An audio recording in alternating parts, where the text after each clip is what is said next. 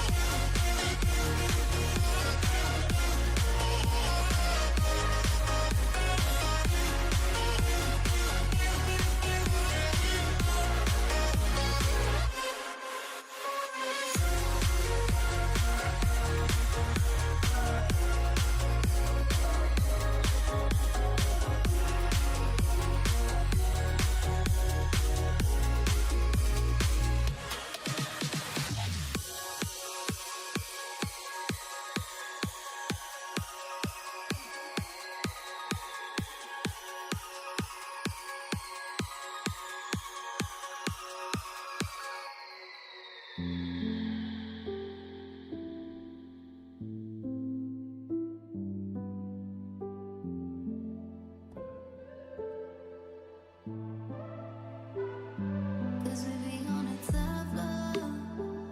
Oh, we feeling so high. Don't be afraid of falling, falling. Cause you know we gon' fly. Cause we be on a tough love. Oh, we feeling so high. Don't be afraid of falling, falling. Cause you know we gon' fly. Cause we be on a tough love.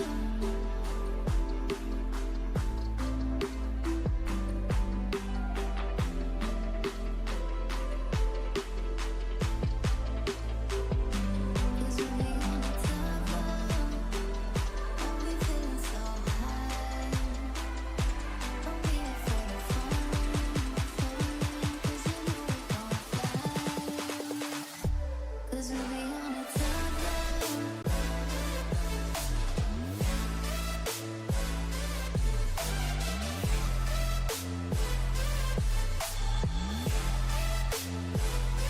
Cause we be on a tough love. Don't be afraid of falling. Cause you know we gon' fly.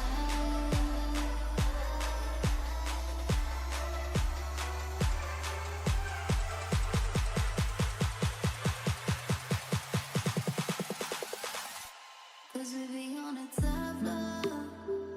Oh, we feeling so high. Don't be afraid of falling, falling. Cause you know we gon' fly. Cause we be on a tough love.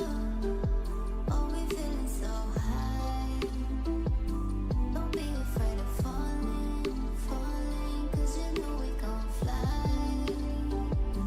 Cause we be on a tough love.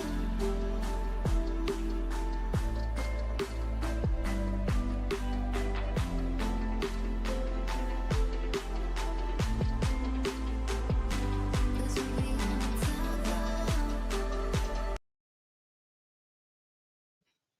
Good morning, everyone. My name is Oksana. I'm head of the SheIsTech Organizing Committee and Director of Social Impact at Intellias. It's a great honor for me to welcome you at the first SheIsTech conference. I'm happy to share that over 2,300 people have registered to our event, so kudos to all the team who's been preparing this conference. We are all so excited here to see more and more participants joining our conference live, and I hope that all 2000s will be here soon with us. If you're already here, please write in comments where are you joining us from and let us know how are you feeling today. It will be good to connect in the beginning with you. So let me check what we have in our stream.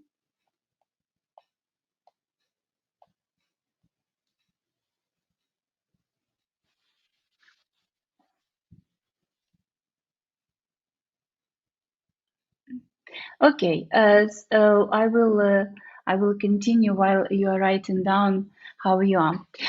Today we are welcoming fantastic women leaders and experts from Portugal, Spain, Poland, Ukraine, UK, Croatia, Bulgaria, Finland, Sweden, USA, Malaysia, Colombia, and other countries. I'm so grateful to our speakers for joining us and willing to share their invaluable experience. Our conference will have three main stages. You can review the agenda at our website, SheIsTech, and navigate between the stages.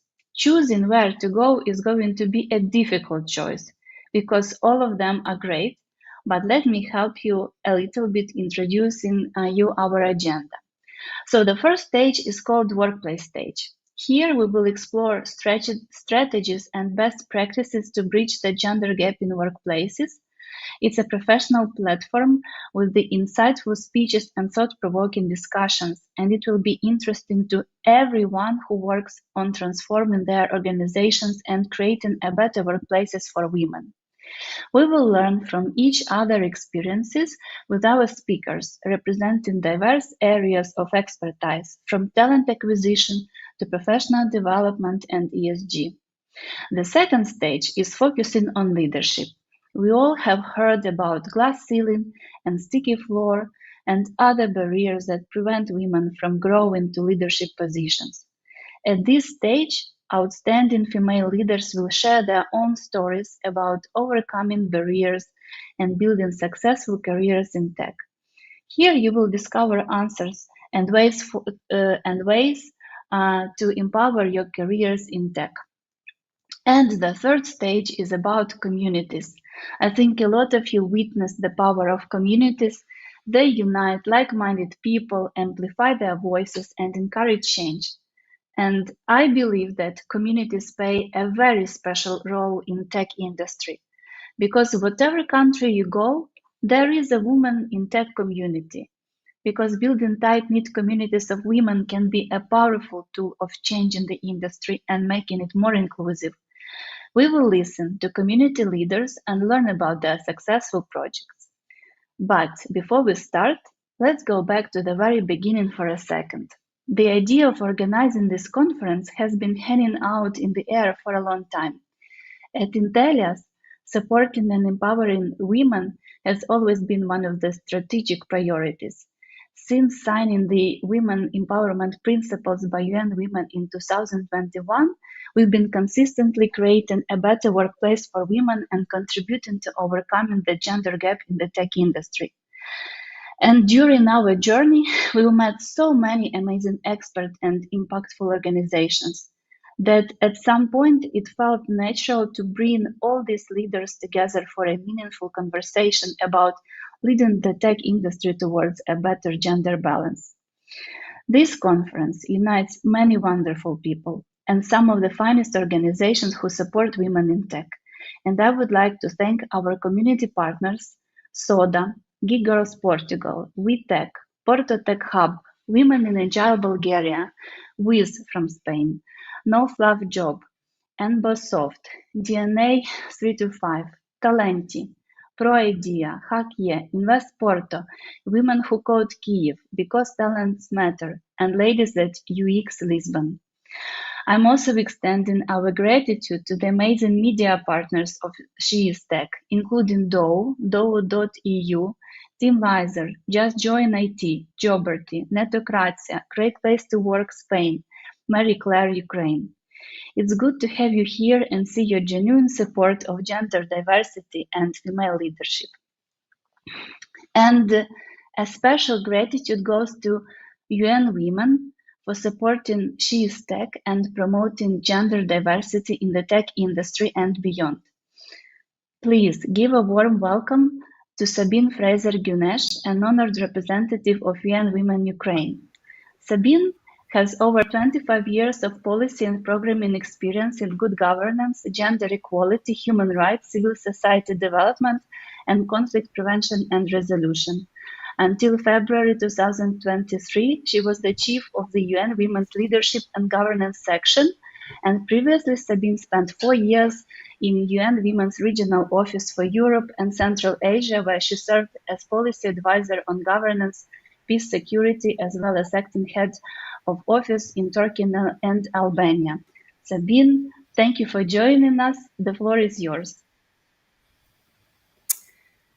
Hello, it is wonderful to be able to join you today. I hope that you hear me well. Thank you so much, Oksana, for that really warm introduction. I found your words to be very, very powerful, and I loved when you said that the whole aim of this initiative is to ensure that to lead the tech industry for a better gender balance. As we know, gender balance in tech is still something that requires a lot of work. And I know that all of you that are connecting today that are part of this initiative are dedicated to ensure that women and girls feel better included in tech and can succeed in this exciting area of work and of transformation of the whole world. So I'd like to start by greeting all of you today at the SheIsTech conference organized by Intelias, our partner and a signatory of the Women Empowerment Principles. I would like to also give a big thank you to all of the partners from government, from the private sector, and civil society for implementing initiatives to support women and girls affected by the full-scale aggression in Ukraine. We here, I'm representing the UN Women's Office in Ukraine, so I'm joining you today from Kiev. And we are working very closely with a range of partners in government, in the private sector, in civil society. And it's really through these deep partnerships that we are able to see progress on gender equality and women's empowerment in Ukraine, despite the large-scale aggression. I know that you are all connecting from different parts of the world, and particularly from Europe. But I, as the UN Women representative in Ukraine, will focus a little bit on our work here in Ukraine. I hope it's interesting for you to hear how a United Nations organization, which is dedicated to gender equality and women empowerment, how we function in a war context like we're seeing today in Ukraine. So we have been present in Ukraine since 2016. And what we do, working very closely with our partners, is try to advance gender equality and women's empowerment. Ukraine is a country which has made very strong progress on ensuring gender equality and women's empowerment, but there are, of course, still issues to address. Many of the problems on gender equality have really been exacerbated and compounded since February 2022 and the start of the large-scale aggression. What we're seeing is that the vast majority of refugees, of Ukrainians living outside of the country, of course, they are women and then children. But also the majority of the internally displaced persons in the country are women, and those that are in the greatest need of humanitarian assistance, the majority are also women. So unfortunately, the ongoing war has had a disproportional effect on women. Of course, it has affected the entire population, but what we've seen is that women are more affected than men, and that their needs are sometimes different from the needs of men. And so what we try to do here in our work is to ensure that the needs of women are met in the humanitarian response.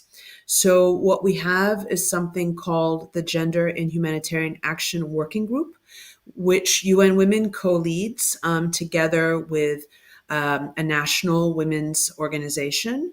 What we do together is bring together the UN system to bring together international humanitarian agencies and national civil society organizations who are planning and implementing humanitarian programs to help ensure that women's specific needs are addressed. I also want to mention here, within the context of our work on humanitarian assistance, we have something called the Women, Peace, and Humanitarian Fund.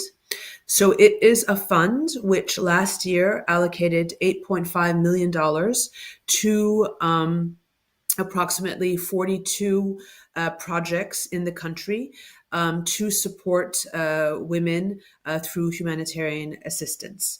What I like to say is that this is the biggest feminist fund in Ukraine currently, because what we see is that very often in Ukraine, but also around the world, is that women's rights organizations have a tremendous amount of challenging access funding. So it is very important to increase the amount of dedicated funding to women's rights organizations to specifically implement projects which support women and which aim to advance gender equality. So that is one thing that we've successfully done in Ukraine last year, as I said, with the allocation of $8.5 million to women's rights organizations to address the most basic needs. So it could be, for example, last year after the destruction of the dam in Kherson, we were able to, working with our partners, to quickly support women who were affected by that disaster. So, of course, this is something that is very evident in our work, that the need to respond to the humanitarian crisis. But I also want to say that that's not the only thing that we do. Even within the humanitarian situation, what we're trying to do is to build community resilience and really start preparing for the recovery and what will happen after the victory. So here, another thing that is very important for us is to work at the community level, to work in hromadas, to work in oblasts, to ensure that local and regional governments, but also that women's organizations are already starting to plan for recovery, that they're already involved in prioritization for local and regional development. And that that we see full and transparent participation of women at the local and regional level. So some of you may be representing businesses that are working outside the capital of Kyiv. And so it would be really interesting to see how we would be able to partner more closely at the Hromada and regional level, because what we're seeing is that particularly for the recovery, a lot of that planning is happening at that level. Finally, what I want to mention is that what we do as UN Women, of course, is we work very closely with national level authorities on ensuring that laws and policies of Ukraine are gender responsive. So currently we have started a study on the effects of the war on women's economic empowerment, on women's potential to create their own businesses, to find jobs. So what we're trying to understand now is how the war have affected women's economic opportunities. This study is just starting now. And based on this study, we then hope to really increase our programming on supporting women to access economic opportunities, either as business leaders or as employees or as members of boards. One thing that happened last year, which was very important in Ukraine, is that there was the passage of a strategy on equal pay. So this is something that obviously we see as a challenge, not only in Ukraine, but also in EU member states and other parts of the world, that unfortunately women are not paid equally for equal work. And Ukraine has now committed to try to reverse this and try to improve women's access to pay so that it becomes equal to what men earn. And this is, of course, an area where we're looking forward to working very closely with the private sector, for the private sector to itself, within its own companies, analyze its pay structures and to look into how to increase women's pay so that they can be paid equally to men. Actually, this is a much more complex issue than just changing pay scales. There are a lot of root causes for unequal pay that have to be addressed by companies. Now, if we turn particularly to the issue of tech, I wanted to tell you that every year the UN Women leads the organization of a commission, which is called the Commission on the Status of Women. This commission is held every year in March and has a different theme. Last year, the commission's theme was particularly technology and innovation.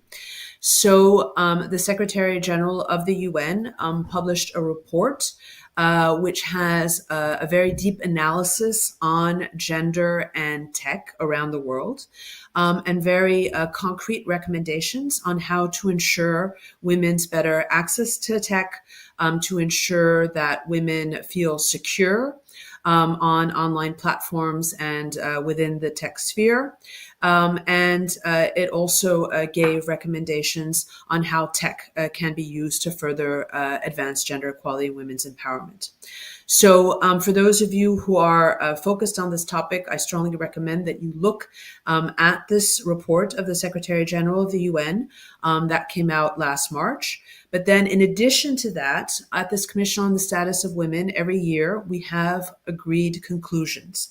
So that means that member states of the entire world agree to conclusions on the priority themes. So last year on how to advance gender equality through tech and innovation. So this is also an area where there are very interesting recommendations for the private sector, for government, for civil society on really how to ensure a more gender responsive tech and innovation ecosystem. So I just wanted to also mention the Commission on the Status of Women this year will be addressing a topic which is quite closely related, which is on financing for gender equality. Because as we know, we can have all these great ideas on how to advance gender equality through tech and through other sectors. But if you don't have the financing and if you don't have the budgeting for it, then it's very difficult to make progress. So the Commission on the Status of Women will be focusing on that this year in March.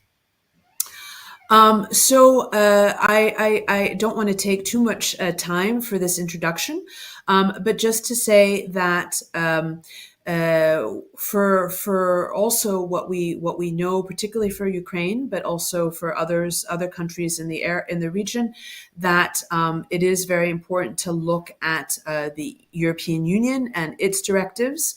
And here we also have an important directive from the European Union on women and equal pay, but also on women in boards. So this is also an area that requires more focus to ensure that women are equally represented in the boards of companies.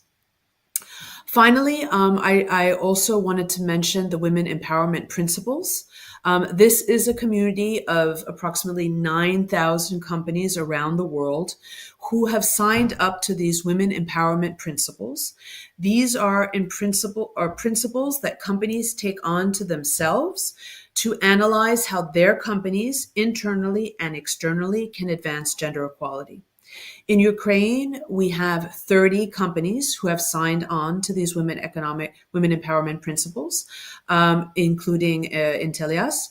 And this is an excellent tool to use to really analyze and then move forward on ensuring that the company can improve gender equality within its internal structures and within its supply chains, with its clients, etc.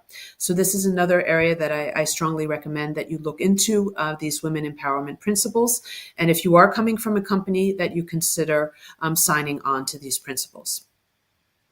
So what I would really like to do is wish all of you who are at this conference, who will be participating today, to wish you a fruitful participation, excellent discussions at this SheIsTech conference. There are a lot of excellent best practices on gender mainstreaming in the tech sector. I'm sure that you will be exchanging them, that you will have this opportunity to learn from each other, to develop new partnerships, to support women economic empowerment through IT and beyond. I would really like to express my deep appreciation of our partners, as I said at the beginning, from government and the private sector, those of you who have already signed on to WEPS, those of you who have participated in our activities at the Commission on Status of Women and here specifically in Ukraine. Really, to advance gender equality and women empowerment requires a multi-stakeholder approach. It requires all of us to work together from all spheres, regardless if we're working, as an employee in a company or in a board. It is going to require a full-fledged effort from us together. So we look forward to continuing our partnership and capacity development support to private businesses, to women entrepreneurs, to women who are considering getting more involved in economics. It is exciting for us to help to work together on trying to close the gender digital divide and to empower women in tech. So we're very excited about this, and I would like to really wish you an excellent conference today. Thank you. Thank you, Sabine. It's a great honor for us to have you here. We are grateful for the work UN Women does in Ukraine and in other countries, and for your support of SheIsTech conference. Okay, so now I will take some time to read the comments, and I see that we have people from Poland, from Ukraine, Portugal, Germany, Spain, Brazil, Croatia, and we receive greetings from all corners of the world, from China, from Nigeria, from Spain, Mallorca. Hello from Montenegro. Namaste from India. Hello from Hungary. Howdy, Ireland is here. Great. Hello from Uzbekistan. Okay, I think that we are all set up to continue. And now let me introduce our keynote speaker, Aslihan Ozcan, a partnership specialist at UN Women. In her current role, Aslihan works to establish public-private sector collaborations for gender-responsive recovery and reconstruction efforts in Ukraine. She advocates and promotes gender diversity in tech industries. So let's all welcome Aslihan at SheIsTech. Thank you very much for the kind introduction. Indeed, I am very much delighted to have that space to share some insights on this important topic. Just one, I think. Do you see my presentation right now?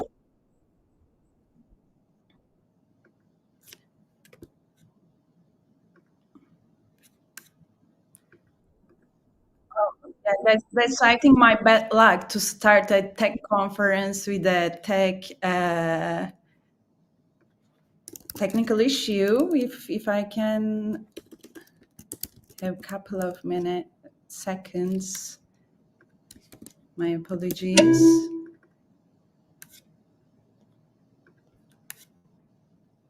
Oh.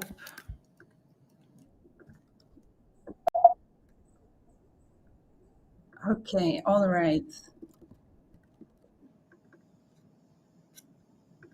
Okay, so again, okay, apologies for the couple of seconds I have taken. I'm wishing a good morning to everyone once again. So we are here today taking one step back and taking a look actually again why the gender diversity and why in tech. We heard from our representative Sabine Fraser that it is not just about the fairness, but it is also the diverse teams driving innovation and enhance problem solving, and have shown better performance in the technology and actually in addressing the needs of the society. However, the current state of gender diversity in tech is far from ideal, and this is not a problem particular to Ukraine, but on a global scale as well. So today I will be underlining not only the current situation, but instead will focus on the real challenges, and that each one of you as key players has the potential to make a change, and also what the international best practices advise us to localize and implement at the country context.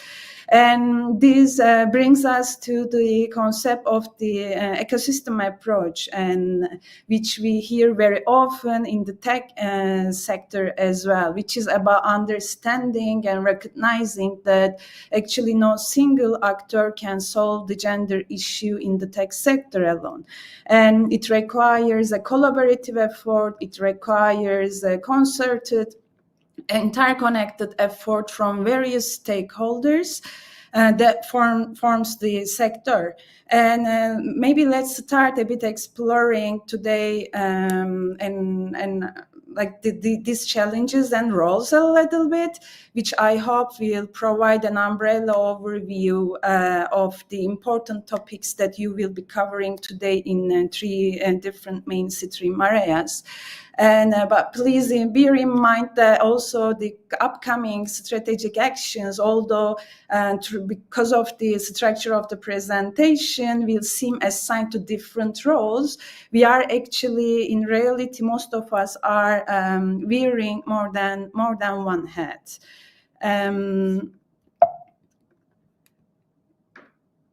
Again, I like I'm trying to move my presentation.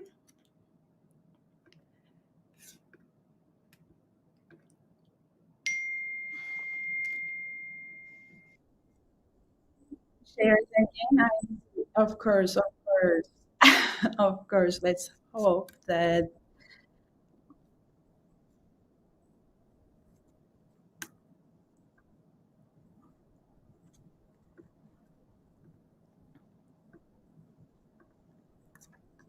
Okay.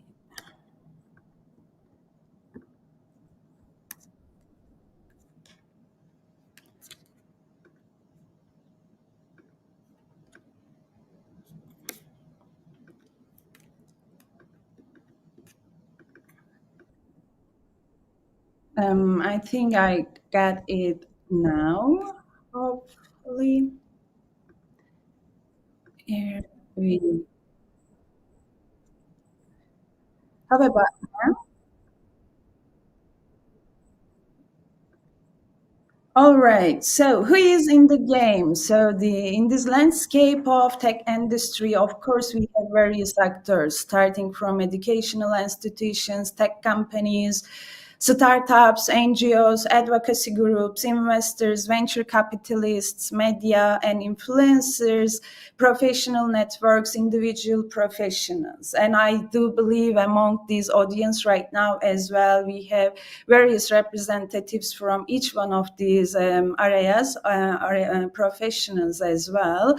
So I am here today to drop a little bit food for thought, but I am also willing to make it a little bit more interactive dialogue. So on your right side, you will see a QR code, which will, after you scan it, it will take you to a question.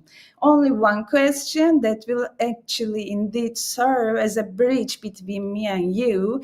And the question, after hearing the role of young women, and while we are talking about the different roles of each one of these key actors, please think along with me and maybe drop a couple of sentences about how you see the role of young women in Ukraine and what we can do, what we should be doing to achieve the gender diversity in tech industry in Ukraine specifically.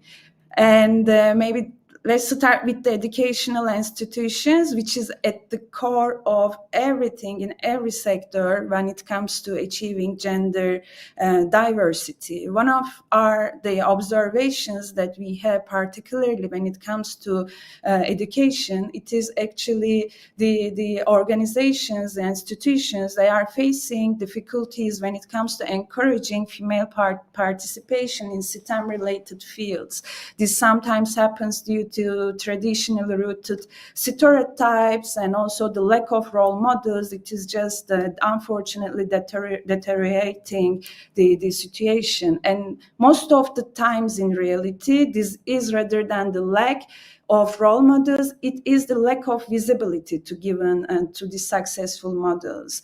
And what we can do within the educational system to mitigate, to change this landscape, the current existing situation, it starts with the playbook. So the including more gender inclusive language, not only a couple of additional sentences, but also maybe let's call it maybe a revised chapter, including a revised chapter in the current existing curriculums that challenge gender stereotypes are coming one of the first strategic actions that the educational institutions can take on. And of course, like this next one is coming when it comes to bridging the gap between the theoretical and practical experiences by collaborating with the private sector, such as Intellias. The education institutions can actually create mentorship and internship programs promoting the participation of women in this very important sector. And of course, organizing community gatherings, hosting tech talks to raise awareness about the importance of women's participation in tech is also one of the strategies that commonly voiced out in the international practices. When it comes to the implementation, walking to talk side, tech companies and startups, we hear very often from them that they are facing difficulties in creating inclusive environments and ensuring equal opportunities for women. Most of them are complaining that when they advertise positions, that the majority of the applications, they come from male applicants. However, this doesn't really reflect the reality. So what actually can tech companies and startups do to contribute to gender diversity? The first touch point, when it comes to the way that they advertise their job vacancies, it is important to use a neutral, inclusive language as much as possible. The second big pillar, it is when it comes to creating a family-friendly, child-friendly practices within the companies themselves. And of course, it is important to map out the career trajectories of women and to see maybe whether there is a cause preventing women not only entering to labor in the tech industry, but also whether there is any barrier preventing them from laddering up. And if there is an existing barrier to that, like the companies should commit to take the actions to remove these. And I do know some of you are familiar with that. Intellias, especially being one of our web signatory, in case among our audience there is any tech company or startup willing to contribute to gender equality and advance inclusivity within their organization, I also invite them to check our women's economic principle initiative, which is a tool and a framework that will provide you guidance along the way. And of course, the NGOs and advocacy groups, they are at the front line when it comes to ensuring inclusivity in all sectors, but particularly in the tech sector. Our recent consultations have shown as well that some of the challenges they are facing when it comes to creating impactful campaigns that actually support and advocate for women in tech, and of course, what are the strategic actions that could be taken. It starts with raising awareness. So the campaigns, whereas on the topics such as increasing the role of women, the visibility, it is also important to raise the awareness of the general public about the importance of female participation in the tech sector, from the angles of that it increases innovation and the sustainability, for example. Policy advocacy, again, NGOs and advocacy group, which I believe among you there are the big players when it comes to change and influence the policy making. And in a way to create, establishing the basis to create an enabling environment for the tech industry and to enable and ensure the gender diversity in tech.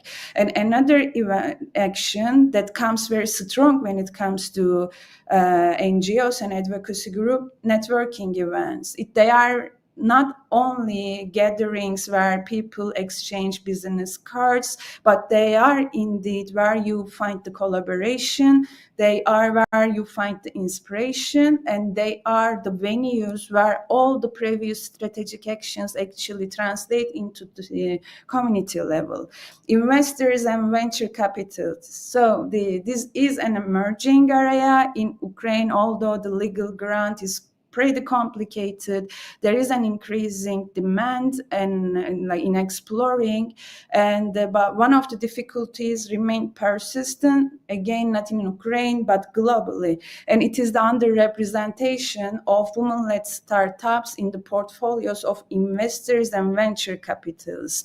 How do we really navigate through that? How do we address that? Of course, investors very specifically should be targeting women-led startups in their portfolios, or those who have the commitment to contribute to diversity, even if it is not a woman-led startup. And the mentorship programs, again, as in the previous actor, for investors as well, establishing mentorship programs and giving opportunities to women with the business acumen. It is where the real potential actually lies down. And of course, this is more than a strategic action to take. Actually, this is a contribution to change itself. Diverse investment criteria. The investors and venture capitals, they should adopt diverse investment criteria that will indeed change the business landscape, in the investment landscape in this direction, by allocating quotas to their investments, for example. And I also want to, although I have said this is a global issue that happens in the underrepresentation of women-led startup exists across countries.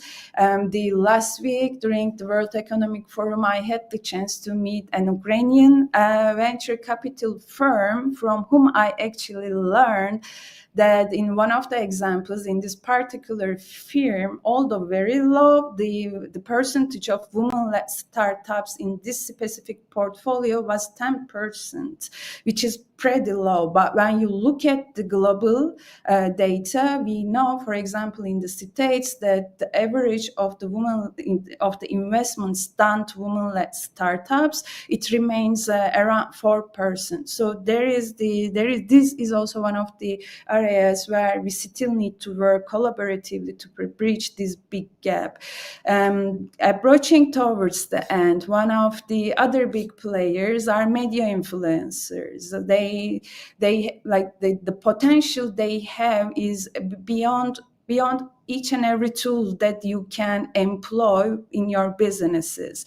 And if not, used consciously, they may actually perpetuate stereotypes about gender roles in tech and influence public opinion. So, like the role of media influencers when it comes to contributing to gender diversity in tech, it comes with simple actions, promoting positive role models, telling the stories of the successful women from the industry, inspiring other new coming generations. And then we have the educational content side. If you are a content producer, it is a tool for you as well to include a couple of messages within your circle, within your content to amplify this message. And of course, continuously challenging the stereotypes in each and every message that you are voicing out using your tools. Another actor, another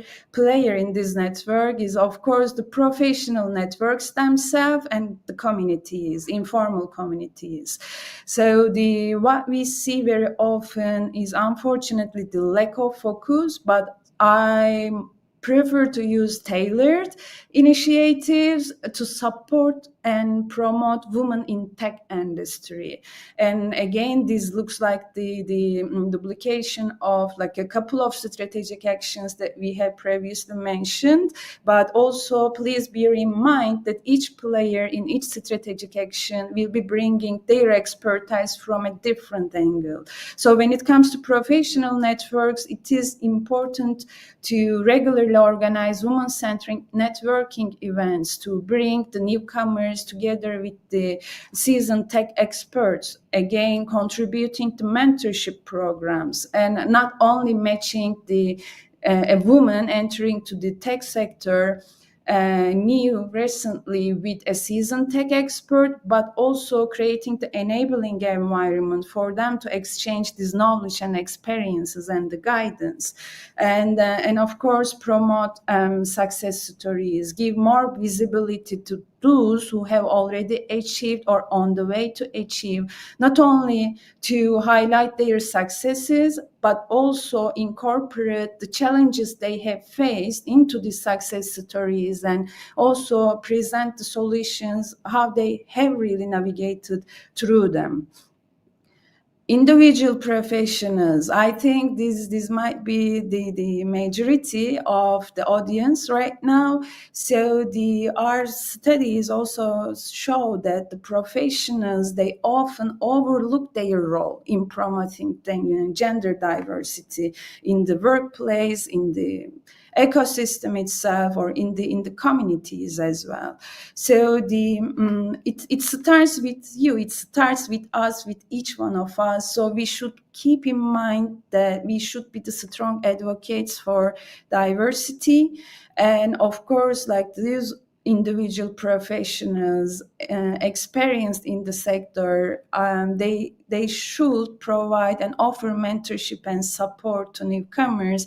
But also one of the reasons why the mentor and support is here, it is not only to offer it, but it is also seek it. When you approach a successful businesswoman, businessman, individual, and ask them about an advice that could give to you based on their own journey, and if they could go back 10 years ago to their own version, usually the first thing that comes out is the mentorship and support. So offer to someone your wings, but also continuously seek for someone that is playing the role model for you. And of course, continued education. It is also a cross-cutting strategic action. As individuals, all of us, we have the responsibility to learn about the gender challenges, gender-related issues, and also the strategies to overcome them. And about the ecosystem approach. So in the last 19-20 minutes, what we had discussed, all these various roles that different actors, stakeholders are playing, and all these cross-cutting strategic actions, they are actually bringing us to one unique approach, which is known to be the ecosystem approach, in which different actors from non-profit, from private sector, from government, empowerment and development side come together and work not individually only to advance gender equality, but collaborate together to amplify not only the message that we are trying to convey, but also to amplify their own potential. So the saying goes, if you want to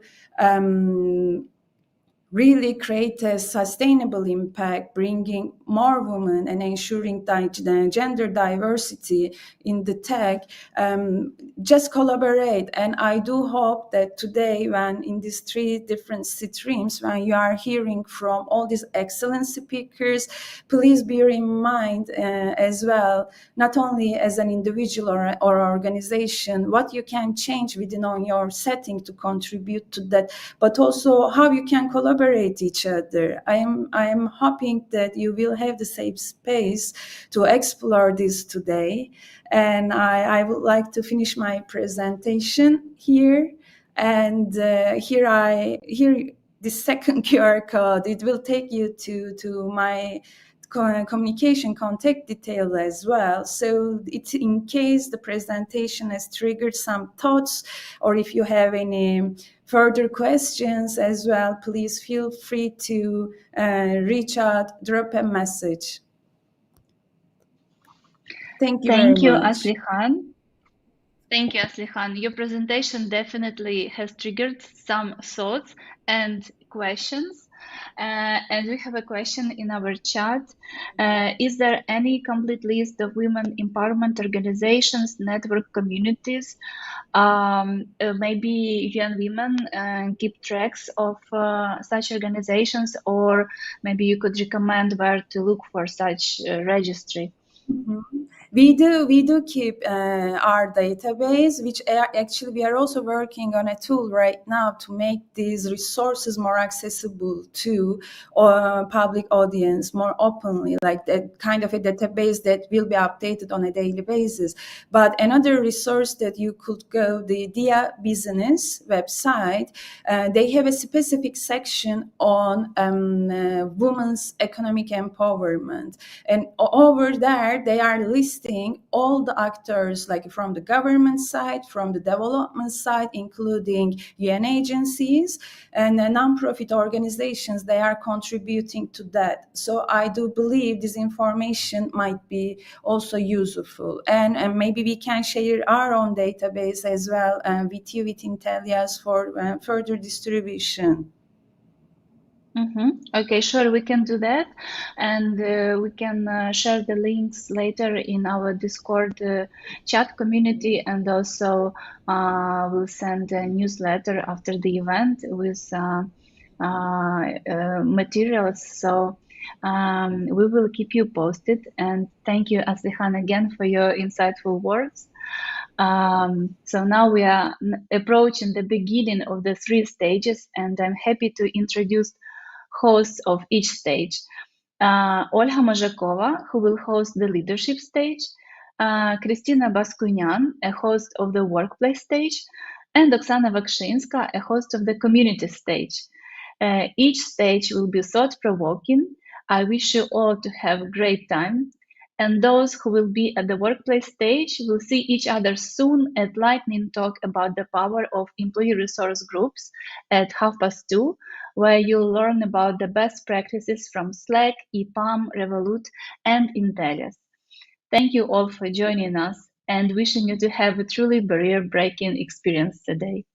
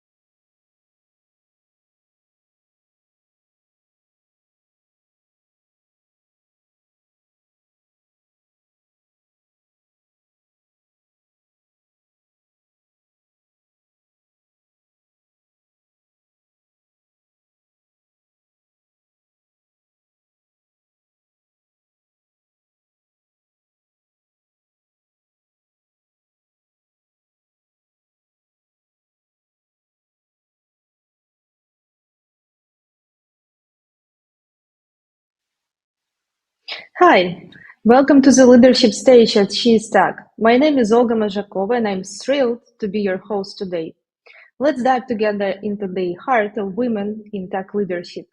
In a world where women in IT leadership roles are under 20%, our speakers today will share stories of overcoming barriers. We'll hear inspiring stories from female founders and explore balancing full identities while challenging traditional gender roles for success. And now let me highlight a few key topics you can expect during this session. So, overcoming imposter syndrome, career transformation, leadership journeys, breaking the glass ceiling and sticky floor, female founder stories, embracing our full identity, navigating gender roles in success. And before we dive in, I'd like to express our gratitude. This conference is organized by Intellis, and we are honored to have the support of UN Women in our mission to empower and celebrate women in tech. Get ready for an insightful and empowering journey.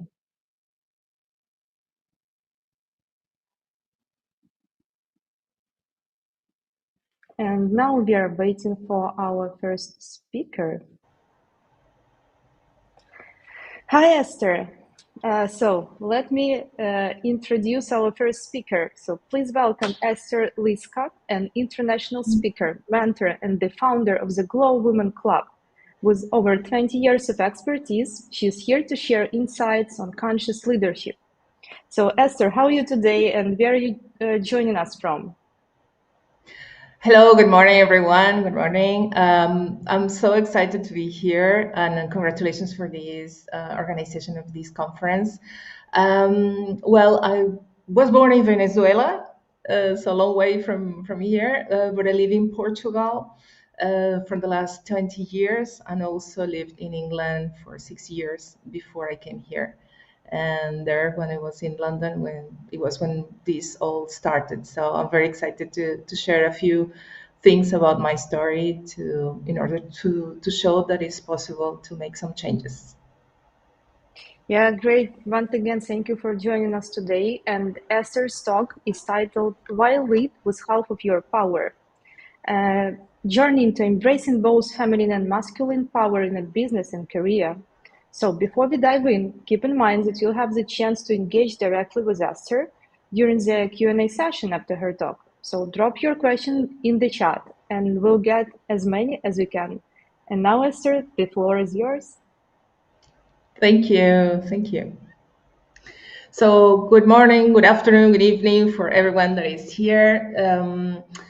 Today, I wanted to share this topic because it was something that hit me a lot in my life and in my career. As I mentioned to you, this happened a few years ago when I realized that I was using more of my masculine side of my human being part, but I realized that we have both, and we need to find our own style of leadership. So my presentation today is to share a little bit of these basics, that in order for you to give you some clarity on what can you do if you feel that you don't have your own leadership style and you feel lost in some way.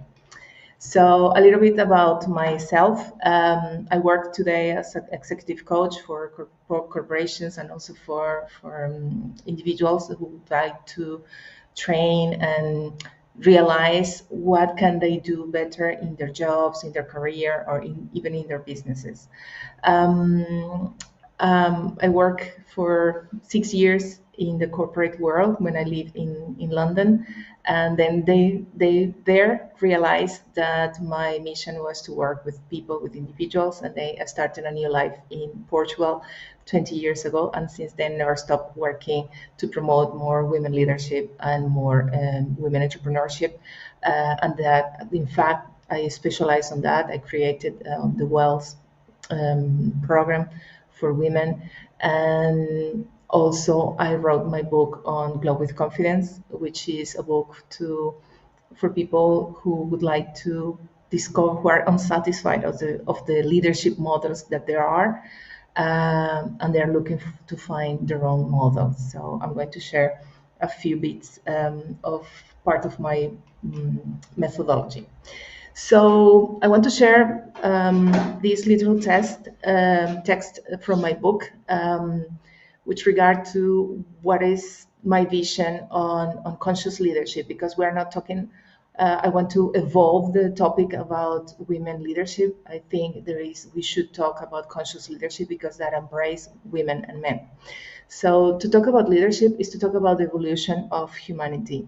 It is about helping men and women know how to live based on collaboration, authenticity, and the ability to act despite being afraid, embracing vulnerability and accepting that it is from these that they will find their greatest challenges, but also the greatest joys and achievements.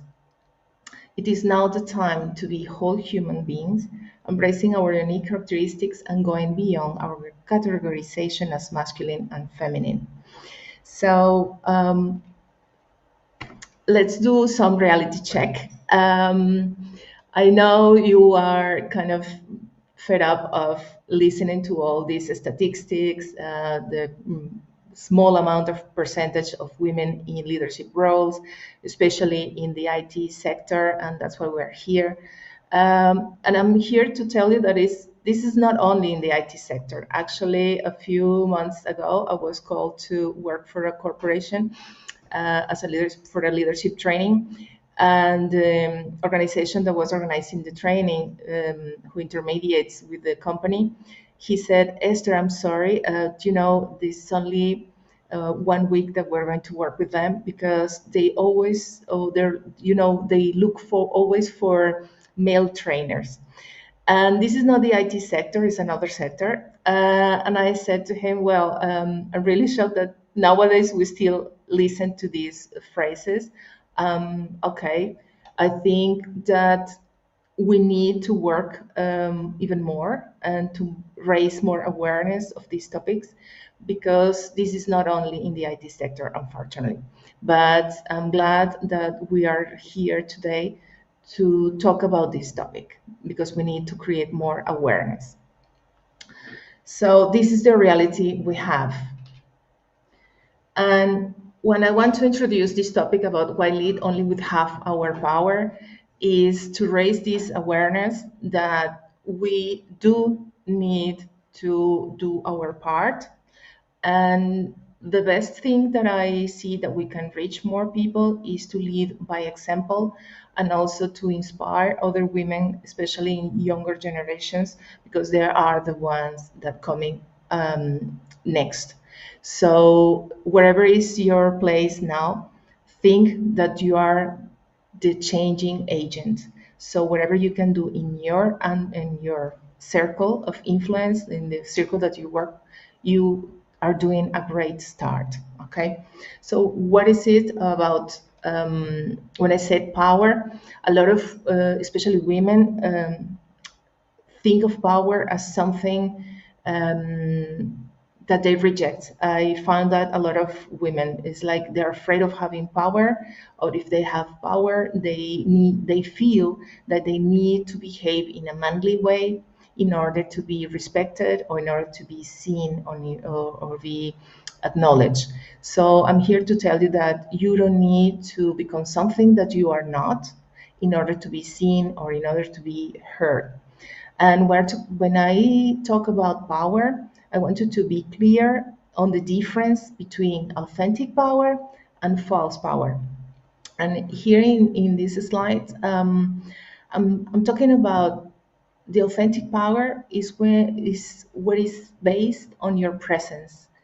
It's not based on the ego. And I see a lot of corporations that they're leading by the ego.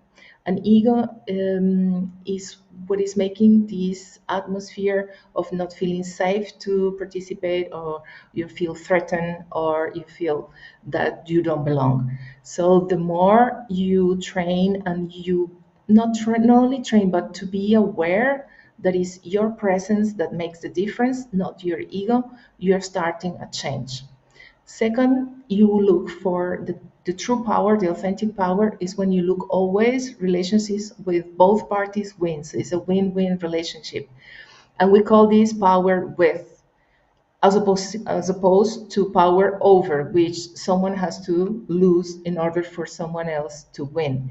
So if we have that bear in mind, we are always looking for collaboration where both parties win. And this is something typical to find in women, because it's a more the collaborative trait is more of a women energy, and I'm going to develop that in a few moments. But it's good for you to be aware of that, because sometimes women retract when they are in a meeting or trying to put their point of view forward, when they see that in order for someone to win, there's someone else has to lose, and that doesn't have to be like that. So in the authentic power, the strength, your inner strength, and the strength comes because you look for a greater good, for the good for the whole team, for the good for the whole company. Whereas the false power, the person looks for the strength for the personal interest. So these are the signs that you can see when, in which situations you see if the person is doing a authentic power or is using the fake power. And the authentic power lasts forever, whereas the false power doesn't last. Why? Because it's based on the ego. And suddenly, when you don't have maybe the position that you have or the function that you are doing in the company, that won't last if you are not ruling or leading through your authentic power. So the authentic power always comes from your inner wisdom. So I recommend to be in contact with yourself. What's your inner wisdom saying? Sometimes we live from the neck upwards, and it's like you are too mental. It's like you are rationalizing everything. And sometimes our inner wisdom comes from here, from the heart, and it's saying to you something to do something different. And everything that you feel something that is light in your body, please go ahead, because that means that it's authentic to you. Sometimes, and I see a lot of this in women, especially women in leadership roles, they can get mixed up between something that the mind is saying and something that her heart is saying. And most of the time, if you are in that place, please follow what it feels like in your body, because our wisdom is in every cell of our body, and our body feels and say and sense what is authentic to you, which doesn't mean it has to be right or wrong, because that's judgment. And when we live a lot under pressure of the judgment, then we suffer from anxiety, then we're stressed out, and we don't follow what is true to us. So your inner wisdom is your internal, you are the source on everything. And when you are connected to that, then you start seeing things, and things around you start moving in a different way, because you are connected to yourself. So that power is limitless, it doesn't end, and nobody can take it from you. Whereas people that uses power over, that has an end, it's finite, the source is external, so it doesn't depend on you, you don't have control on that, and obviously it can be taken from you.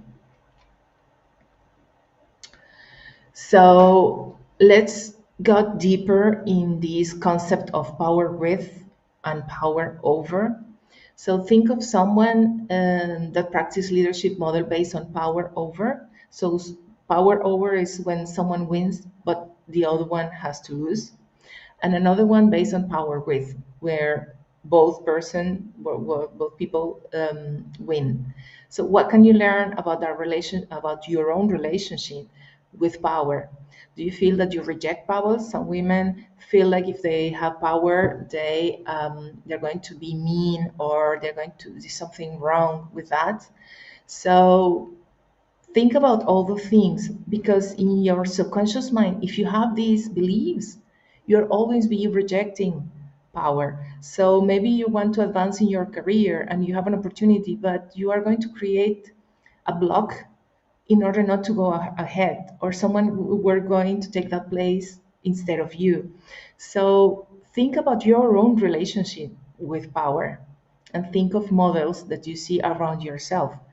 and notice how and when you may be giving away your power or even losing it unconsciously, because all these beliefs are in your unconscious mind. Okay, so that's why a lot of my work is about to bring awareness, because when you start being aware or become aware of all these things, then you start making different choices. And when you make different choices, guess what? People around you, you get different results, because people around you start to see you different. Okay, so what's behind that behavior? What can you do different to change that? So be aware, become aware. So getting into why lead with only half of our power, I like to use this metaphor of a magnet. If you see a magnet and you see it has the north and the south pole, do you think if you use only one side, the magnetic field will work? No. So you need both fields, both sides, both polarities, in order to have the magnetic field, which is in the middle. So think of your power like if it was a magnet. If you are only in one polarity, and I'm going to show you in the next slides what that means, then you're going to be using only half of your power. And I'm talking about female or masculine traits, because there are women, and it doesn't have to be with being women, a woman or a man, because we both all human beings have both traits. Okay, so when you are only in one, then you're missing out the rest, and then you lose at least half of your power. So how do we solve that? In this screen, we can see how this works. I'm sure you're familiar with this. There are different names with different beliefs, and I put everything that I could thought of because I know you could see it in a different way. So we have masculine and feminine traits in our characteristics. Then we have yang or yin, and all the masculine yang and yang energy, and we all humans have both. Then you will have or hear things related to Shiva from the Hindi, which means consciousness. Then in Latin, you will hear words like animus. In scientific words, you will see something like the left brain. Or in characteristics, you will see, oh, it's people oriented to task. It's the thought, it's the intellect. In science, it's like the testosterone. People are more focused, is convergence, is willpower. Whereas if we are talking about the feminine energy, we talk about the yin energy, we talk about Shakti, which means energy, self. In Latin is anima. Then we associate that to the right brain functions. It's more oriented to relationship, to build relationships, to build connection. It's more connected to feelings, to intuition. It's estrogen, of course. Then it's more oriented to relaxation, divergence, and grace. So how do we put this into our day-to-day life? How this translates? So these are a few characteristics that we put forward in our job, in our day-to-day life. Okay, it doesn't mean that we are all the time in those characteristics. We fluctuate, or we tend to be more in one place than in the other place. And here, what I want you to be aware is, where are you in a determined moment when you feel like you are getting unbalanced? Okay, why? Because it works this way. On the top two squares, you have when you are in the positive polarity. Okay, so on the feminine side, on the left hand side, you have characteristics like you put your in practice your empathy, you're delicate, you're inclusive, you're nurturing, openness, creativity, faith, vulnerability, harmony. But on the bottom, when you get an extreme of that energy, then you become too sentimental, too dependent. You feel like you're being exploited. You get unfocused, you get irrational, you get fragile, you get weak and easy to manipulate. So what I'm saying is, when the further you become aware of how you're behaving, how you're feeling, the more you go towards conscious leadership. It's like, what is the situation require? And that doesn't mean there is something fixed. I don't want you to feel that you need to be something all the time. It's like, always use the question, and this is the first tool in conscious leadership, is ask a question. So what this situation requires from me? Because you may need to be more assertive sometimes, and to give clear focus to your team, or to be more nurturing to someone in your team, or you need to be aware what is required. And also, if you are in a conversation, or especially difficult conversations with someone at work especially, thinking yourself what this person requires to hear, because some people hear things differently from us.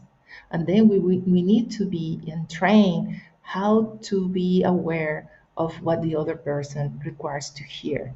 Because if it's someone that hears more assertive and focused directive style, then you need to adapt your style to talk in a way that the other person will connect and will match the words that you are saying.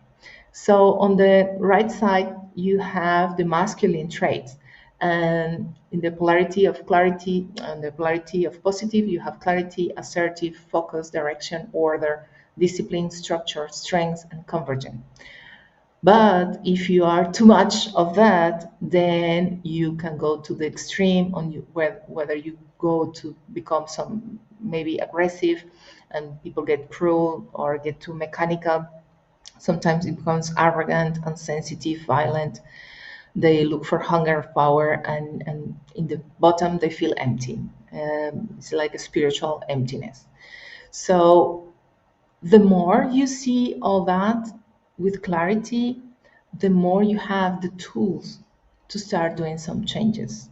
And remember that all the changes start from you, and all the things that you can do in yourself, so you can portray that to the people that deal with you every day. So how to practice this? Practice your power in a consciously way. How do you do that? First of all, be present. And be present means 100% present. Sometimes I see people that go to a meeting room, and the first thing they do is to put their telephone on the table. Subconsciously, they're giving away a message of, okay, I'm listening to you, but if my phone rings, this is going to become more important than yourself. So be aware of all the signs that you are giving away, when you are not totally present. And I'm not only talking about presence on the attention, the level of attention, but presence with yourself. It's like, connect with your own power. It's like, I'm here, I'm different, I'm unique. What is my contribution to this team? What is my contribution to this company? What is my contribution to this organization? Okay, and then it's like you have a field of energy field that it starts to expand, and all the people start to align in everything that you start doing and saying, especially saying. So choose power with, not power over, and learn how to recognize when there is power over. And that doesn't mean like that. It doesn't need to be like that.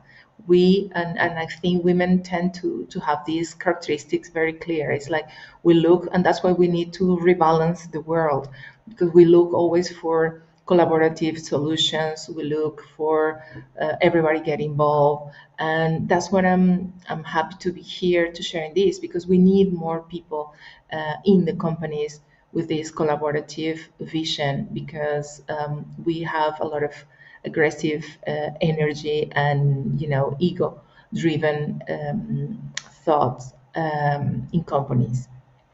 And the last but not least, choose feminine and masculine instead of feminine or masculine. And I see a lot of women as well.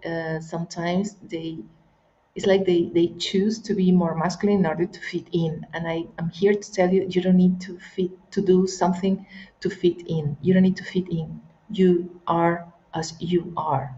Okay?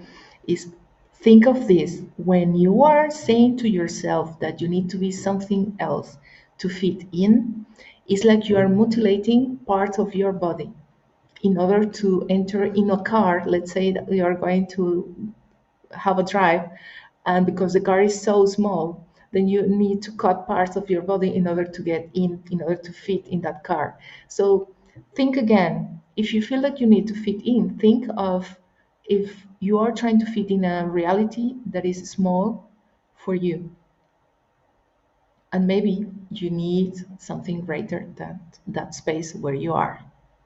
So think about that. So choose to be a conscious leader. The world needs you and the difference that you are, and embrace everything that you are, because what it's really most difficult for me to see in all the women that I've been working with is that they don't embrace everything that they are, because they are afraid, and they think they're not going to fit in. And I'm here to tell you once again, you don't need to fit in any place. Okay, so I have a present here for you. I wrote this book. It's called Glow with Confidence.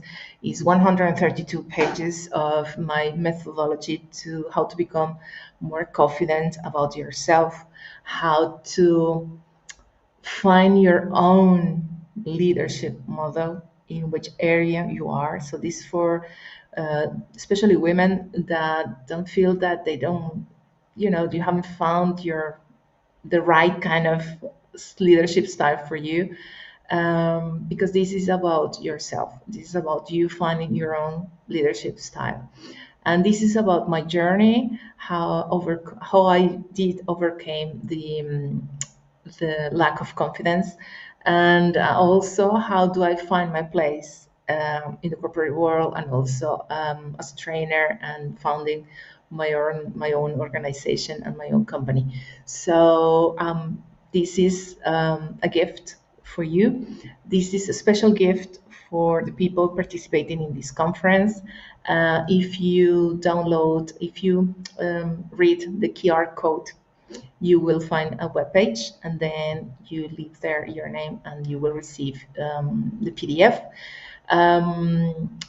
The first edition of this book was in Portuguese, because I live in Portugal, but is together with the Portuguese version is the English version for the download. So it's available in both languages for all of you. So I'm very thankful for this invitation to be here, and I'm open now for any questions, for any, even share what's your experience doing this topic, and I'm here to share with you.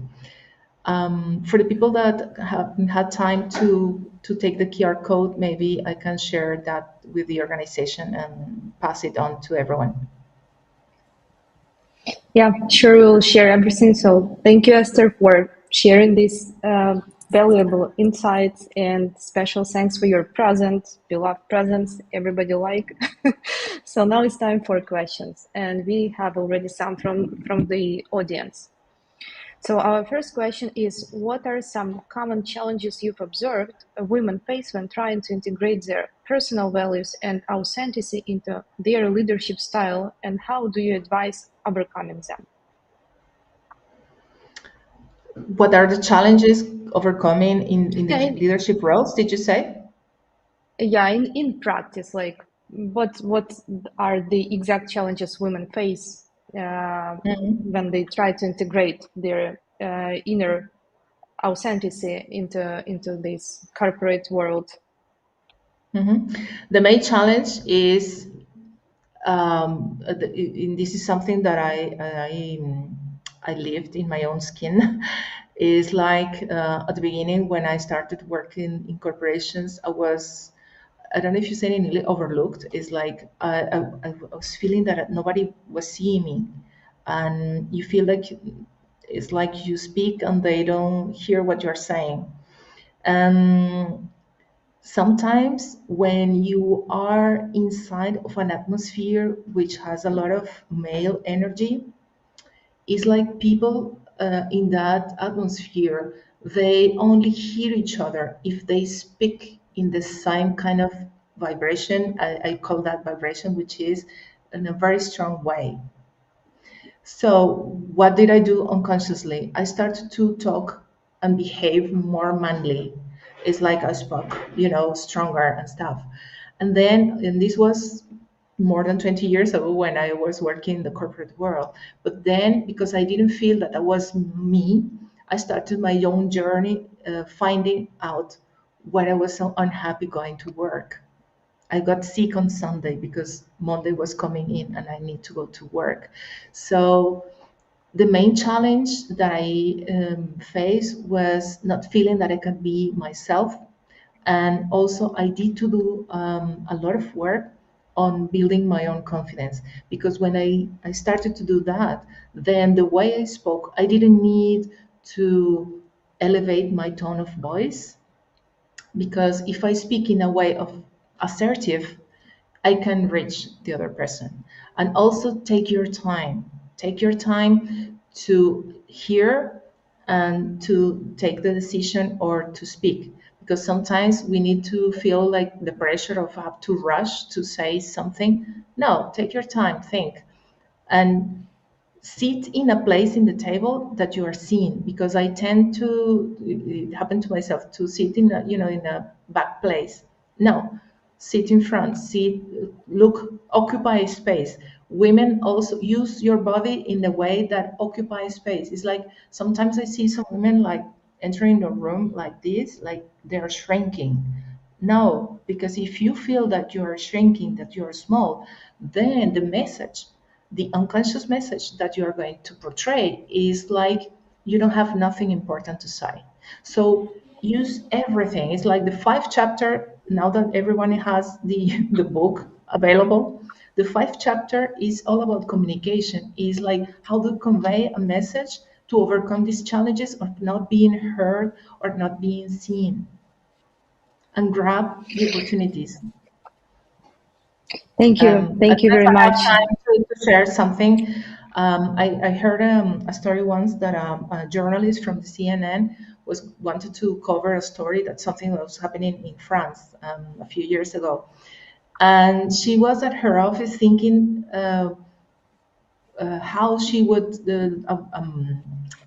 say to her boss that she wanted to cover that story.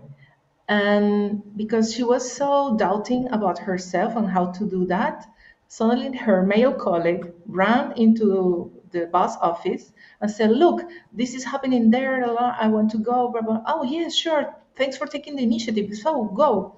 And then the journalist, the lady journalist, was like watching that. It's like, so just because he took action and went there, he grabbed the opportunity. Sometimes we overthink, so don't go into that place that because you are doubting about yourself, you you get there thinking and thinking and thinking. That's what I said, that we need to build a muscle of confidence, and this is like a muscle you need to train, and that's what I share in the book. Because if you don't train, you are not going to get strong enough to put that into the act. Yeah, totally makes sense. Thank you once again. So we are going to read your book and train this muscle. Thank you for your time. Thank you for these valuable insights. And we are going to have a very small break. Just be back in a second and continue.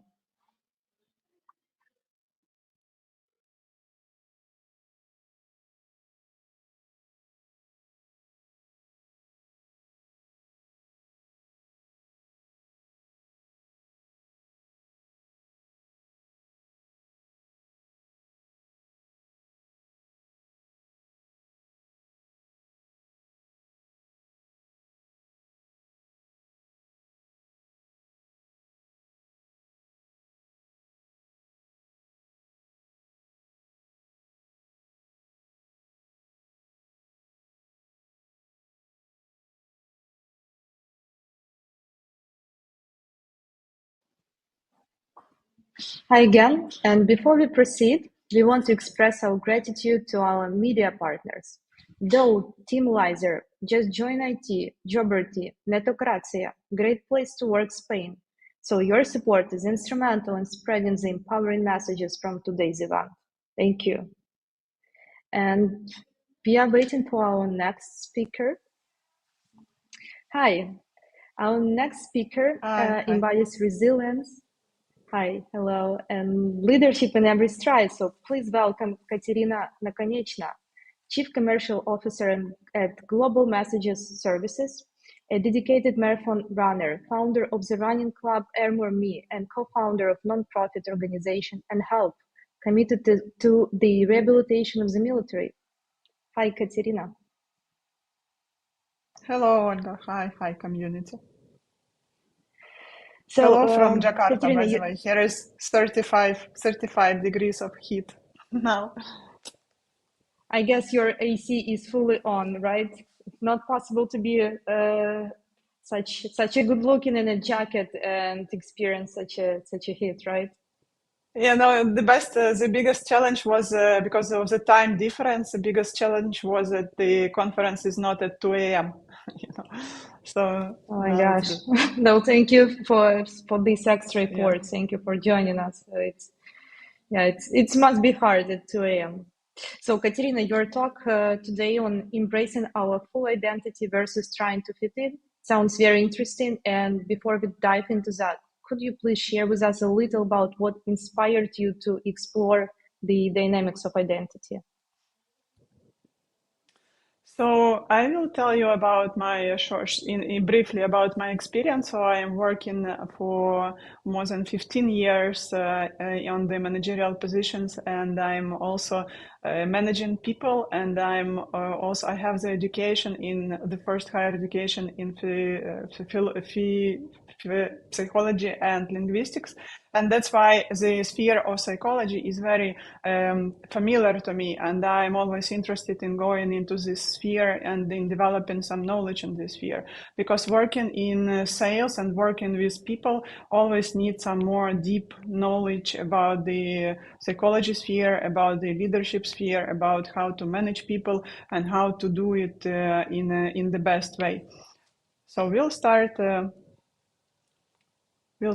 with the slide of presentation, like small introduction which I started. So I am working on the position of Chief Commercial Officer for 1 year now, and I am telecom sector. So this is a technological sector, which is kind of rather difficult for a woman to get on some high positions here, but still it is, I would say, for me it was rather a long way. So I also studied on psychology and philology, and I'm a runner. I love running, and I train in running. I founded the running club seven years ago in Ukraine, and we are still running for a long period regularly. And before war, we were also attending some international running events. After war started, we started doing some social work, and we also created the Warrior Rehabilitation Center. I also was co-founder of the WomenInTech community in Warsaw. This is a Ukrainian community for women. And we decided that those women who were relocated to Poland, they need this community, this strands of community. And we decided to create this chapter for Women in Tech. I ran 2 marathons, full marathons. One was in Norway, the second was in Chicago, the major marathon. And also I studied on executive MBA in Kyiv-Mohyla Business School, and I'm a Kilimanjaro climber.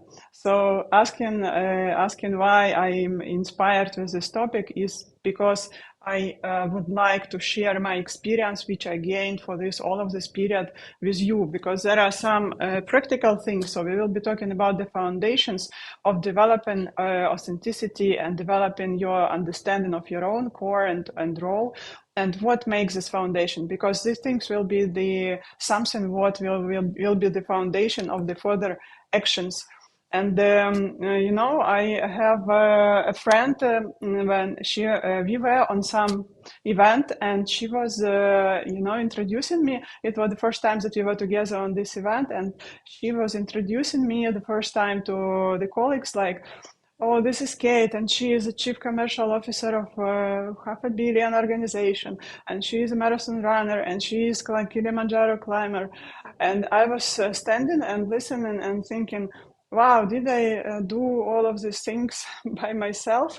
So we will be talking about this, because when you are always doing in some activity, sometimes you don't pay attention to the list of your achievements and to what you have done. So the first thing that I would encourage you to sit maybe by yourself or with some person who could help you to do it. In my case, it was coach, for instance. So you write down all of your achievements. You could do it on the regular way. But at the same time, we will be talking about that it's not only about your role that is that you think who you think you are, but it is also about some actions and about the understanding of the surrounding people and the confirmation from their side that this is your role. So.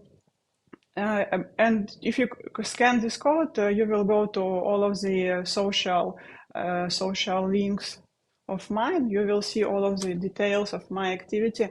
So where does the identity come from? We have, there is such a psychologist called Erik Erikson. He made many researches of the development of the personality. So he stated that the person forms the identity in the period of from 12 to 19 years. So this is a period that majority of the community here, I'm almost sure that majority have already passed this period. So why it is important? Because during this period, this person defined the personal role in the society. So they need to integrate various dimensions of their personality into the sensible whole. If the person doesn't manage to do this job in this period, then he or she could face some problems when they are defining the career path, or they are defining where to go for study, or they are defining some social roles. So, and we are passing this growth starting from this period as a basic stage, and we are coming into the next stages all our life. So mostly, I think that most of us are on some stage of this development. So there was also a study from what I started about the acknowledgement by your surrounding regarding your social role and your achievements. So they were taken two guitar players, and one of them was said that, well, your profile is not that good for becoming the expert and the teacher of guitar play. And the other one was told that your profile is perfectly matching the profile of guitar player expert. And then afterwards they were asked the question, how many lessons do you want to take to be able to teach? So this research showed that the guy who was not confident, who was not acknowledged by his surroundings that he is a good expert, he was naming the higher amount of lessons that he needed to take. And so basically we need to also surround ourselves with the proper people who will be also recognizing and accepting what we are doing, except for the things that we should be also trying to identify our role and going into this direction, taking the actions. If you have seen the lecture of Brené Brown on TED, she has a great video on vulnerability. So she is saying that being authentic and being vulnerable is much better than trying to be perfect. So, and she's saying that authenticity is a daily practice of letting go of who we think we are supposed to be and embracing who we are. So the main thing here is not about that we need to just accept who we are and not do anything. And the key thing is just that you need to do some daily things, daily practice, which will let you to the point where you want to be. So we will be talking about the choice of an action. Because, for instance, if I ask you how do you define that someone loves you? So you will definitely reply that this is some choice of action. So somebody is doing some action to get to the purpose, and somebody is doing something to, for instance, to spend time with you, or to be near you, or to make you happy. So the same thing is about the choice of an action for yourself to make yourself happy and to come to this authenticity. Carl Jung was saying that the basis of happiness is figuring out what you believe and acting accordingly. So when you are, for instance, let's make a simple example. If I'm asking you what you think is good for your body, you would say, oh, it is good to drink 2 liters of water per day. It is good to go for sports and do some sports every day, or maybe it's good to go 10,000 steps. But at the same time, the next question, if it is the next question, is do you do this? In some cases, it can be no. So why are we not doing what we think is correct? So when we go into the religious literature like Quran or Bible, you will find the definition of sin there. So sin is actually the self-destructive behavior. It's when you become a victim of your own weakness. So if you are doing not what you believe is correct, it's violence over your own consistency. And there could be such an example. If you imagine you are standing on the tram station, you are looking for the tram number 9, let's say, and you see that tram number 17 is coming. And what would you do? You would not even pay attention to it, right? You will not be running into it. You will not be shouting on it. You will not be running after it. So if you understand that your tram is 9, the tram 17 does not arise any emotions in you. So it is just passing by. So the same thing about self-identification and understanding of your role. So this story and this journey, it starts from the first stage, which is the journey of self-discovery. And we will talk on some practical things of how to get there. And when you understand what is your core, so you could ask some questions like, what is my core? What is important to me? What is good for me? What is bad for me? And I even made such an exercise. I was writing it down for myself because, you always have plenty, like thousands of thoughts in your head. But when you sit and write down all of the thoughts and the answer to the question which you want to find, like what is yourself, what is your core, then you will have some clear understanding of your good and bad. And then the second stage would be celebrating this uniqueness, because there is no one can be more you than you, actually. So it is kind of just the acceptance and celebration, and then going forward with this unique you. When people are asking me about motivation, because in some cases people they pray for motivation and they want this motivation and talking and writing much about this motivation. I really believe that motivation is not that strong. I really believe that discipline is much more important than motivation. And on this picture, you will see our people from running club, and we were running at the temperature of -17. There is no motivation for running at some temperature. It's not such a pleasant thing. But we were preparing to run some marathon, and it was like the regular schedule when you need to run for 3 to 4 times a week, and you can't skip it. So just you need to get to the result, you need to have some discipline, and you will definitely come to the overall well-being if you build this discipline in you, and it will contribute significantly to your personal development and to the happiness over time. This discipline has three main pillars. The first one is physical fitness, then mental fitness, and also setting the boundaries. Why I call them physical and mental fitness? Because the notion, the definition, physical health is kind of the something not true. No one can reach the physical full 100% health, or especially mental 100% health.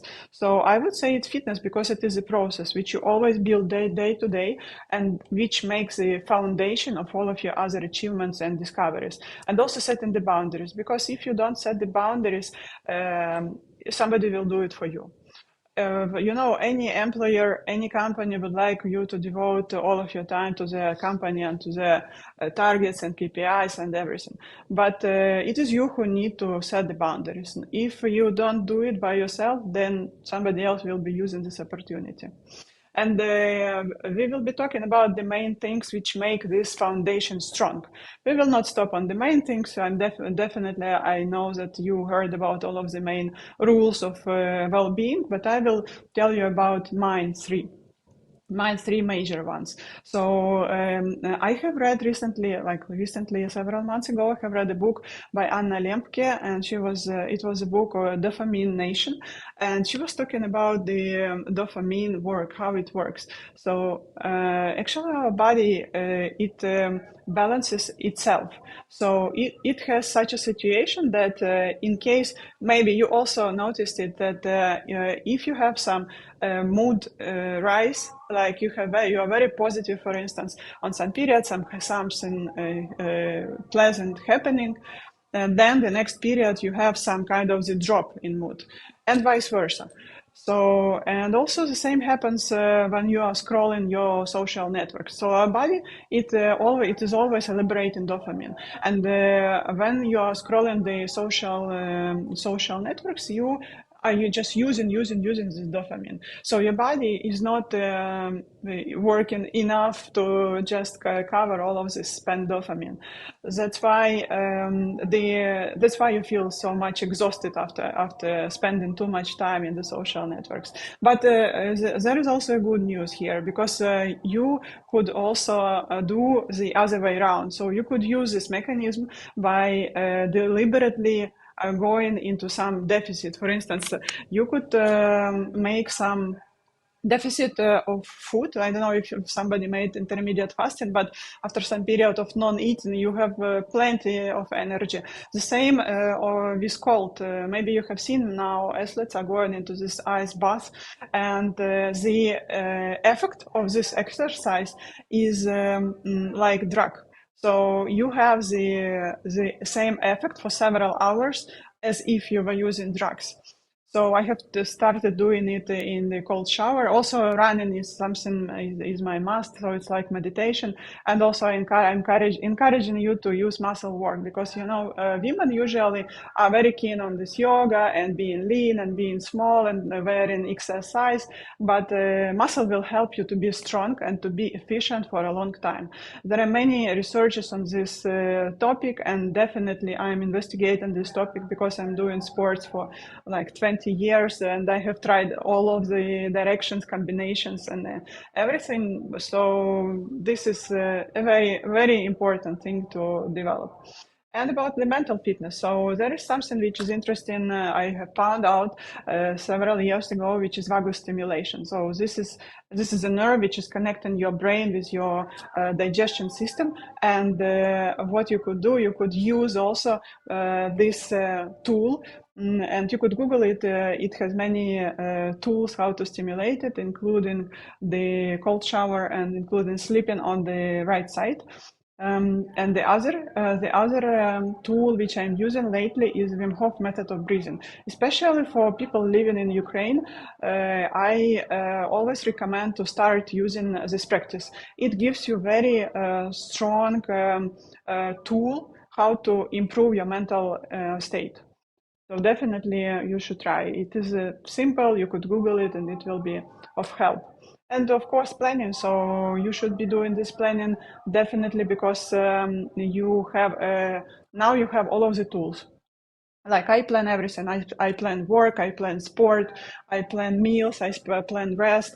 And even previously, many centuries ago, ancient philosophers were saying that you could distinguish an intelligent person by the fact that they have their leisure planned.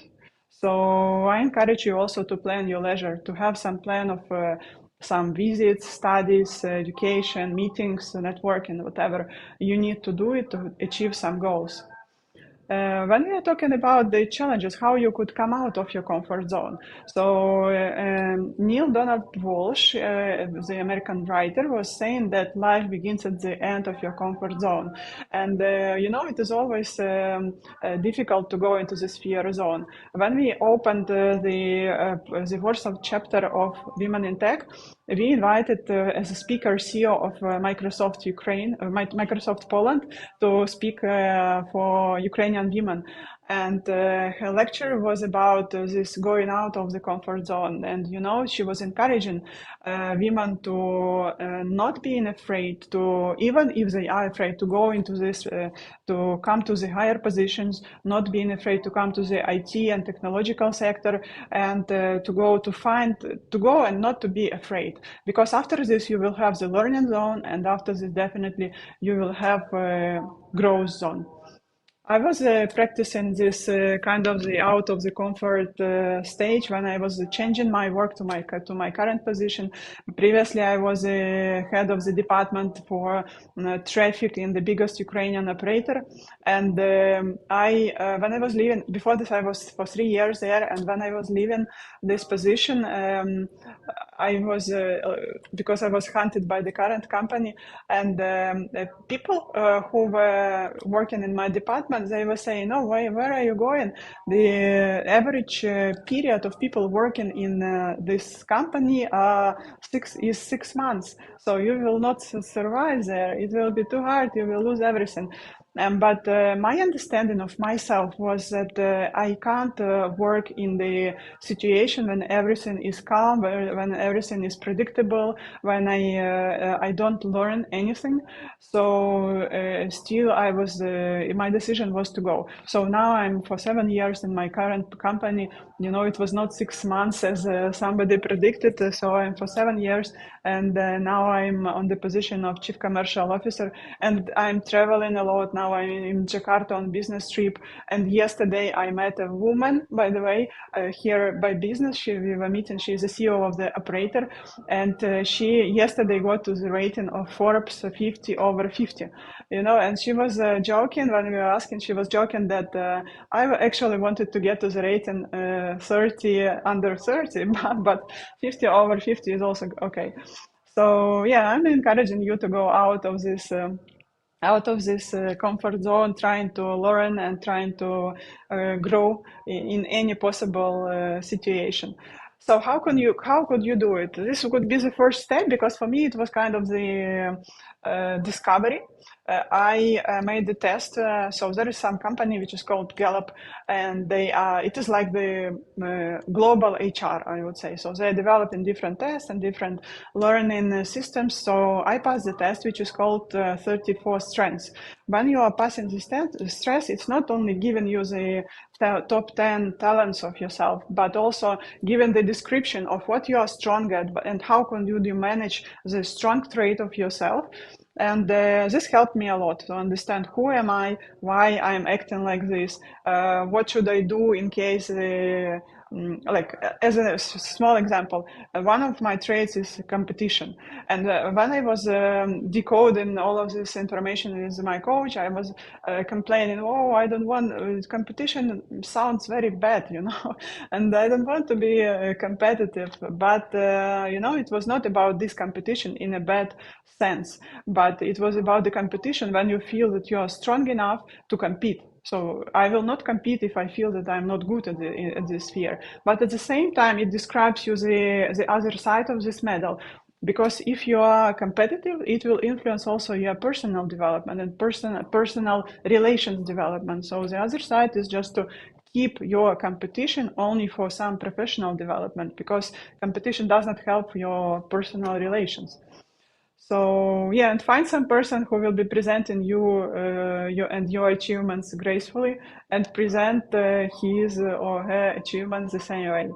So you will have all of these tools. You could scan this code and you will get to this Gallup research if you want to do it. And also you could scan this code and you will get to the list. I have prepared the list of different books and sources and links that you could go and download for yourself, because it's like already a huge database what I have already studied. So I'm happy to share it with you. And those people who have questions, I'm happy to answer them. Thank you, Kateryna, for sharing your incredible insights. Now it's time to turn this into a conversation. And we have a question. How do you find mentors for yourself?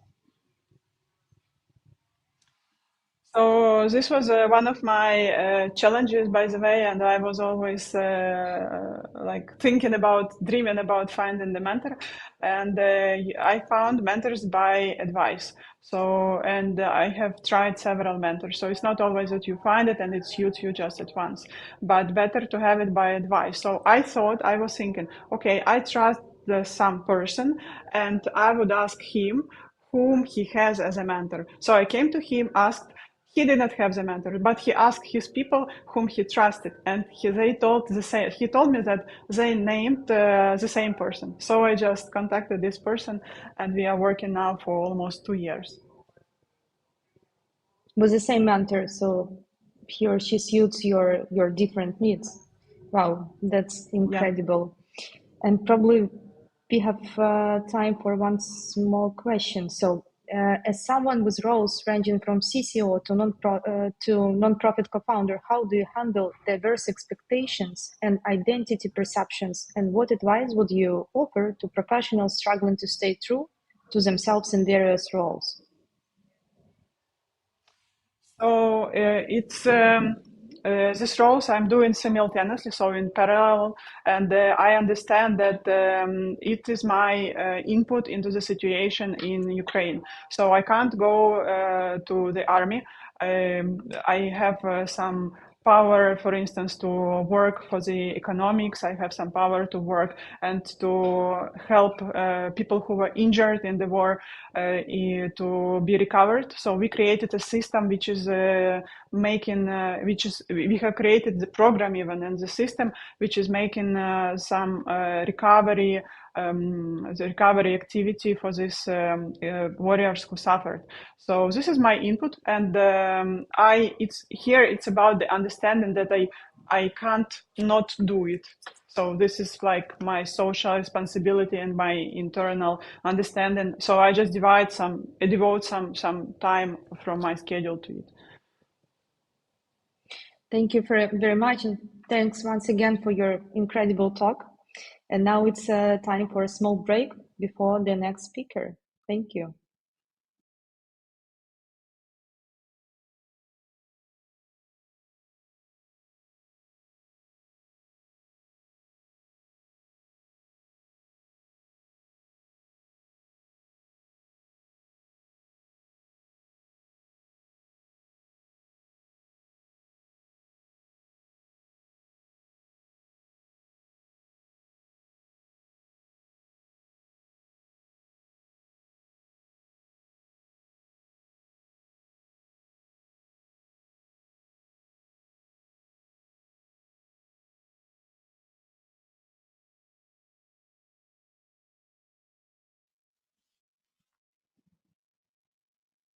Ladies and gentlemen, get ready for an inspiring journey for our next speaker. They will be reconnecting our next speaker. Hello, Teresa Carreiro. Hello.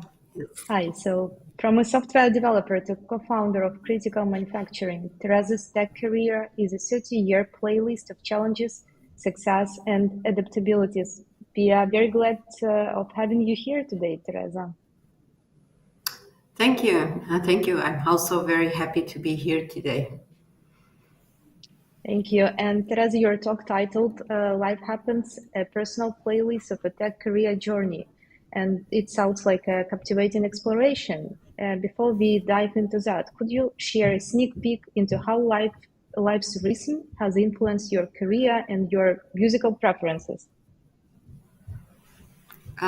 Yes, so I've done this presentation exactly to explain that. I will share my journey and the music that inspired me through the years. I think I will get to that during my presentation.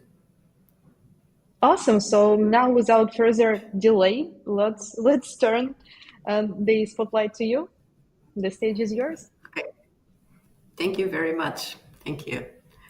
Welcome. I would like to thank SheIsTech conference for inviting me today. And I will also like to welcome you to Life Happens. So this is a mixture of my journey and the musics that I like. So when I'm listening to this playlist, I can see my life like in a movie. So hope you enjoy it. I've curated this very carefully. So unfortunately, my initial idea was to play the music along my presentation, but I cannot do that due to copyright law. I will leave you at the end of this talk with a link, with a Spotify link to this playlist. So adjust your speakers and let's get started. So as you can see, what you can see now in your screen, you have my life map. These are the key points of my life. These round circles with the dates. And now it's 1973. So this is the year where a lot of things were happening in the world. The world was in recession. A lot of things was going on. But nevertheless, here we are in 1973, and we are in a very nice place because I was born in Lagos, as you can see, surrounded by beautiful beaches, a lot of good weather, fresh fish, and a lot of good things happening around. I was the third child. My mother and father already had two kids. Two boys, and my father was a carpenter and my mother was a seamstress. So life was very simple by then. And for this special date, I choose to, technical problem. I choose a song which is Space Oddity by David Bowie. Because I really like the way that it fixed on the man on the moon and how the world changed since that date. So hope you also enjoy it when you're listening to the playlist. In 1979, I was still 6 years old. And I was one of the most interesting things in my life was that I was walking to school. So this was my first step toward independence, although I didn't realize by then. But I started walking to school 20 minutes a day to back and forth. And another important thing in my life that I want to mention to you is that this was the year that I started to read. And reading has really played a really important role in my life because it was the start of it all. And we should always consider our journey as a whole. And even these small steps that I'm pretty sure that you all know how to read. But this was really special because I remember that my brother was taking me by the hand to the public library. I will never forget this moment. And since then, I went to the library around 2-3 times per week. It was great. I really love reading. That's why I wear glasses currently. Besides that, I also joined the Scouts local program. And I had my first experience in leadership. So the kids had a group and I was chosen to be the leader. I stayed as a leader of in Scouts for a long time. And it was very interesting to be this person that was more or less in charge. You can imagine a little bunch of kids, but it is what it is. At that time, just for you, for those who are younger and are not really relating with what happened in 1973, but Sony also released the first Walkman. Yes, this was something like that, which would allow us to hear music wherever we were. And unfortunately, I didn't have enough money to buy a Walkman, but music was always a presence in our home. And I decided to continue listening to music on my radio. But there was a special song for me at that time, which was by a group called Supertramp. And this song is the Logical Song, which tells a lot about initial life, discovering yourself. And if you hear that in Spotify, you will know what I mean. Moving on, now in 1986, at 13, just a teenager, a regular teenager, I was studying, eating, staying around with friends, and everything was fairly okay until the day that my parents decided to move to separate ways. So it did, and it played a real role in my life. And there I was, having to deal with all these emotions. Was not only the fact that I was a teenager with all the teenager problems, I also had to cope with this situation. It was something that I think shaped also the way I am today. But I keep moving on, my head's up. And what I've chose, and I remember that one of my latest memories was that IBM launched the first laptop, as you can see, only weighing 7 kilos. Wow. What an amazing step in our journey. On the same year, the world witnessed the release of an amazing movie called Top Gun. Yes, correct. And Top Gun has this iconic soundtrack with Take My Breath Away. So I was a teenager. The movie was amazing by that time. Of course, I had to choose this soundtrack for my initial teenage times. Back in 1991, so a big step for me as well, moving from the 80s decade, I started moving from Lagos to Porto to study computer engineering. So that's where my life of engineering and tech world really began. I found myself in a city not surrounded by fish and sun and all of these great things, but with a city that had the rain, and it was darker, beautiful, but darker. So this experience, being away while I was studying, really changed my life. And I found myself most of the time here alone. I only got to travel home 3-4 times per year because I was not able to do it more often. I would take a whole day just to go to Algarve. It was very far and not cheap. Nevertheless, I decided to, since I'm here, I did some networking with people that were around. And I think that this kind of was the beginning of my networking life. And while I was studying computer engineering, we were always working with MS-DOS, for those who remember that. We weren't lucky enough to have Windows like we have now. So this was, as you can see in the screen, this was more or less the first Windows version that made my days, but it was only on my last year of the university. So we did this computer science degree without having a computer. Imagine that. It was really, really different times.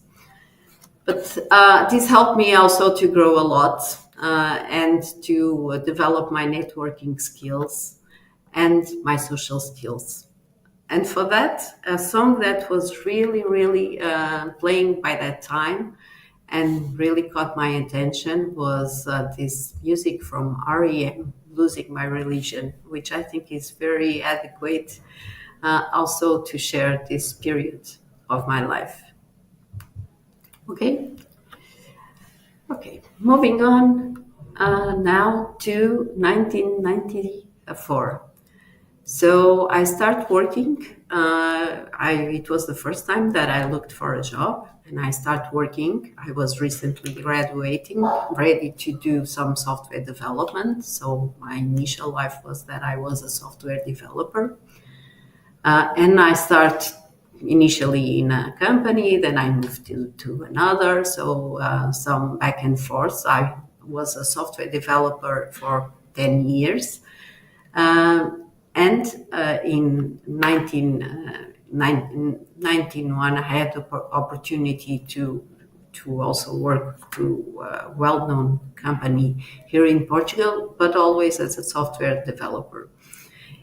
Being working, of course, helped me to start my real independence, start working, getting to know a little bit about how the team works, having colleagues that were sharing their influence with me. And this was a very educative time where I learned how to work in a team, how to participate in meetings, so everything that you do when you're young and that when you're learning.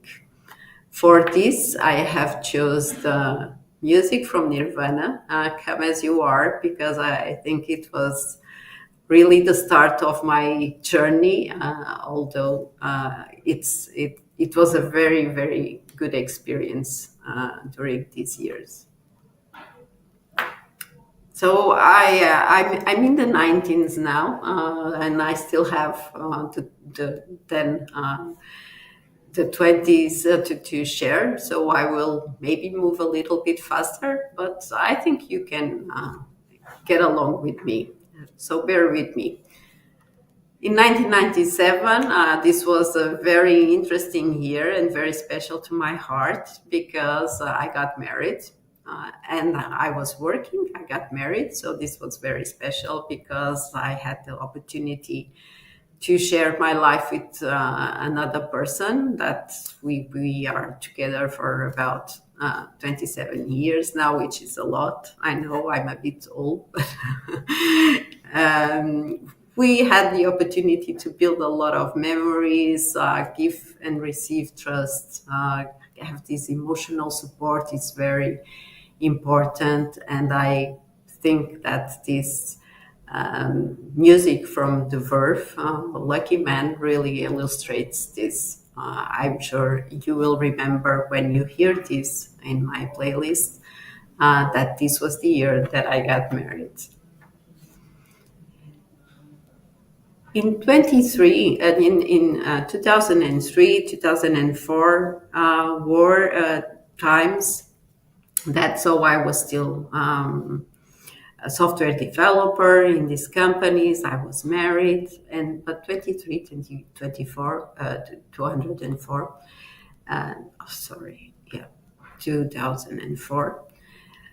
this was the year that I had a settleback. So suddenly, while I was working in an IT company, this IT company had to close the doors. So I found myself unemployed. This was a very hard time for me, but it happens. And sometimes it happens in a lot of careers. And by that time, IT was not something the same thing that it is today. So I had to look for jobs. I had to really fight my humblessness. I have to find resistance. I have to find persistence, so that I could really find another thing to do. This every day I would wake up in the morning. I would dress myself like I was going off to work, and I was looking for a job online. And then eventually this day came, and I was hired to do software development, which I never did in that company, but I was hired for that. And this was my first career change. I was back then I was in passed from software developer to a quality position that the group was developing, and I had the opportunity to travel a lot, to meet a lot of people from other countries, to practice my English, and to see the world in a very different way. So this forced me to have this positive mindset, to believe in change, and it was a year that was very, very interesting. Okay, so for this, I have the Seven Nation Army, the White Stripes, because I feel that whenever I hear this song, I can beat the world, which was what I did that time. So I had a job, again, a husband, a lot of things were going on. Life was developing this new job position, but then in 2006 and 2007 and 2008, I had the opportunity to create this team, a quality team from the company where I was working with. It was really my first leadership experience. I created the team, so I was responsible for a group of people and had to deal with the pains and the joys of all of this. Not only that, I also had, I was pregnant by that time, so I had my first kid, a girl, and I had to have a lot of patience to handle all of these situations, the teams, the new kids, and I had to adjust my lifestyle because I could not stay working up until so late. I had to go home early, otherwise I wouldn't have the possibility to see my kid. But the music that really helped by then was a well-known music by Guns N' Roses, as you know, probably. Patience. I think that illustrates this period a lot, as this was also a music that we were singing at night to our kids. So I think it reflected our mindset at the time. Okay, another period in my life. Now with kids and a job and a husband, a lot of things going on. So leadership experience already. I'm about 36 years old at this time. But the company where I was working announced that they were going to fire everybody that was working with me and in the center that I was working with. And they announced that on the same day in the morning, people had to leave in the afternoon. Wow, this was an experience that I will never forget. So more than 100 people were fired that day, and they had to grab their things and leave the building immediately. Following the old saying that when one door closes, a window opens, that was also true for my side, and I was invited to be part to create a new company, which is Critical Manufacturing, as a co-founder. So we do manufacturing execution systems like an SAP system and ERP. So, but for factories. And I didn't think too much about it. I jumped at it.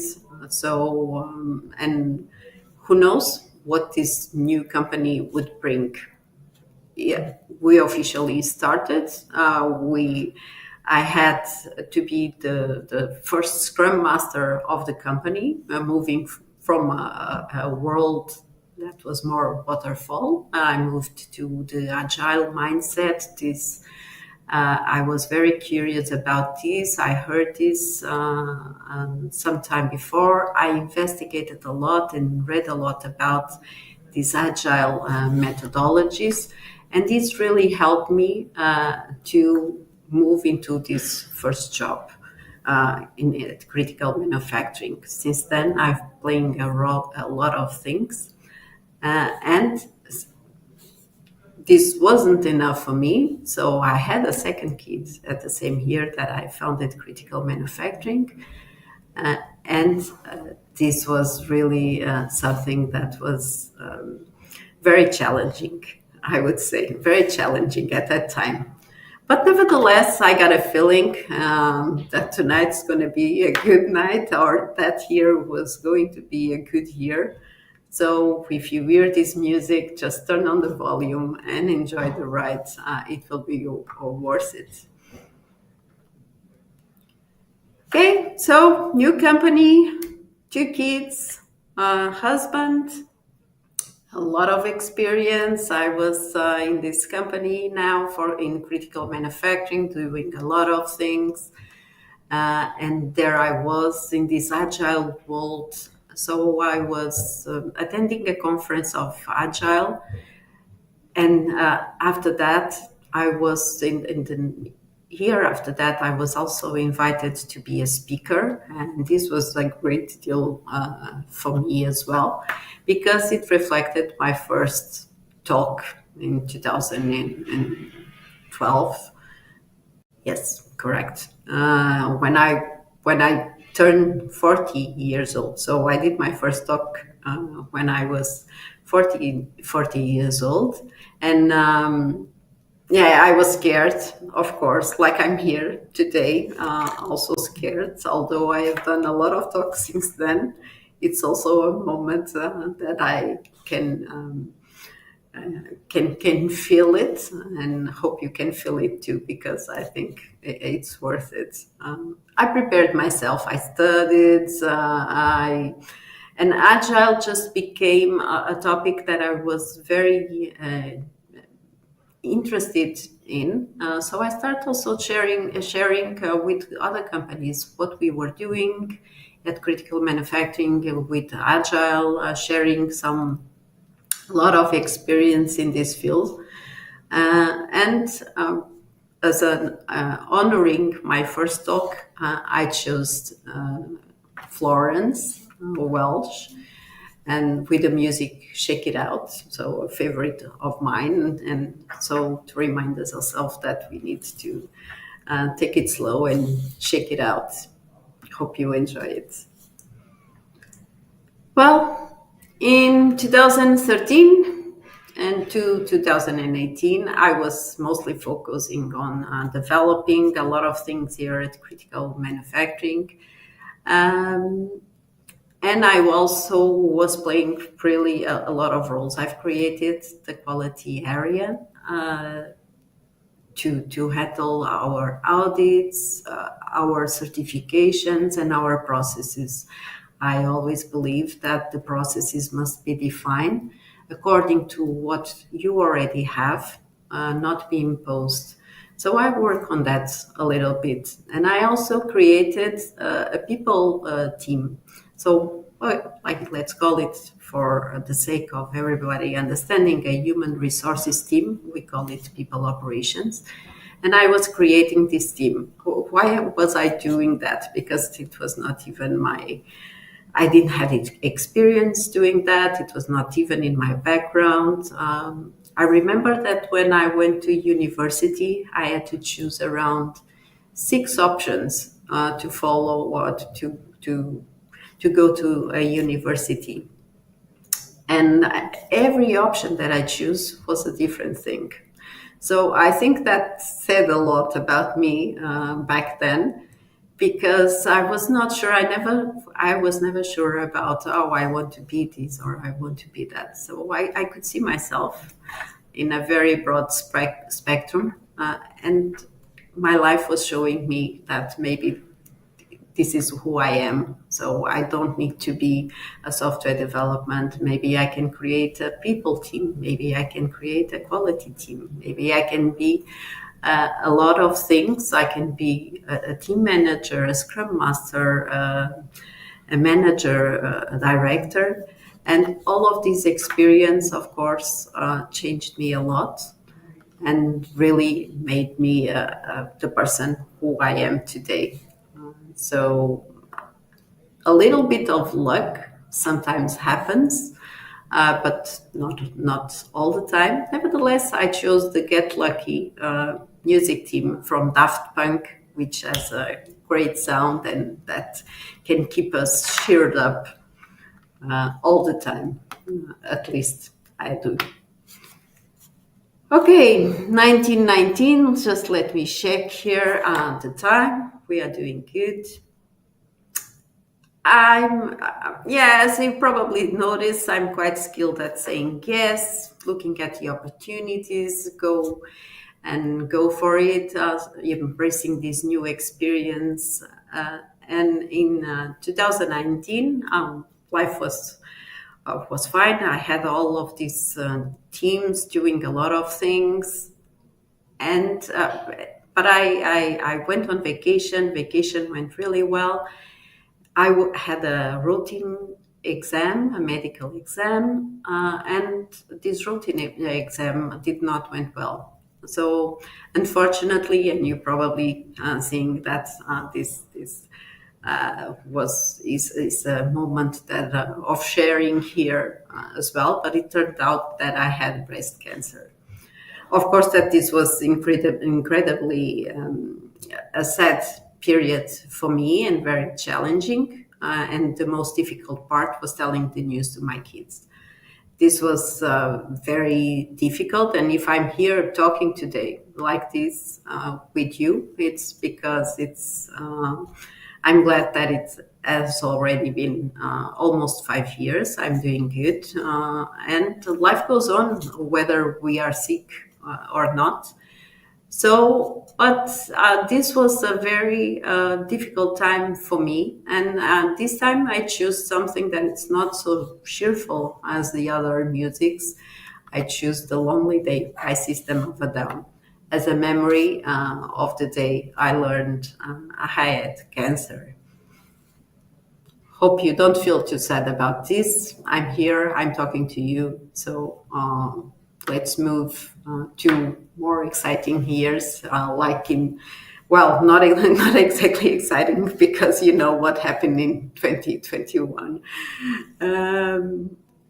COVID happened, and I was responsible for the people team here at Critical Manufacturing. So we all had to get used to COVID, make some adaptations in our lives, send everybody home to remote work, onboarding people remotely. So our life absolutely changed.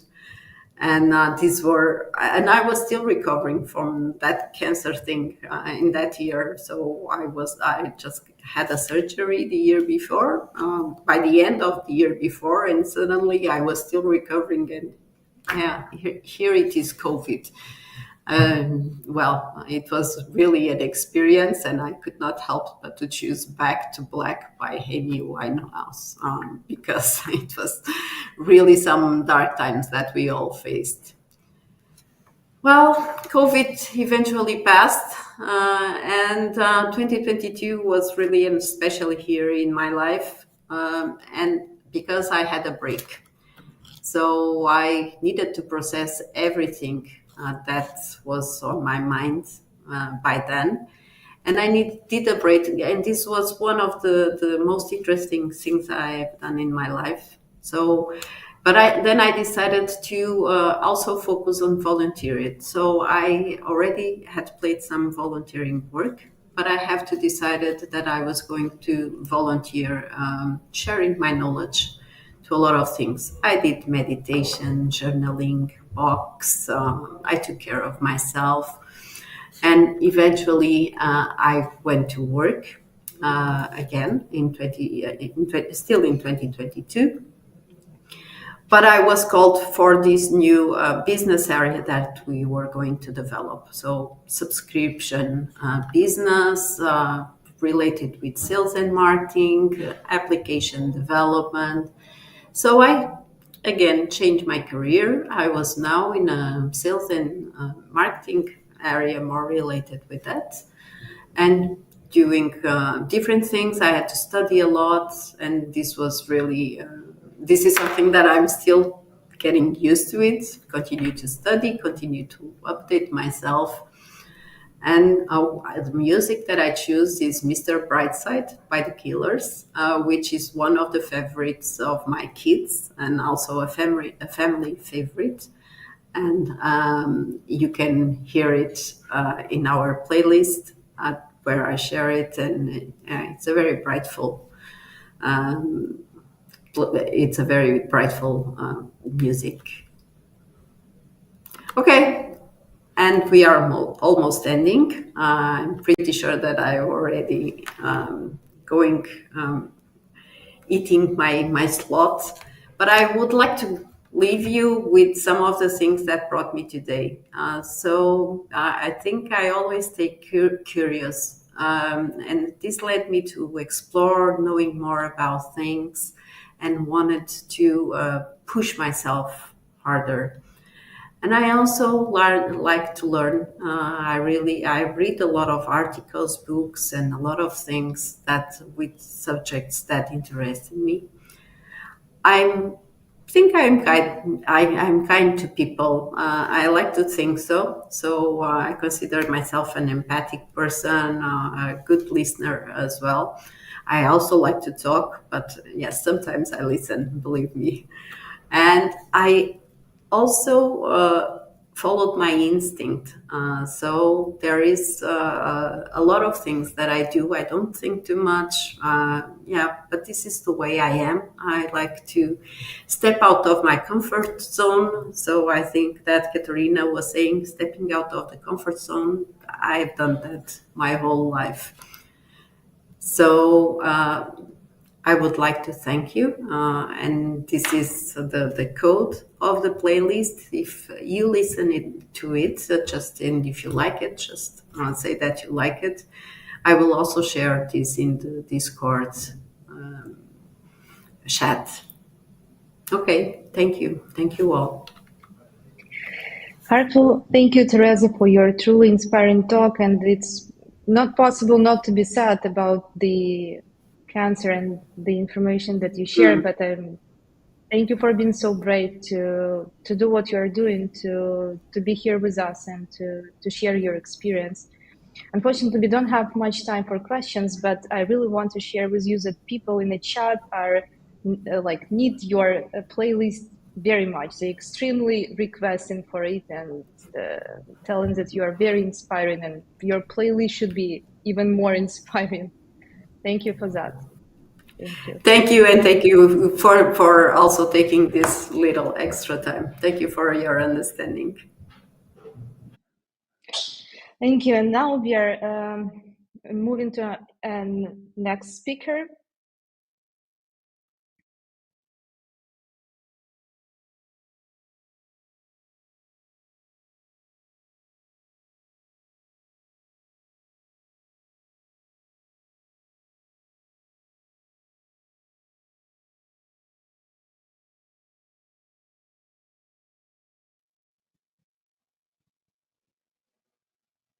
So our next speaker is an esteemed leader and expert in the field.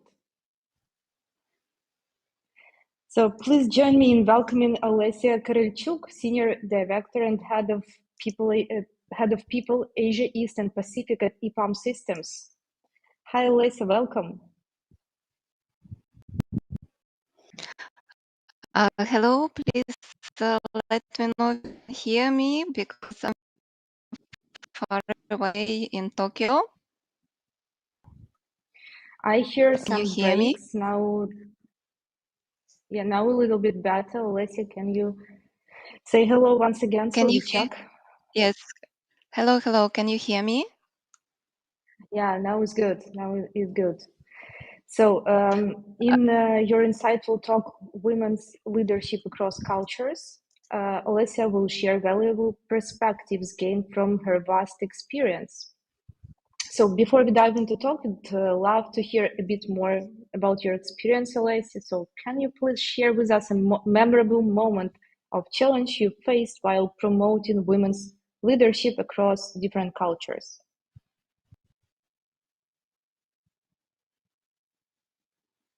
Yes, sure. And hello from Japan. So we have a time difference already late evening, almost night in Tokyo.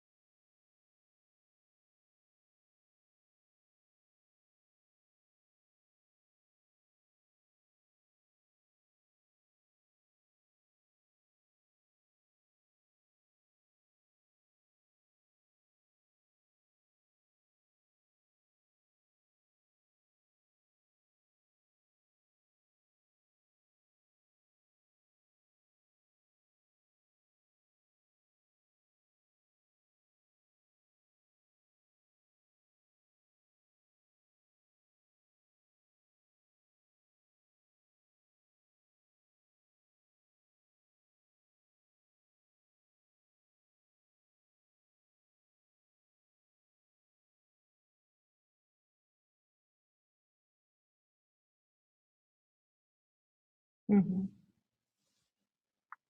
Again, unfortunately, we face some difficulties in connection from Olesia. We are trying to make it live again. So no worries. It's not just problem with your connection. It's our technical problem, and we are on the case, and we'll be back on schedule shortly.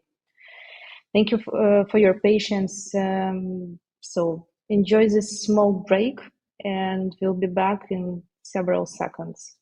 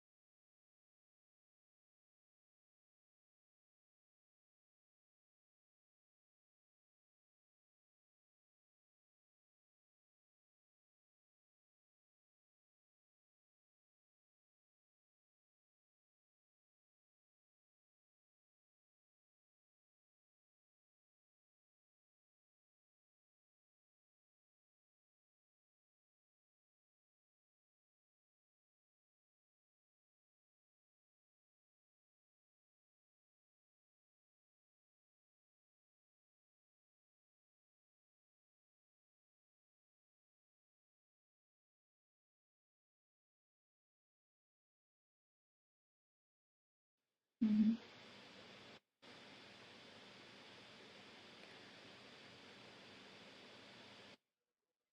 Добре, привіт ще раз усім. Я думаю, що зараз мене видно і чути. Знову ж таки, майже 10 тисяч кілометрів видно, даються знаки. I'm really sorry I started to speak Ukrainian just because it's a time difference and 10,000 kilometers away. But thank you very much for joining this event and also waiting for all these technical issues to be resolved. So I started my story, and just to recap, that I joined IT industry in 2004 on a leadership position as a head of HR, and I worked in international local companies, and also for 1 year and a half I was leading a company which was IT startup focused on IT consulting and HR consulting services. I was the director of the company, so I've seen business from different angles, and it was quite inspiring experience. And I do recommend everyone who is doing a career try different roles and even step out of the corporate life in order to understand what does it mean to be a entrepreneur, so that you could understand the business better, no matter whether you are in tech as an engineer or in shared services, in support functions, but it will help you to be more flexible in understanding the business. Then I had diverse assignments on my role as people head in EPAM. EPAM is a global IT company, and we are present in more than 55 countries. And I had an opportunity to try myself in different cultures. And I would like to tell you today about some findings and insights for me working different cultures. So for 8 years, I was responsible for EPAM in Ukraine, and I am Ukrainian, so all the peculiarities of being a Ukrainian and building a career in Ukraine are known to me. Then I was working with Spain, and it was also an eye-opener for me how this culture looks like and how I can adapt myself, and also to understand how we can support women in that culture. And then from 2020, I started to be responsible for Asia region. We have 9 countries there. And what was interesting is that I have never had any dream to be in Asia, speaking frankly, and it was not in my interest. However, it happened to be that when I started to be responsible for Asia, I started to learn more about the cultures. I started to understand more, and it also helped me to develop as a personality, not only as a professional. The difficulty was that in 2020 COVID started, and you know that COVID came from China, and it means that for almost 2 years and a half I had not had any chance to visit Asia and to meet people. So all my leadership skills in Asia were developing while working remotely. It was not easy, I will tell you. It was like changing my view of the world, because it's a different culture at all. But since July 2022, because of escalation of the war and also other family plans, and I relocated to Japan, and now I'm working in Japan, responsible for Asian region. I have put some more credentials about myself so that you could see if anything is corresponding to you as well. And if you would like to connect after the talk, you are very welcome, either on volunteering experience supporting Ukraine, or in coaching, facilitation, or as playback theater. Maybe we have someone who is also fond of that art as me is fond of that, as I am fond of that. So please feel free to connect. So, how the journey started on exploring these cultures and working with different cultures?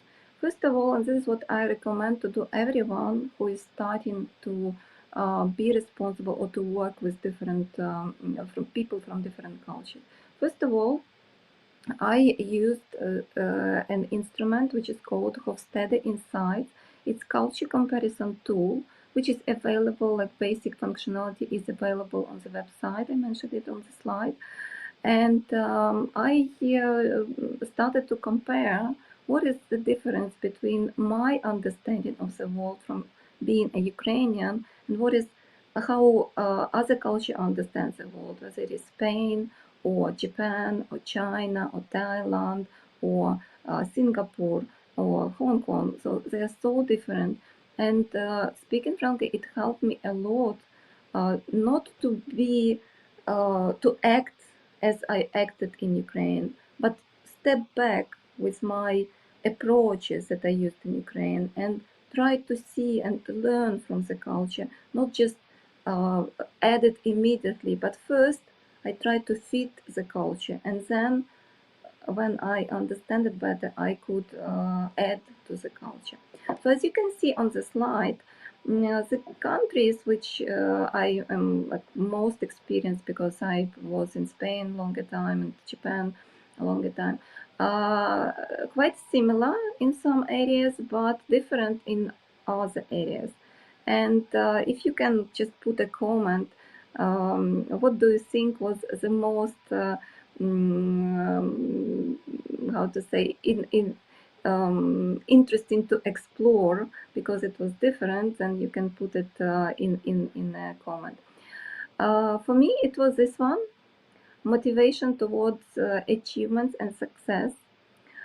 From one side, it looks like well, very natural to achieve and also to look for success, but this understanding of the achievements and success is different in different cultures. And it took me some time to understand what is the difference and how it corresponds to my style, my leadership style. So in Ukraine, as you see, we have the lowest comparison with Spain and Japan level of this motivation towards achievement and success. And mostly because of this first power distance difference, when we see that there is someone who is too high, to be on that level, and we have other people who is still like back in roots in Soviet Union culture of collectivism and being and saying and talking about your achievements is someone considered like you're not humble enough. And it's different in Spain. However, as you see, it's not so high as well. In Spain, it's also not so obvious that you should talk about your achievements, recognitions. However, and it's connected with different reasons because of the culture of family values and woman who is taking care of families and woman who is not expected to work but expected to look after kids. But still it's higher than in Ukraine. And then Japan, as you see, motivation towards achievement and success, you may say, well, probably Japanese culture is also very collectivistic, and it's true, but they are they have this desire to achieve and be motivated in a group, and it's also different. No, not like individual. You may not be so visible as individual, but if you have a group, you would like a group to succeed. So these differences was not visible when I worked either in Spain or in Japan until I started to dig deeper and understand it more. And it helped me to adapt, not to understand that, for example, the approaches that I used in Ukraine in working with people in Japan, they do not work. Individual approaches that worked in Ukraine very well, they are not motivating, they are not putting a person on development. And then I had to adapt myself and understand what would be the development. If it is a group, then let's make a group more visible than individual in the group. So this is why I recommend before starting communicating or doing any or making any relationship or connections with different culture, learn first what is different, how you can fit the culture first, and then how you can add. Also, what is different if we are looking at gender point of view, as we have SheIsTech conference and gender equality and gender gap is something which is quite important to understand if we are consider ourselves in these women leadership roles. I have looked at global gender gap report. It was every year World Economic Forum produce or makes this report public. And as you see, this gender gap is defined by economic participation opportunity, educational attainment, health and survival, and political empowerment.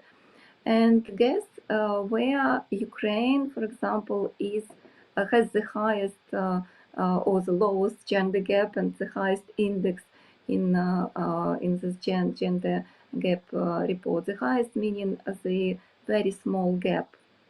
For me, it was interesting to understand that Ukraine has the lowest gap in education attainment, especially in tech, in software engineering, and in sciences. And if we're talking about STEM as a broader, then it's also higher than in Japan or Spain. For example, in Spain, this educational attainment is around 40%, meaning that women in technology, women after their high school, they enter universities, they have access to universities in tech, and they use the opportunity to go to these universities. And in Japan, it's 15%. In Ukraine, it's more than 50.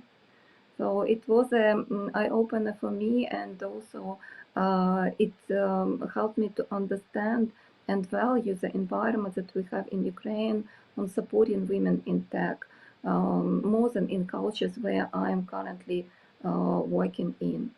However, in health and survival, probably Ukraine is lower than Japan and Spain. Political empowerment is, I would say that it's almost the same in the countries, and it's still very low, as you see, globally. Only 22% of women are in politics of those workforce, right? Female workforce are in politics, which put some obligations on countries to define their laws and encourage people, women to join.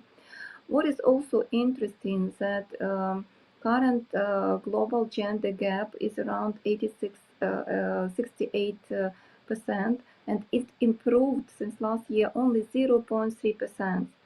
And if we consider the speed of improvement since 2003, when this index started to be measured, they say, those who developed this report, they say that it will take 131 years for the whole world, to develop and to minimize the global gender gap. And in Asia, for example, it may take 189 years to minimize this gender gap. And it's interesting that I'm always thinking, okay, how can I contribute to make this gender gap lower in any countries where I am, and thus helping to make this equality and provide like equal opportunities for all genders in any country. So this event, She is He, and the other events that probably you participate in or you support are important in order to shorten the time for global economy, to overcome the global gender gap. And if we look at this gap index, you can also see it on this slide. What was interesting, that Japan is almost at the end of the rating on gender gap. And I can feel it in the society. As I'm currently in Japan, I can feel it.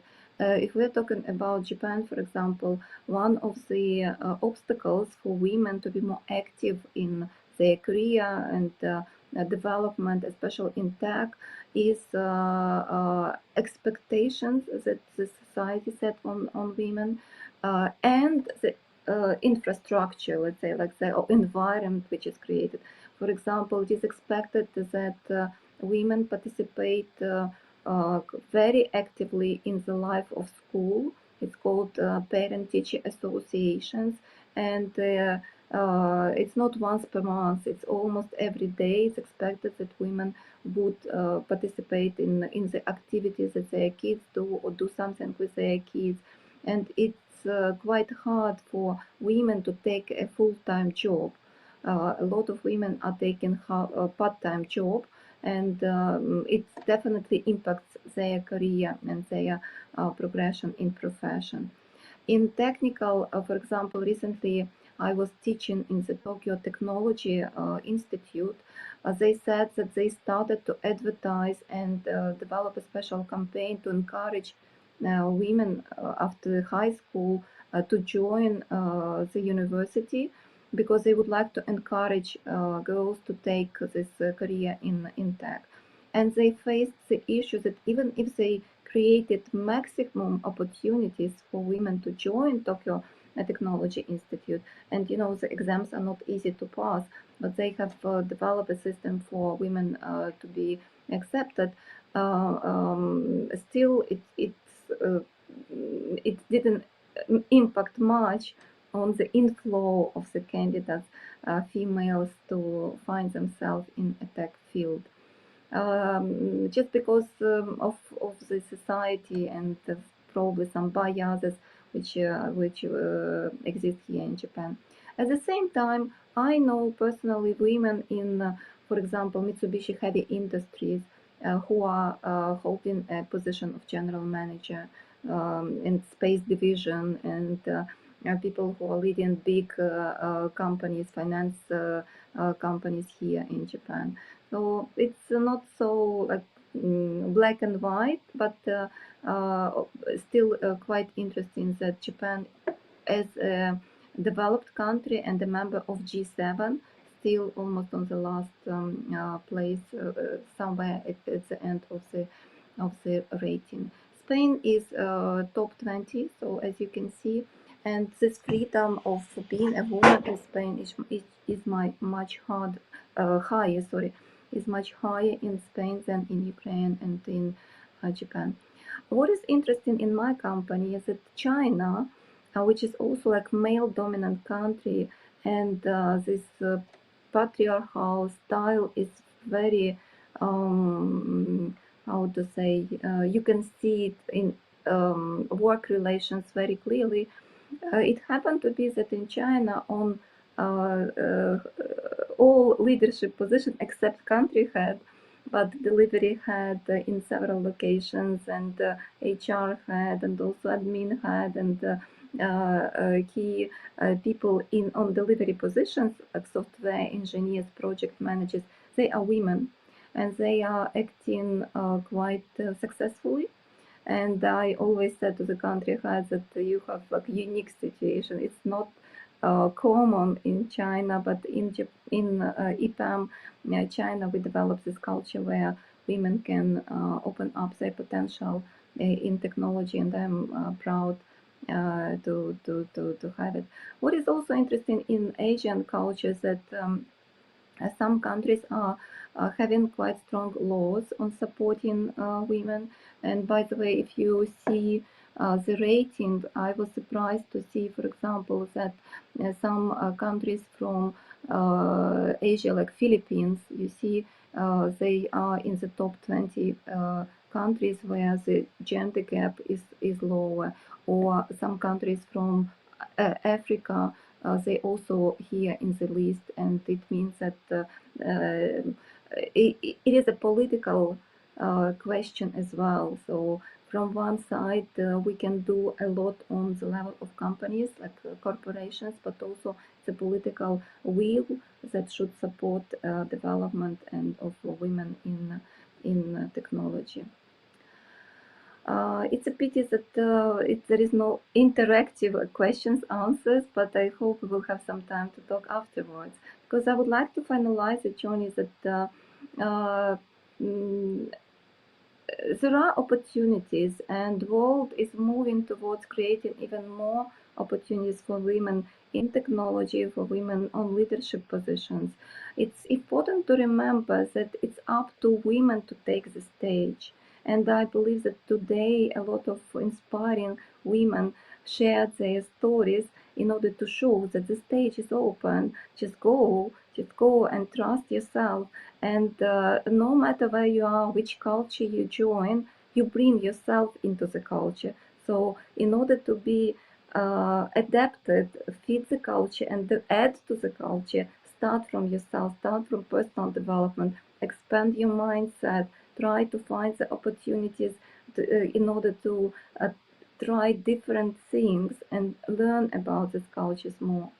And definitely, as I mentioned, there are a lot of cases when the stereotypes about women and about females' role in the society are broken by women who were authentic. Authenticity and authentic leadership is something which is always a good path to take in order to be successful and feel yourself on your place, no matter which culture you are.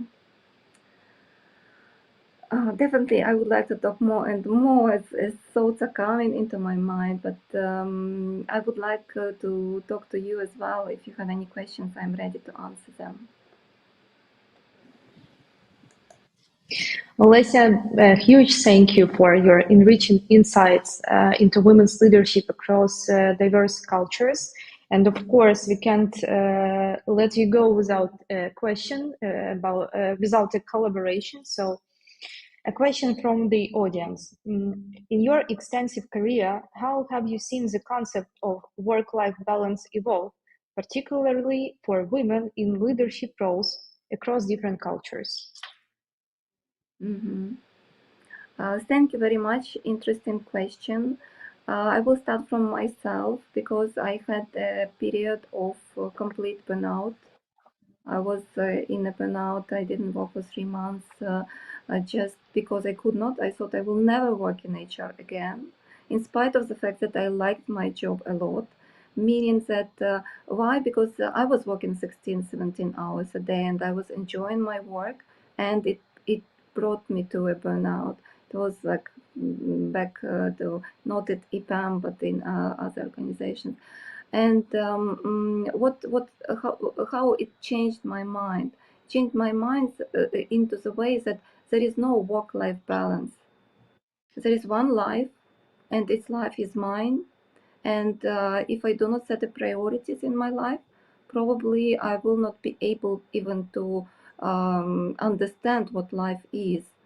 And starting from that, I started to recover. And sometimes people ask me, okay, you're responsible for so many countries, for so many cultures, and you have your hobby, you do playback theater, you have your volunteering projects that you do, how you cope? And I always answer that it is priorities. So there is no such thing as work-life balance. I do not believe in this thing. I do believe that it's evolved into work-life integration. I do believe that it's a kind of concept which is more corresponding to our understanding of this work-life balance. But I also trust that if we encourage understanding of one life, then the priorities come naturally. So probably this is the answer. Thank you. And small answer from my side. In your speech, you covered several countries, and being a country manager of Spain, I can relate to Spain. But it's really interesting to me, especially if it wasn't your initial plan. What have you found for yourself in Asia? How you enriched yourself with that culture? Asia is so different. First, I thought that Asia is one region, and I will learn, But then I started to understand that each country is different. Each country has its roots and has its peculiarities. And now I understand more the benefits of how, I would not say it's something that I didn't know, but it's different in Asia, the benefits of collective culture, especially in Japan, because after Second World War, Tokyo was destroyed almost to the ground. But during these years, Tokyo managed to become the biggest city in the world, one of the safest places in the world, and the infrastructure, which is one of the top infrastructures and the convenience for people to live in, meaning that it's not individual achievements, it's a teamwork.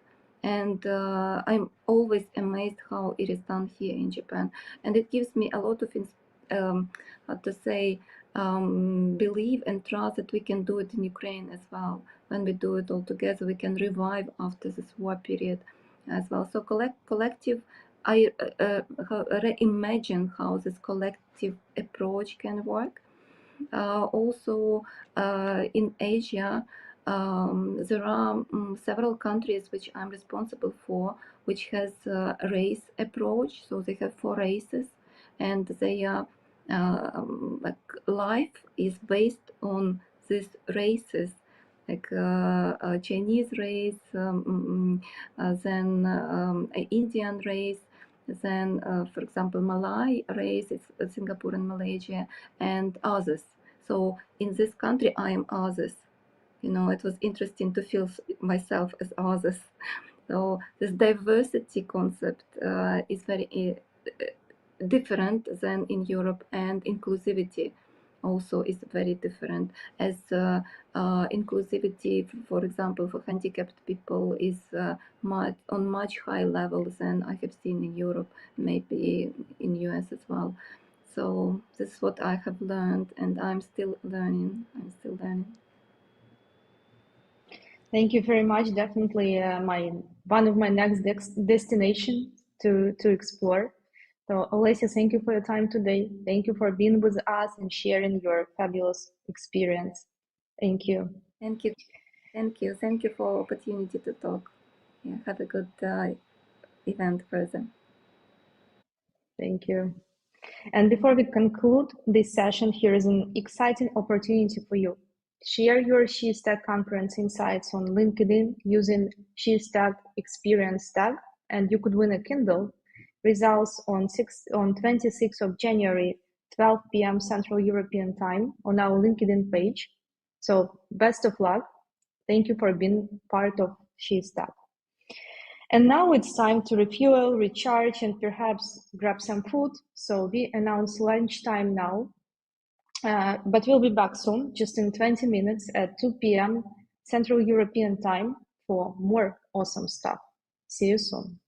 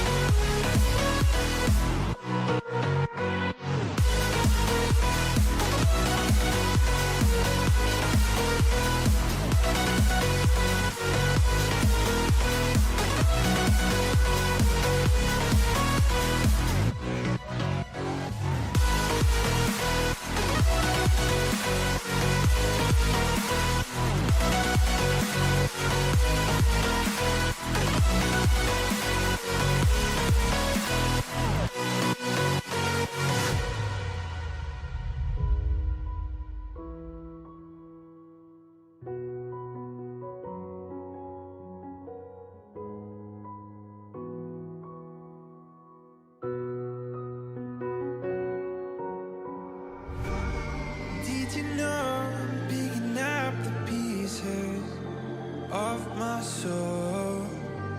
I lost control and I can shake the feeling on my own. 'Cause I thought you were the light that was breaking through my eyes, but I miss what you had inside. That feels you can't deny. 'Cause I thought you were the light. 'Cause I thought you were the light that was breaking through my eyes. Yes, I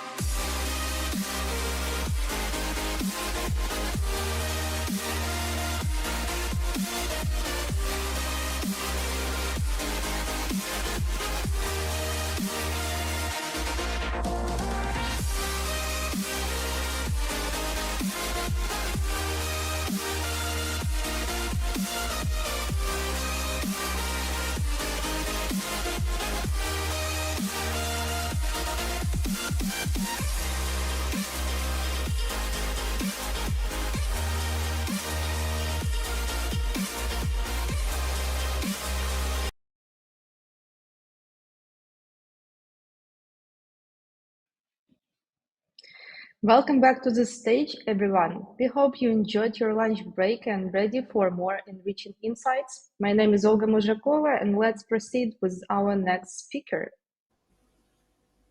So please welcome Dusica Lukic, a product manager with over 15 years of experience crafting exciting digital products, holding a master's degree in electrical engineering. Dusica is not just passionate about technology. She's a corporate woman turned startup co-founder and CPO of Joberty. Hi, Dusica, welcome.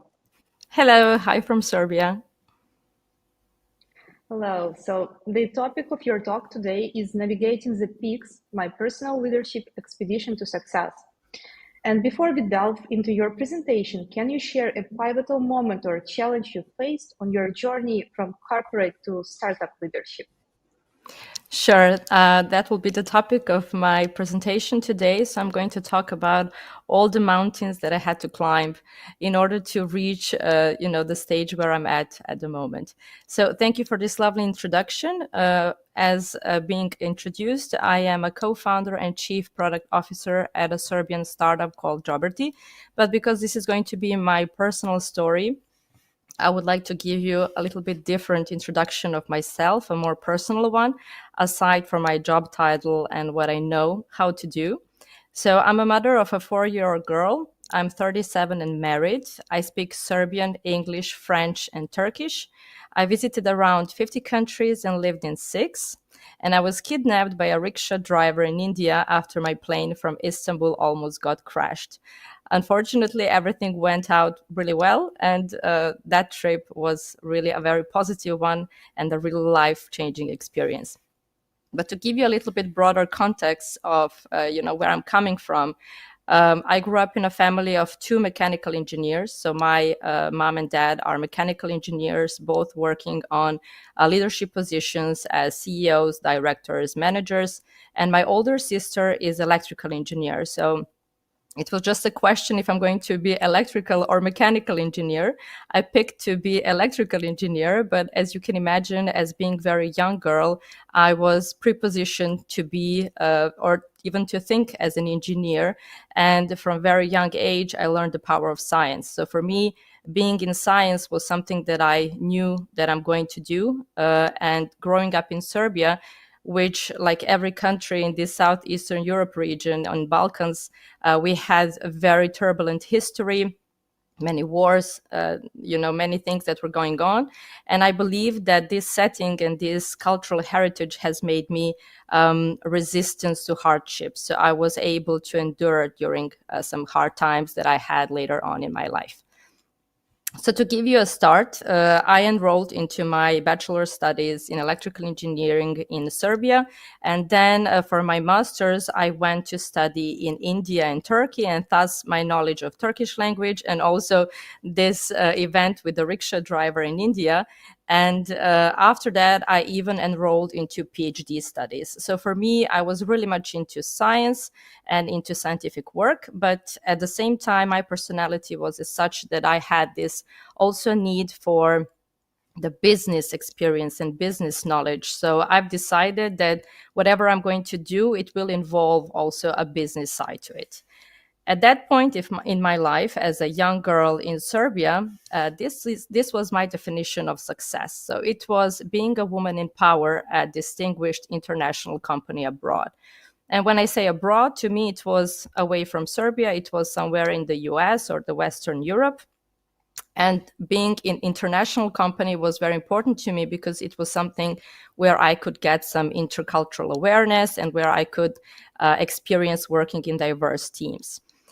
So I believe many girls in Serbia, even today, have the same definition of success at that age. And this is a picture of me 5 years ago, exactly having this kind of success and living my dream. So when studying, I knew that my first steps in searching my new career should go in this direction. So I started looking for jobs, and I've decided that my career is going to be product manager, because product manager is someone who needs to know a bit of everything. So a bit of sales, a bit of marketing, legal, and also to know technical aspects of things. So for me, that was a logical career to pick because it was the perfect mix of everything that I was interested in. Also, my character is as such that I'm very much interested into how things work. And I am also very much curious into providing, the best possible experience to the users. I'm empathic. I understand the needs of the users. So for me, it was a really nice career path.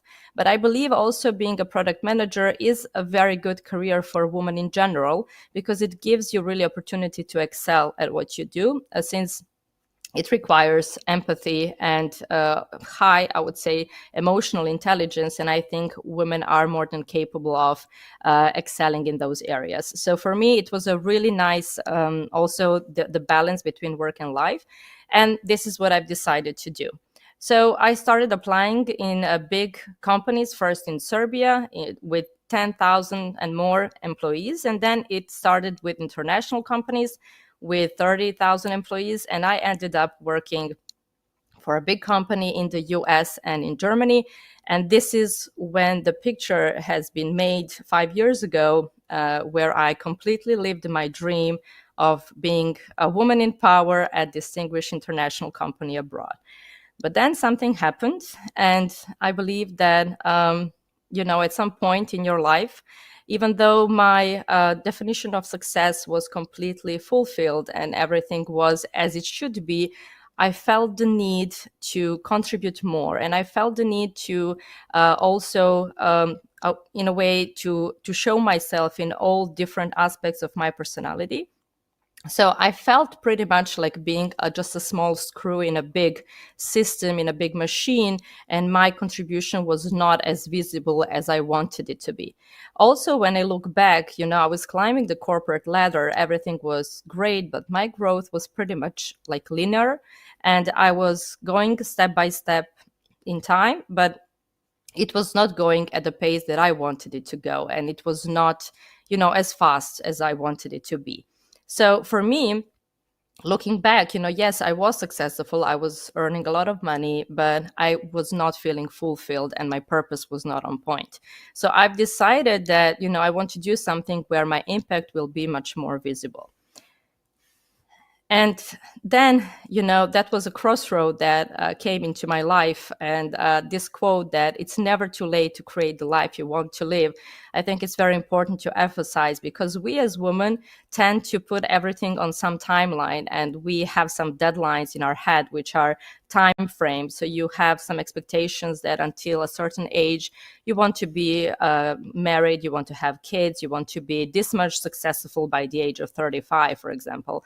And sometimes we are afraid to start over, to reset. And this decision should not be anyhow, time dictated, and you should feel empowered to do the change whenever you feel like doing it. So for me, the crossroad happened actually at the moment when I was pregnant. And I don't think it was by any accident that, I was being pregnant, and I had this strong sense of, need for change that happened because I was creating new life within me, and I wanted another life for myself. So there was the time when I asked the question, like, what kind of person I want to be and what kind of life I want to have.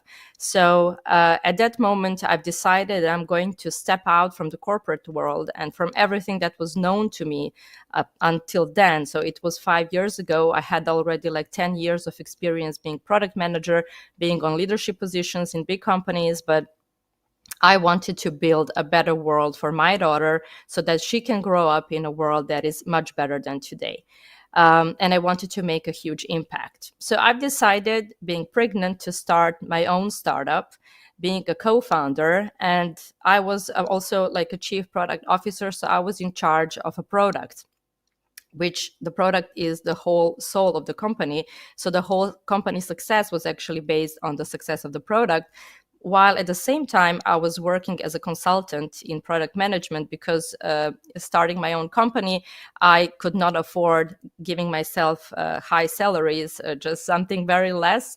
And then I had to work as a consultant as well, so that I could provide for my family. At that point, 5 years ago, I really pretty much felt like this octopus on this picture that I think of quite often, that has to jiggle between different roles in her life. And it was pretty much impossible. It was impossible to be all four at the same time. And the peak, actually, the mountain happened when I was actually in the delivery room giving birth to my child. And at the same time, my product that I was building went live, and the company was starting to exist at that point. So I like to just, having this joke that I have actually two kids, Joberty and my own daughter, because they were born the very same day. And all the challenges with running your own company, actually building it, hiring the first employees, and being a mom and working as a consultant really rised at some point, that it was not anyhow manageable anymore. This is when I realized that up until then, being a very good student, straight A's, and being very much geeky, if you would like to say, it happened that, earlier in my life, if I would give 100% of myself, so I would be the best, in learning for exam. And I knew if I learn this much, I will get the best mark, But then in life, I realized that even though I'm trying my best, it's not possible to give 100%. And then it's the moment when I said, okay, let's not push for 100% in each of these life roles. Let's just settle with good enough. So I realized that it's not possible to be all this at the same time and be the best of it, but that I just need to prioritize. And if I give 85% of myself in each of these roles, it will be good enough. It will be okay. It doesn't have to be perfect.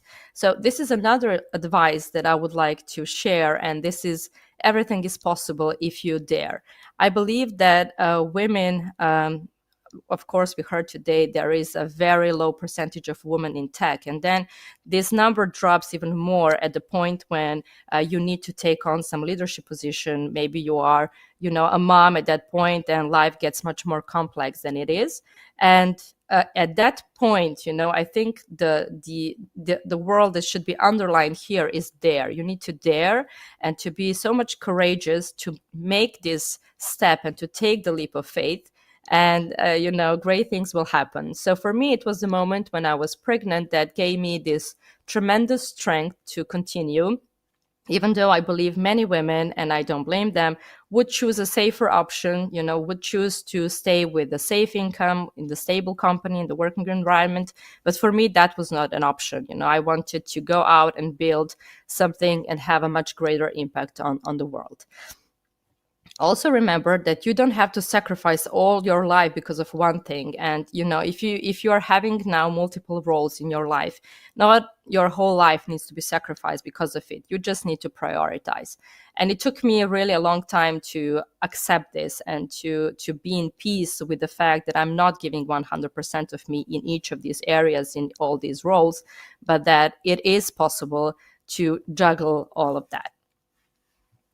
On my way to the top, there are some things that I would like to share that helped me actually reach the place where I am today. So today, my definition of success is much more different than it was 5 years ago.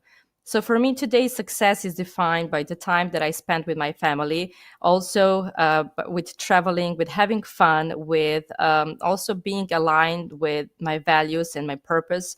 So it's been much different than just the salary and job title that I'm having.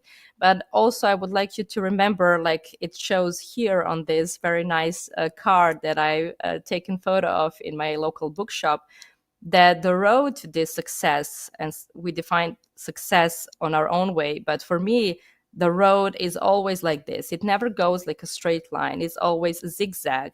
And these are some advices just to help you that I experience how to reach the top. So at the beginning, I would suggest you, if you are taking on a leadership position or you are in a place that is completely new to yourself, like I was. So I left the corporate world and I was, now in a position to lead my own company, have my own employees, build a team. And I did manage a team before, but they were not my employees and I was not as responsible as I am today. And also, I was a product manager who knows a bit of sales, a bit of marketing, a bit of legal, but now I need to know everything about marketing, everything about sales, about budgets, and everything about all that. I also am completely new to entrepreneurship, to startups. I don't have anything, I have no knowledge about VC funds, the stages of funding a startup, nothing. So I really needed help at that point. And I also had all these other life roles that were happening at the same time. So I suggest you to find the tools to bring you faster to where you want to be. For me, it means that at the beginning, I was looking for any kind of resources to help me gain this knowledge. So I turned to the local startup ecosystem in Serbia, and I found out multiple free resources like workshops, also some documentation to read, but also mentorship sessions and coaching. And of course, just the fact that you will join some kind of a community means a lot. And this is really advice that I would give you, that whatever you do when you are new into that, please try to find and connect with people who have been there already. And that even if they are in leadership positions, but moreover, if they're women, so they are experiencing some other challenges compared to men. So this is an advice that I would like you to take.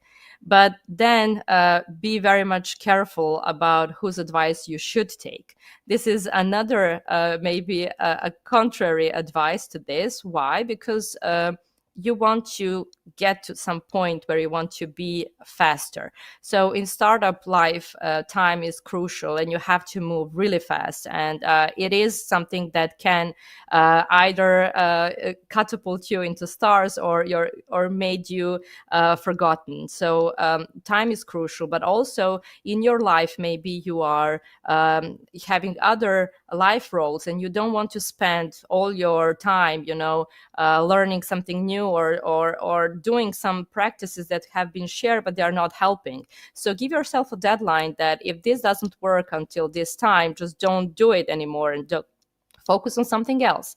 So for me, I was really careful about whose advice I'm taking, because even if you ask your own family members who mean well to you, they might be wrong about the advice they are giving. They don't know everything that you do. They are not in your position, in your shoes. They are not having the same challenges like you do.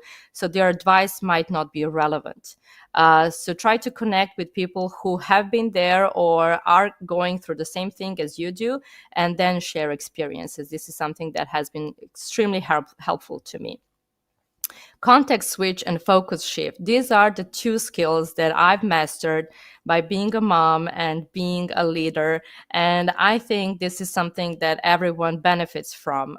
For me, at the time when I became a mother and also a C-level manager in my company, it was crucial to understand that, my baby had her own timeline and her schedule, while my meetings were scheduled in another way. And I understood at that point that, not everything is ideal, and maybe the setup will not be every time perfect. So you have to deal with it. My baby maybe has, a 2-hour window of sleep. And this is the only time that I have to finish everything that I planned for that day. So for me, it was, first of all, a moment of acceptance that maybe I need to do something which is, needs me to be creative, or needs to be, I need to be focused, concentrated. And usually if everything were perfect in my life and I don't have kids, then I would probably maybe go to some place that, makes me creative, that will switch me from some everyday life, and I could contribute and I could be, productive and all that. But now the reality is I have only these 2 hours and that's all I have. So whatever I'm at, and being productive or not, I have to finish this. Turns out that women can do much more in these 2 hours than someone else in 8 hours time. So a focus shift and context switch means that you're able to shift very fast from having your focus into one thing to another. So when my baby's asleep, I could take just 1 minute to switch to my business world and work on it and on meetings. And then I could easily switch back and spend time with my family and being 100% present in the moment, not thinking about the work I'm doing. So I strongly suggest you to develop these skills if you need to. Another advice is that failures are part of the success. So we tend to, and I think we are being learned through our life that failures are kind of opposite of success and maybe contrary to success, but actually failures are part of the success, and you cannot be successful without failures. And at the moment that you accept that, it makes your life pretty much easier, because as you can see here, the road to success doesn't go a straight line. It is pretty much curved back and forth, up and down, and it's always zigzag. So try to accept that and don't be hard on yourself, because failures are just part of your journey. Have your support system in the place. I think this is pretty much important for every role that you're taking on in your life. But if you are in a leadership position where you are pretty much, you have this heavy lift of the things that you need to finish, you have the team members, you have all these obligations that you need to do during the day, it doesn't leave you a lot of space for your, let's say, private life or life outside of work or any hobbies or time with your friends. And especially if you're an entrepreneur, you are using all your free time to think about the work and what you can do. And of course, if you're having family, that brings extra complexity into your life. So for me, having support system doesn't mean just, having people supporting you, but actually having those real friends and family members who are willing to call you 100 times to go out for a drink or go out for a theater play, for example, and not giving up on you. Because it's not that you don't want to go out. Probably that's all you need, but you are in a position that you cannot accept. Maybe, you have to finish some work. We are all sick at home or something, and I would really like to go. But then you are saying no all the time. So make sure to find the people, and usually we have them early on in our life, who will call us the 101st time to go out, and they will not give up on us, and they will push us to be active in our social life as well, because that matters. So invest in those relationships, and you have to really groom them and be focused on those, because they mean a lot. For example, my girlfriend in my life, who was very important, I told her that she's going to be my cultural ambassador, meaning that I want her to once a week take us to a theater play, a cinema, a concert, anything cultural happening in the city. And, just come, take me, I'll pay for it. I don't ask anything, when, where, who, and take me out of the house once a week, because I wanted to be back in this active, cultural life in Serbia, in Belgrade, but I could not, dedicate my time to research all the plays and everything. So I asked her to do it for me, and she did it actually, and that was really nice of her. So I will never forget that. Lead by example. This is something that we hear pretty much often in our lives, like lead by example, be the version that you want to be seen out there. But for me, lead by example also means that you should be your true, authentic self, and that people will recognize it, and they will follow you even more genuine than they would. So for me, working in a corporate world, I could see examples of bad practices of managers who are maybe not so good, leaders who are not so good. So I could know like what kind of leader I want to be once.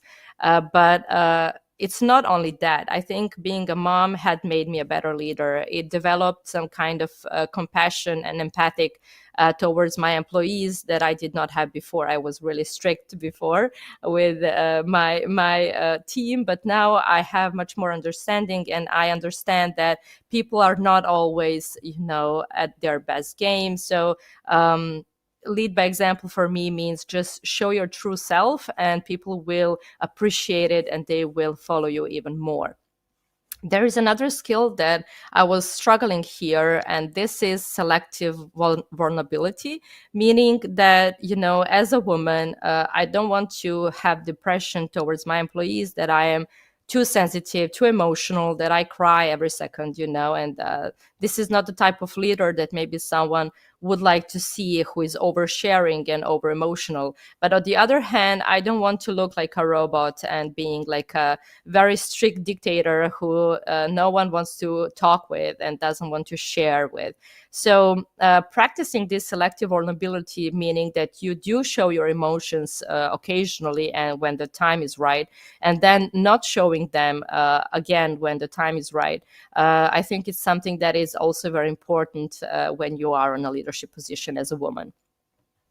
Next one is when everything goes down, just take a step at a time. I learned, I believe this is how it happens in life to all of us, that once something goes wrong, it is followed by an event or array of bad things happening one after another, and you just feel like it's never going to stop. So for me, it was very important to understand that even though bad things are happening one after another, at that point, you should just take a step at a time. So even if that day, I wake up and I sent 2 emails, I would say to myself, good, you send those 2 emails, even though maybe before I would plan 100 emails, but 2 emails, good. Let's go another step. Good. So today you finish this and that, and going step by step, that will take you out from the negative trend at where you are at in the life. We come to the next one, very logical. Do not be hard on yourself. I believe this is what we keep doing whenever we make a mistake, which is completely something usual, and a failure, which is part of the success. And in those moments, just don't be hard on yourself. Just accept that you're wrong and move out of it. Just continue, because we all make mistakes. We are not perfect.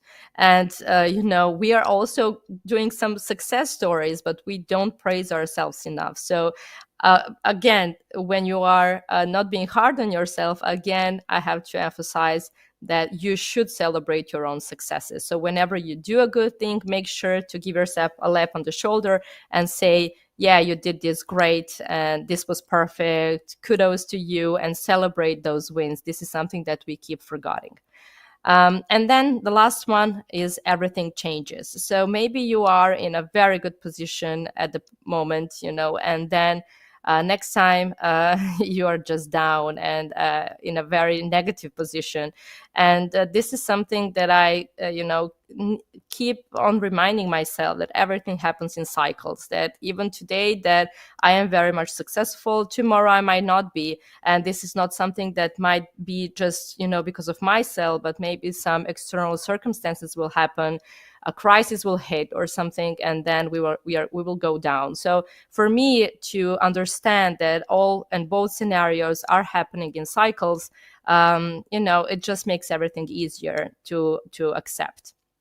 Finally, I would like to conclude that I am living the best life for myself. I'm living my dream life, and there is no time limit for you to start living it. So whenever you feel the urge to change something, I say dare, and just go out of your comfort zone, and you will see how life beautiful can be. So thank you for your attention. You can please follow me on social media. I already connected with few of you, but please add me so we can share our experiences.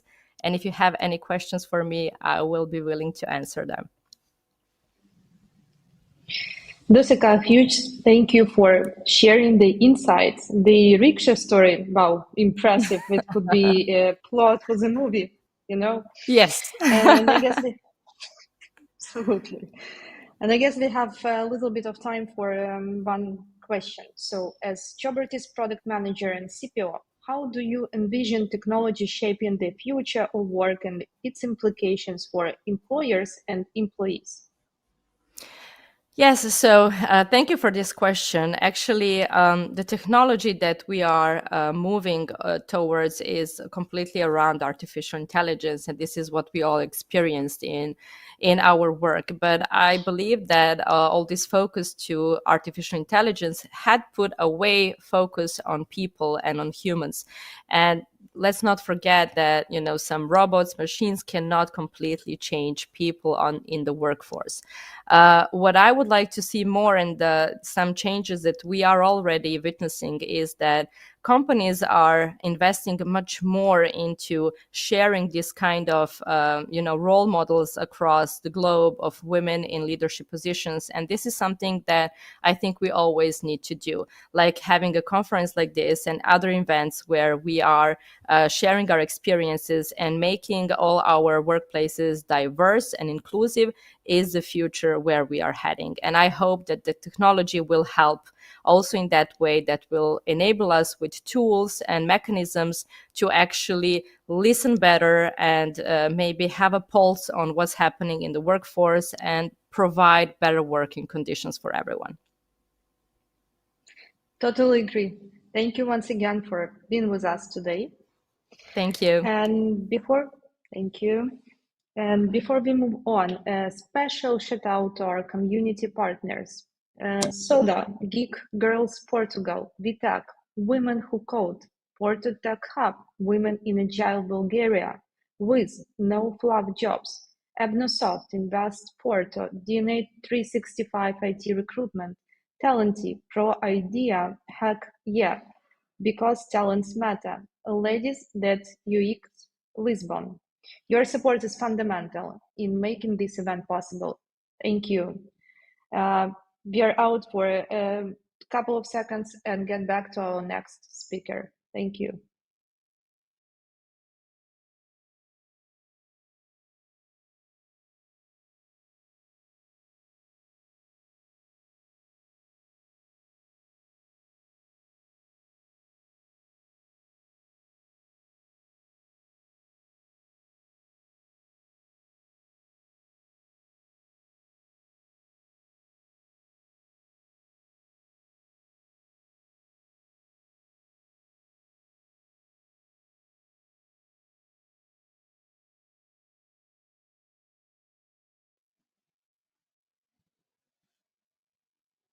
Hi, and our next speaker has been a driving force in the foundation of SODA in 2018. Hello, Hi. good morning. Morning. So please welcome Marta Kępa, currently responsible for building a community of top management in the Polish IT industry and fostering strategic partnerships. Marta, how are you today, and where are you joining us today from? I'm fine, thanks. I'm joining you from Krakow in Poland. Very beautiful city. I've been so many times. Love it. So Yeah, that's true. couple words about absolutely. And couple words about Marta's talk, glass ceiling for women in the IT industry, a natural obstacle or a myth. So here Marta will unravel the myths surrounding this term, discuss the primary obstacles women face, and offer solutions for building effective career paths. So without any delay, the stage is yours, Marta. Thank you. And thank you for inviting me for such a great community of women, and thank you, Intelias, once again. So my name is Marta Kępa, and I'm very happy to be here today. And as previously mentioned, I would like to speak about the glass ceiling in the IT industry. I guess we all have heard about this term, and yet there are a lot of myths that have grown around it. And to be honest, it's not very easy to prove its existence because there is not a lot of data that we could relate to. And of course, I did some research, and it's been kind of a subject that I have been working on since some time. But also then I would like to focus on my personal experience and on some numerous conversations I've been having with women working in the tech industry in Poland. And I will try to analyze the reasons that might hold women back in their careers, and most importantly, share some thoughts about how to work effectively. So a few words about me. I'm currently working as an executive director at SODA, which is the abbreviation of Software Development Association Poland. And I studied French philology, and I obtained my bachelor's degree But then I decided to quit studying, and that was the moment when I started working in IT. And it was my very first serious job, I remember, and it was proudly called as a customer service advisor with French, but it was a typical help desk job in which I was solving like live on the phone technical problems of some French journalists that were working for Canal Plus channel. And I remember the most curious thing is that when I was having my interview, I had really like very, very basic computer knowledge. And they told me that I should do not worry because they believe that it's easier to teach me these technology skills and that it's easier and faster for them than to teach an engineer speaking French. And that was what they currently needed, like that I speak French with these people on the other side of telephone and resolve their technical problems. And after 1 year, I decided to quit and came back to study. And I obtained a double master degree in European studies. And I was studying in Krakow and Strasbourg. And as you can see, I have nothing to do right now with my education because I decided to work in the IT industry. And my growth started from working as an executive assistant. I had this job for around 2 years and a half, first in a big corporation and then here in Soda. And as you can see, there was a quite huge switch because now I am an executive director there. And how did it actually happen? I will talk about it a little later on. And last but not the least, I wanted to say and share that I spent my free time with the adopted dog. And I hope that he will not be going here around, but if you see some black part somewhere around the screen, it means it's her. So sorry for that. And okay, so just to finish, what is SODA? What is an association I'm working for? And we are a leading organization of 200 technology companies that create software as a service as their own products as well. And we have a community where companies collaborate together instead of being a concurrence to each other. And I think it's quite unique on the Polish market. Okay, so glass ceiling. Glass ceiling is a term that we all have heard about, but just to make sure that we are all on the same page when we think about it, I would like to introduce some definition. One is according to the Cambridge Dictionary, which says that it is a point after which we cannot go any further, usually in improving our position at work. But I do prefer the second one, which is more detailed and prepared by European Institute for Gender Equality, which is saying that the glass ceiling is artificial impediments and invisible barriers that militate against women's access to top decision-making and managerial positions in an organization, whether it's public or private or in whatever domain. And I really do think this one is more accurate. But to make it even more complex, recent findings have been talking about the new term. I'm not sure if you heard about. It's broken rank.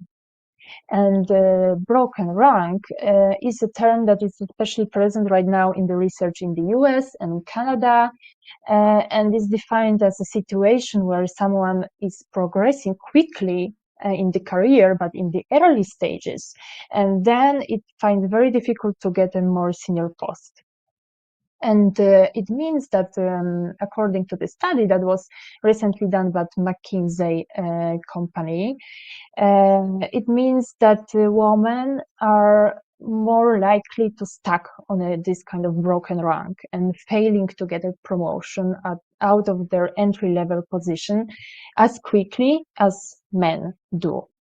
Because for every 100 male employees promoted, there are like 87 women that received a similar promotion according to this report. And finally, we can also hear around about another term, which is a sticky floor. And it can be defined as a low position in an organization or area of work, and from which it's very difficult to make progress and get a better job. So we are remaining all the time close to this kind of floor, and we cannot go any further. And so how does it really look like? And do we have some proof that are showing that women actually are not likely to be at the top position in the tech industry? And I would like to start from the top to give you some broad vision. And it's very important to have a look on the Global Gender Gap Report, which is an annual benchmark prepared by the World Economic Forum. And it compares 4 key dimensions when it talks about gender parity. This is economic participation and opportunity, education attainment, health and survival, and political empowerment. And taking all these results together, we can estimate how many years it will take to close each of these gender gaps. And unfortunately, the overall result that was taken from 145 companies says that it's projected to close in 131 years. So it means we are not going to live by then, right? And I think it's pretty sad, of course, but well, what was striking for me is to see that there is one fascinating fact, and there is one country, Iceland, which for 14 consecutive years is the only one winning country. So I say to myself, what's there something special in Iceland that it's such a winner? And I did some digging in the internet, and I discovered this story you might probably heard about, that in 1975, this year has been declared by the UN as Women's Year.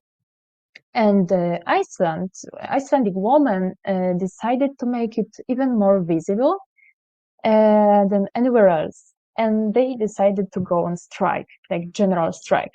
So the 24th of October 1975 is known by Icelandic men until now as the Long Friday, because nearly 90% of Icelandic women participated in the strike, and they not only stopped their professional work, but also they did not any non-paid job, which I think we often forget that some kind of job exists. So this non-paid work means cleaning, cooking, taking care of a child. And that's why it's called the Long Friday, right, for men, because they made realize that, well, women are doing a lot. And let's do not forget it was in the 70s, but that time 25,000 of women gathered in Reykjavik, and it's a huge number because there was like 220,000 people living by that time in Iceland. And so the strike had quite immediate effects, because already 1 year later, the Iceland passed the Gender Equality Act. And then 4 years later, a woman has been elected the first female head of the state in the world, which is very, very impressive. But then what happened is that despite this winning and this top position in the ranking, and Icelandic woman decided to repeat this action last year, actually, in October 2023. And the second picture is presenting this second strike, because they were still claiming that in some professions, Icelandic women still earn 21% less than men. And there is also quite a lot of sexual violence and gender-based violence on women. So While even these countries that are on the top of the report, they still have stuff to do, which means, and unfortunately maybe confirms, that there is still this gender gap that is to be covered in the future. And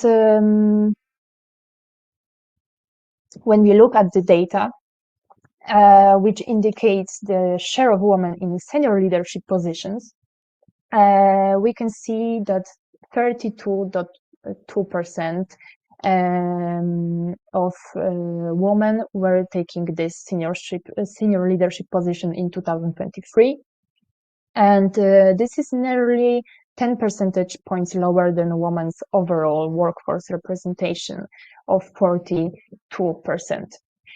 And the technology, information, and media, that was unfortunately like one sector altogether, is below 1/3 because it's only 28% of women that are in senior leadership roles. And when we look at the data by seniority levels, we can see that different industries, they have different patterns when it comes to the drop to the top.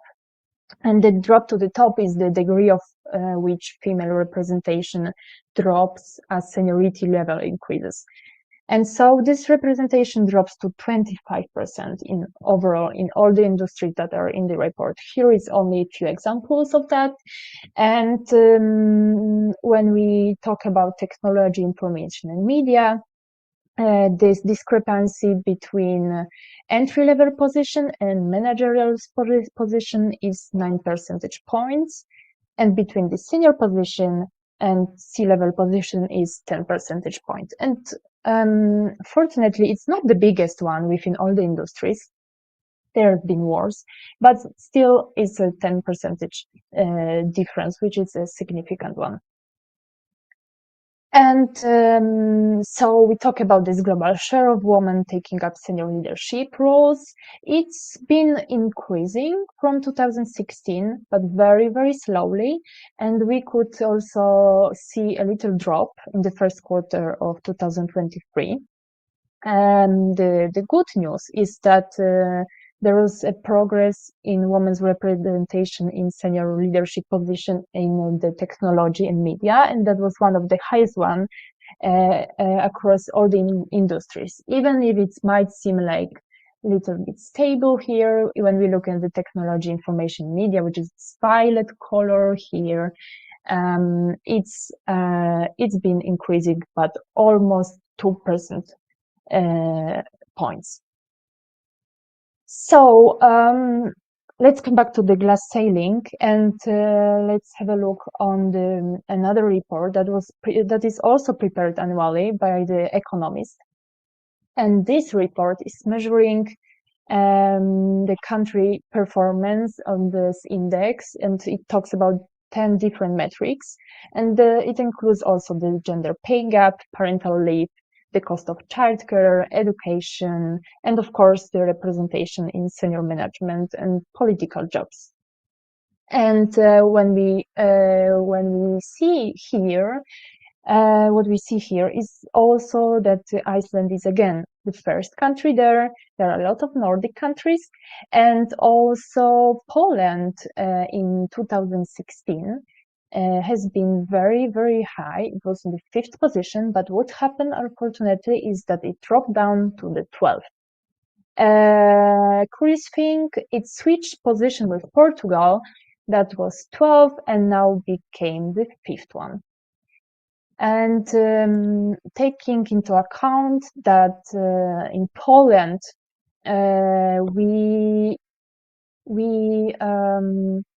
we have much more women that get the higher education, because it's 11.5 points higher than men, which is striking thing for me is that then women has lower participation in general in the labor force. So we are more educated, we get much higher than men, and then yet we have lower representation in the market, in the working market. I talk about Poland specifically here.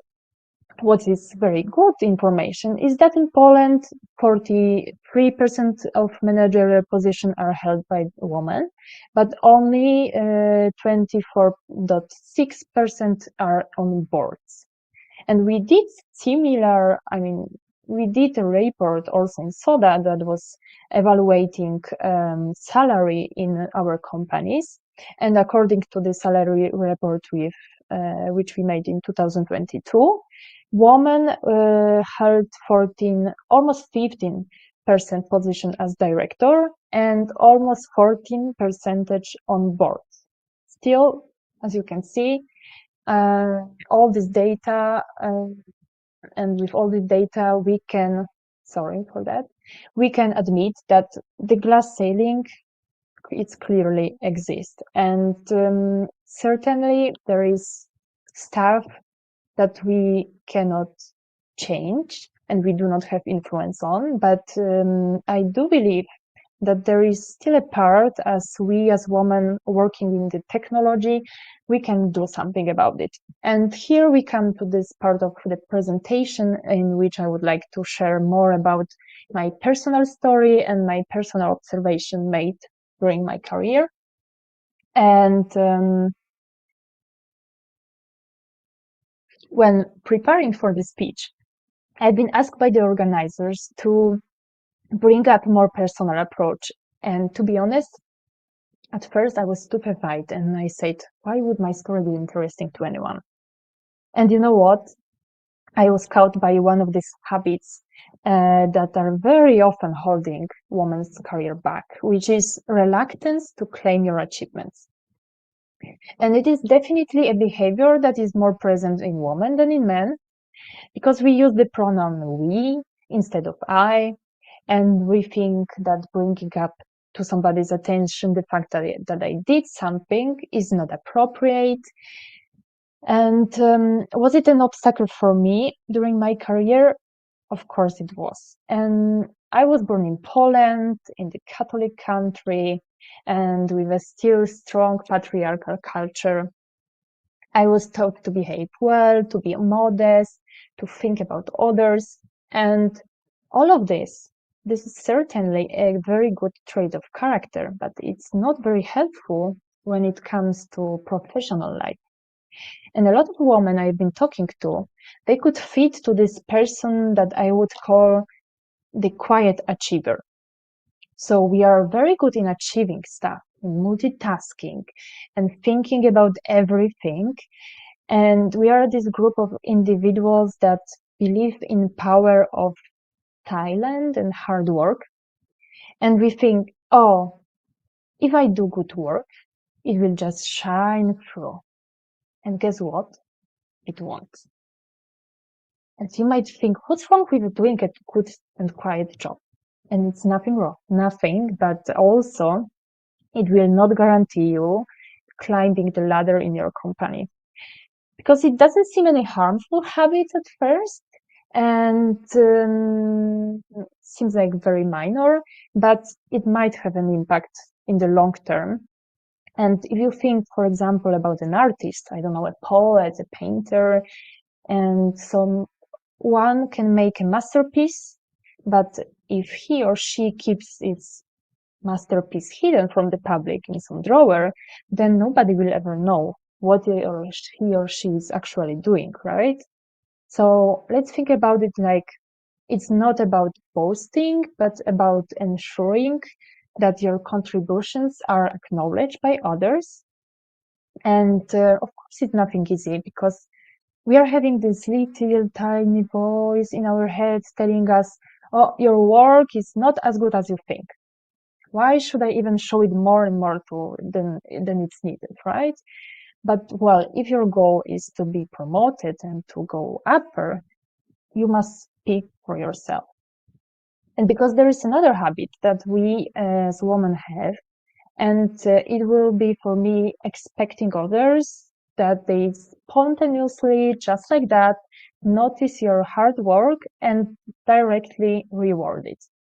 Well, Maybe if you have a chance to have a brilliant boss who is not extremely busy and is having all that time to constantly pay attention to his employees, then maybe there's a little chance that this person will reward your work.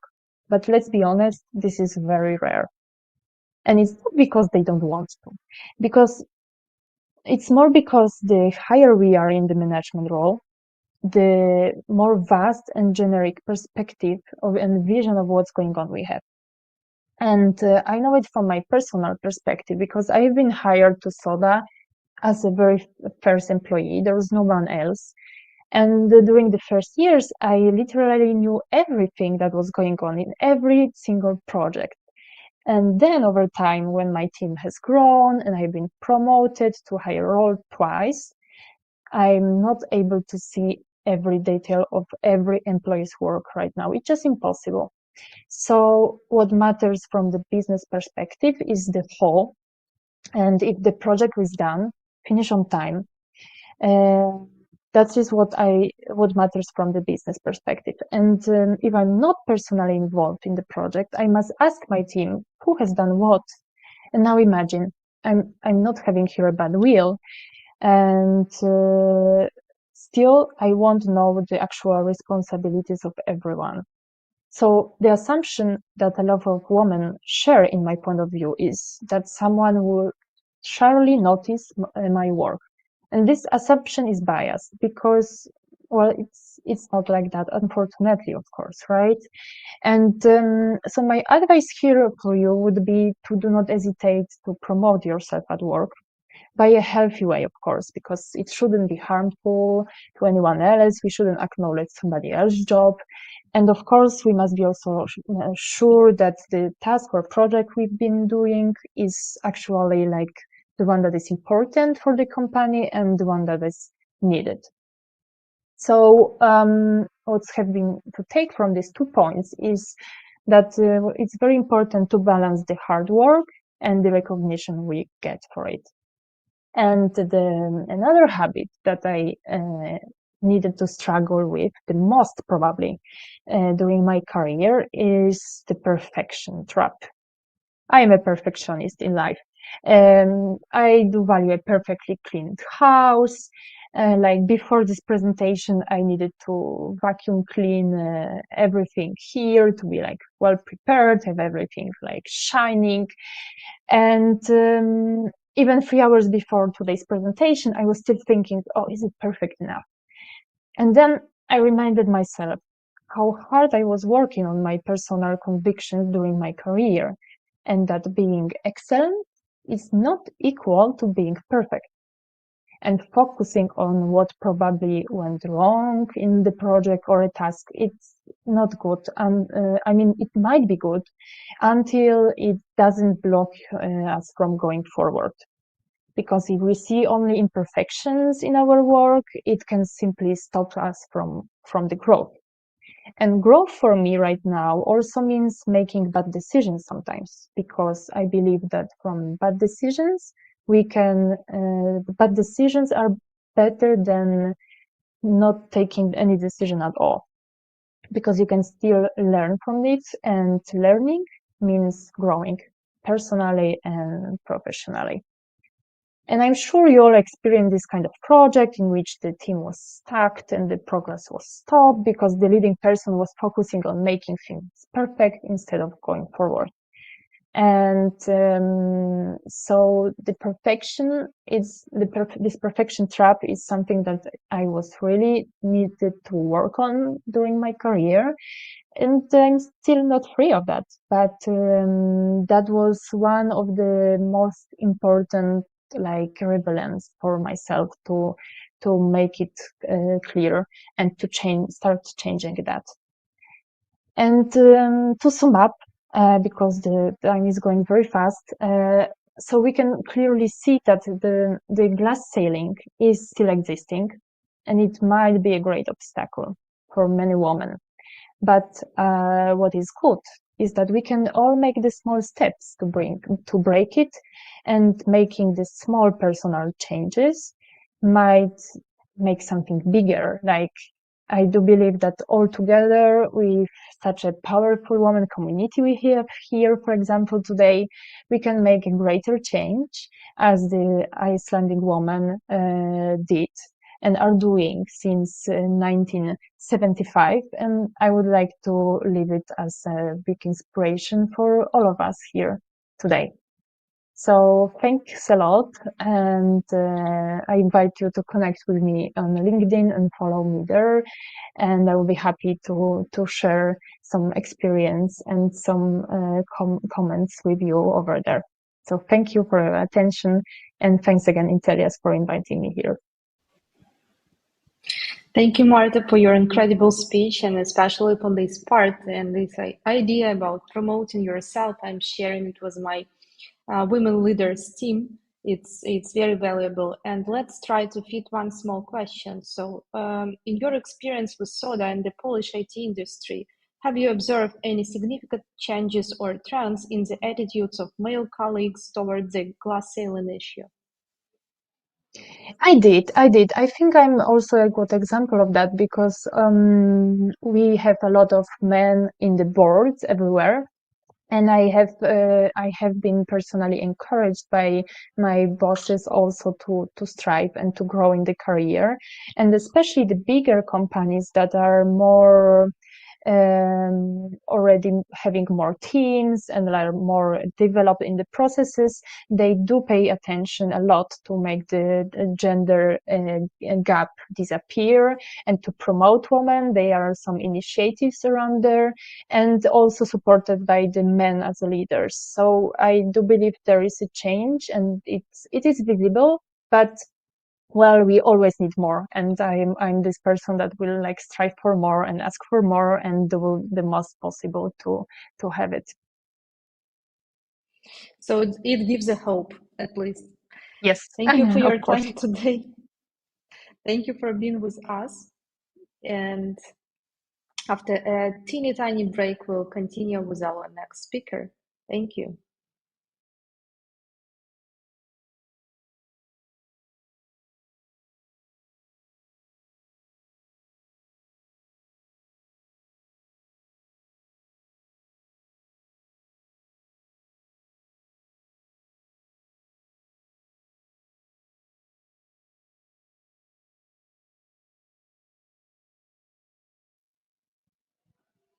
And our next speaker has accumulated 13 years of expertise in both supply chain and technology. So please welcome Marta André, the COO at Platformi, a Portuguese tech firm dedicated to addressing the fashion industry's waste problem through innovative technology solutions. Hi, Marta. Hi, good afternoon. So should I start? Good afternoon. Okay. Just a couple of minutes of introduction. Let me name the topic. So today Marta will be unlocking the secrets to balancing motherhood and leadership. In her presentation, Unlock Your Full Potential, Great Leader and Amazing Mom, Marta draws from her personal experience to shed light on how motherhood can be a powerful catalyst for becoming a better leader. So now, without further delay, the stage is yours. Okay, perfect. I have some slides. I don't know if you are seeing them. Okay, now it's working, right? Perfect. So going back. So good afternoon. First, I think I would like to start by thanking Intelias for the invitation, of course, and also all of you that are present. Thanks for being here. Like it was said, today I'll be giving you my personal opinion on how we can unlock your full potential and be a great leader and an amazing mom at the same time. Okay, so who am I? I am mom of 3 wonderful boys, and I'm going to try to give a little bit of a personal touch on each one of my slides, and you can see here the picture of them. So, and boys, as you all know, have a lot of energy and are always challenging me and my husband on everything. So in the evening after their school, my place becomes a mess, a beautiful mess, let's say, that will never change for anything. but because they are the most precious thing that I have in my life, and I know they are the reason why I work so hard as well. So besides being a mom of 3 wonderful boys, I am also CEO at Platform.me, and I oversee everything related with marketing, sales, visual assets, digital visual assets, project manager, customer success, and strategy and operations. And Platform.me, besides being a tech company aiming to reduce waste in the fashion industry, is an example of a company to follow, as they embraces maternity and always saw potential in me and in any other woman that has been working for Platform.me, regardless of being a man or a woman, So just for you to have an idea, and I think it's interesting for me to share this with you, is that when I was looking for a job and I tried to be working at Platform.me. So they decided to hire me, even knowing that I was pregnant of my first child. So here we go. Laura sees already how the company embraced maternity. But this is not all. So the first time I was promoted within Platform.me, I was pregnant of my second child. And when I was promoted the second time, I was pregnant of my third child. So I think it's enough now. I don't want more kids, but I can imagine if I want a fourth one, maybe I'll be promoted again. I'm joking, but this is to say that I work in a wonderful place that do not see maternity as an obstacle and that rewards people that care and work hard. It is a company that gives the opportunity to the one that earns it, and regardless of being a woman or a man. Okay, so I wanted to note that because it's important. Of course, I think I deserve it, but opportunity needs to exist, and you need to make sure you are working for the right manager and company, as I'll be saying that later on. So let's start the presentation with a wonderful quote sentence said by Kevin O'Leary that I believe you all know him like the insolent shark on ABC Shark Tank. Okay, so he says that if you want something done, give it to a busy mom. And why you think he says that? He thinks that. Why he clearly states the mom word and not any other word in the sentence? Because we get stuff done in the business. We are the driver to make things happen. And he clearly says that he has come to learn that there is little risk in investing, for instance, in busy female entrepreneurs that are moms. So he really believes that because he has experienced that.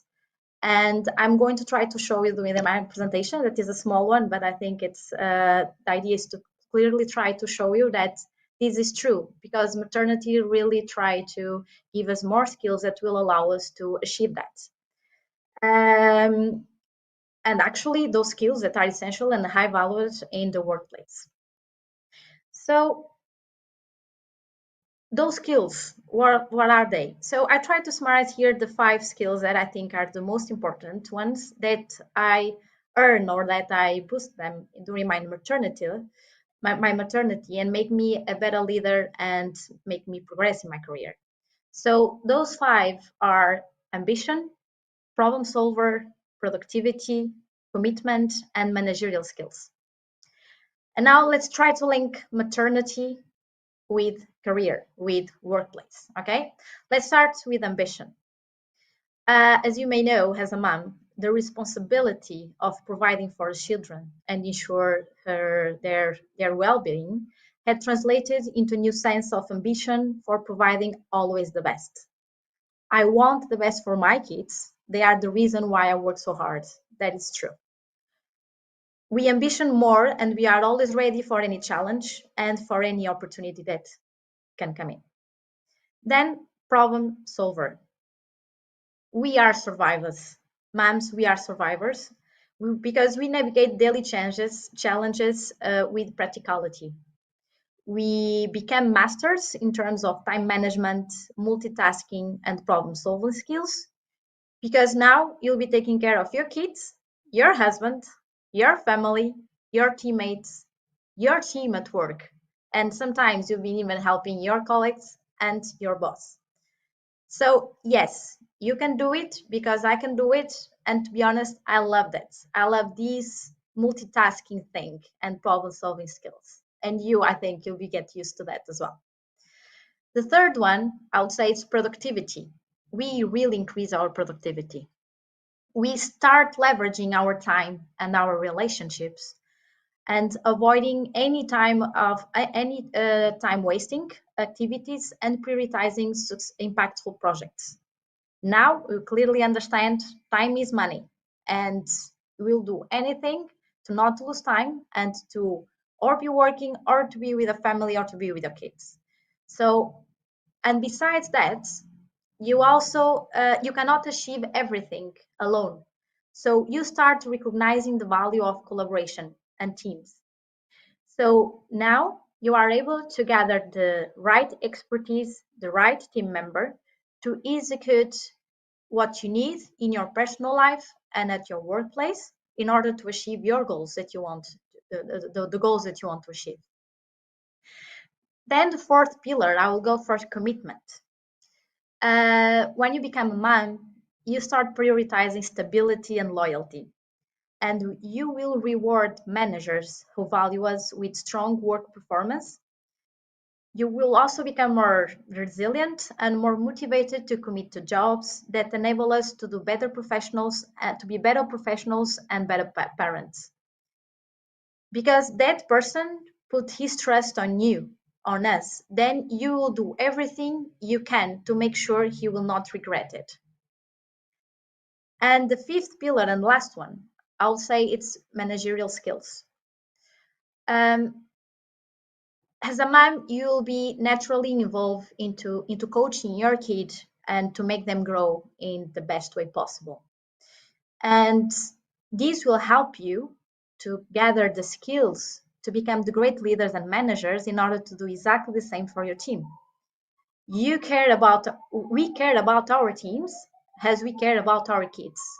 So we will excel by cultivating trust, setting boundaries, investing in our teams, and by providing both autonomy and guidance.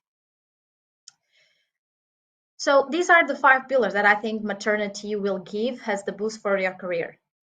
But even though maternity allows us to develop all those skills, there are some attitudes that we need also to take in consideration in order to make the opportunity to happen. And that will also allow you to success in these 2 roles, being a mom and being a professional. So here I want to share some advices on how to combine these 2 roles, career and maternity. Let's start with actually before your maternity leave. I think you should be present. And what I mean by that, don't take maternity leave and pause your job until you actually need to go. Show you care both about the company and your baby. So sometimes there are people that stop quite early, do not go till the end of the pregnancy. There are others that actually stay there but start passing their job, their day-to-day activities to others very soon. So what I'm saying is this: stay there until the maximum you can. Of course, if there is a health problem, it's completely different. But if there isn't, show that you care. Be there for the job and actually for you, because I think it's important mentally for you as well. Now, during your maternity leave, take care and take care and time for yourself, because your self-confidence and health, it's really important. If I thought pregnancy and childbirth were hard, motherhood was an entirely completely different ballgame, believe me. Sleepless nights, sickness kids, whatever. So a lot of things. So you really need to think about yourself above all in order to be in good shape to take care of your baby and the others and be able to support the company when they need it. Third, I would say stay in touch. By this, I mean stay in touch with the workplace, okay? But attention. Actually, this is really for me, because especially when you are in a position like mine and you have a higher role, you cannot just disappear, or you have your team and you leave away your team and your responsibility. This does not mean that you should work every day all the time. No. For instance, I'm currently on maternity leave of my third kid, and I'm just present. If they need something, they know they can count on me. They can call me and I will answer. They can Slack me and I will answer it. I'm at home. I have my kid. I can even bring my kid to the office. They're also happy to see it. And that's it. I think you need to stay in touch, because at a certain point I also need it, because it's important for me to feel that I'm still belong to that workplace. Then you stay in touch with the workplace, but allow yourself to recover and take time for you, the baby, and your family. This is crucial. Time does not go back, never. So enjoy it while it lasts, because now you have the smell of the baby born, you have the baby, you can even give attention to the older kids that you have at home, and you do it at your place.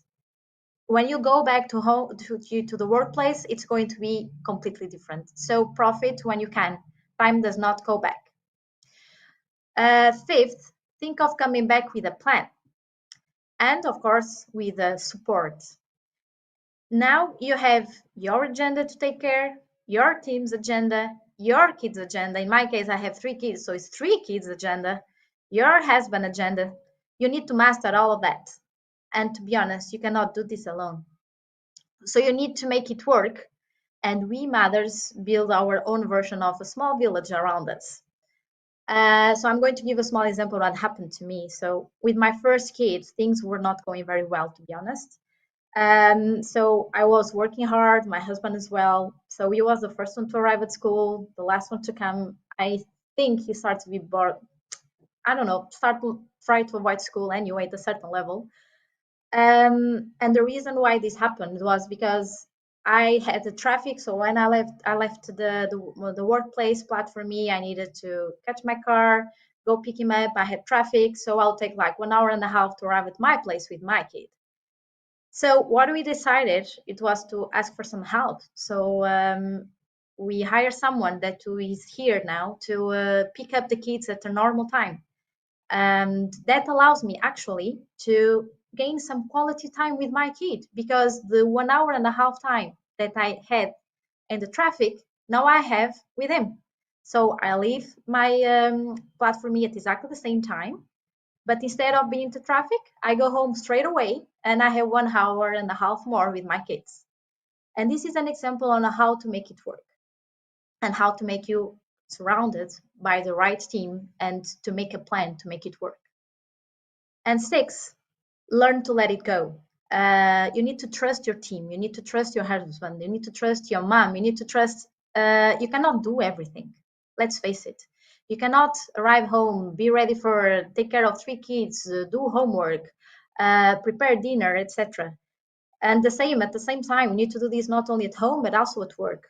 Managing is trusting. So you need to trust that you'll do your best, but you cannot do everything, and you can count on others to help you out. Now, let's go to the second part, that is back to work.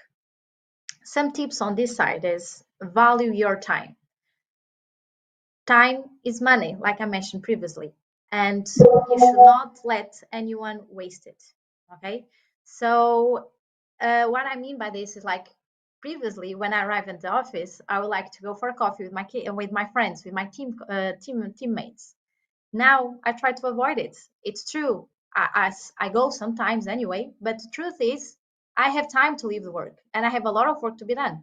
So I cannot lose 1 hour of my day and having coffee and talking with them, etc. So what I do is, like, I arrive at home and I start being productive right away. Secondly is Pareto's law for everything. 80% of the results come from 20% of the effort. Never forget that. So use this law to boost productivity and to prioritize your tasks. And of course, to make the best business decisions that you need. Thirdly, and this one is quite important, accept change. Especially when you are working in a tech company, they are always changing, right? When you arrive at work after your maternity leave, a lot of things will have changed. So accept that. And to be honest, not only the company will change, your priorities will also change. You have changed. So accept that is the first step to take. As the previous speaker was saying, don't aim for perfection. I completely agree with her. Aim for good enough and learn to iterate and incrementally improve product and capabilities. Set boundaries and voice your needs. This means ensure your team, your manager, everyone are aware of your preferences. If previously you could stay at work till 8 p.m., now if you need to leave earlier because you have the father's meeting at school or etc., you need to let them know. It's normal that that happens. At the end, you guarantee that work will be done in the best way, so they know that. You just need to let them know that your preference now can change slightly. And make the right choice. Work for a company or a manager that gets it. Again, I started my conversation, my pitch about this. This is important. Of course, technology companies are in the front for this. I think they are the ones already start valuing more women and moms in the workplace. But again, this is important. Plus, for me, it was my right choice. They really saw potential in me, and they did not saw maternity as an obstacle, like I said in the beginning. So successful moms are not the ones who have never struggled. They are the ones who have never give up, despite the struggles. This is true. If I can, you can. Believe me, it will be difficult, but things will get better, and your kids will be proud of you and see you as a role model. My first kid already see that. So you know the story of the 3 little pigs, right? The kid story.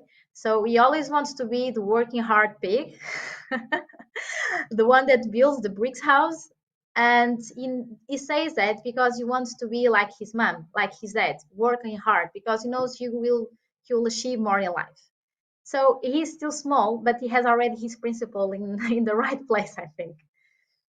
And that's it. And to be honest, I'm going to say another thing about my family because I think it's funny.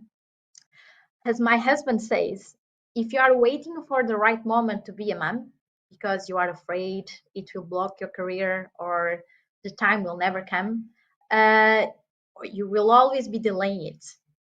Believe me, just do it. The time is never perfect. There is never a perfect timing. Never, never, never.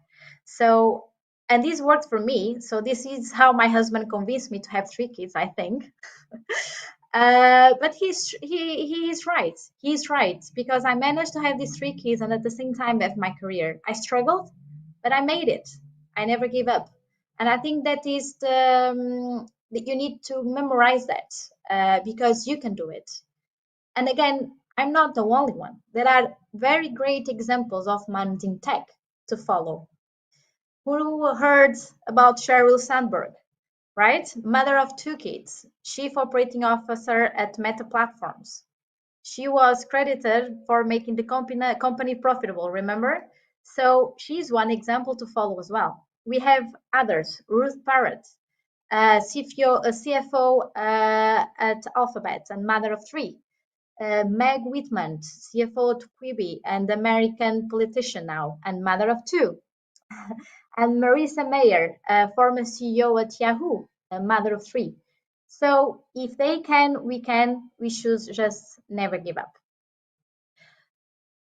So this is the end of my presentation. Thank you all for being present, and I hope you have enjoyed. This presentation was mostly based on my experience, and I hope I gave you some good insights. And now I'm here to answer any question you may have. And of course, I invite you to follow me on LinkedIn. Thank you. Marta, thank you very much.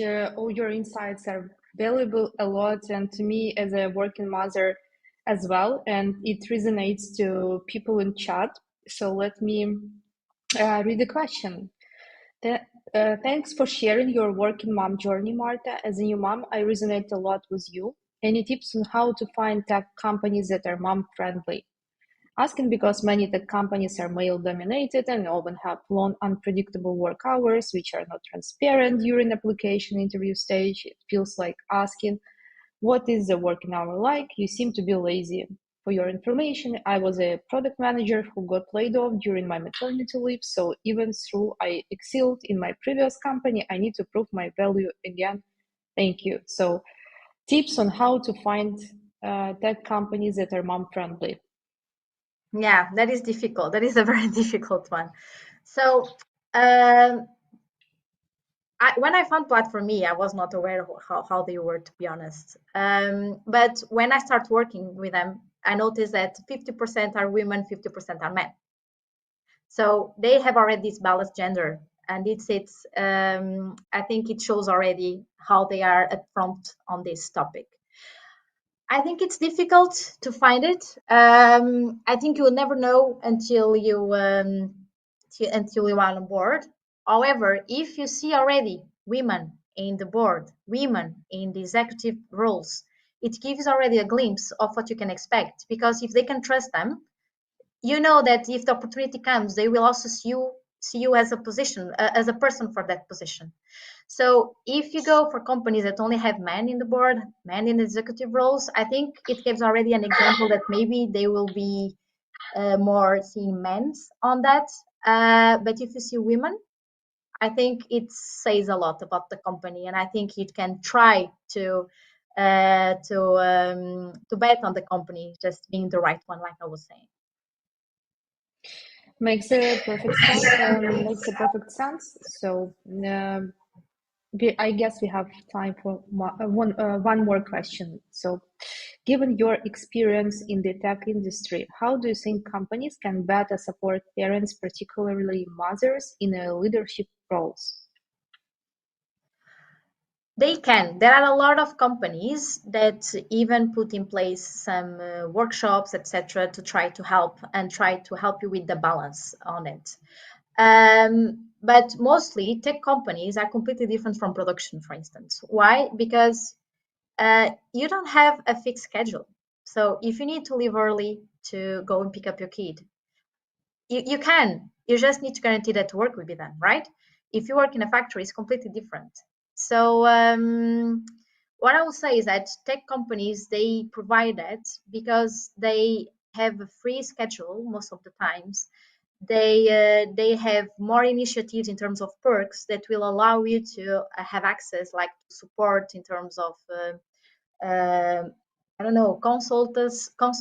You have also medical insurance. You have all that stuff that you can help you in order to support as a mother.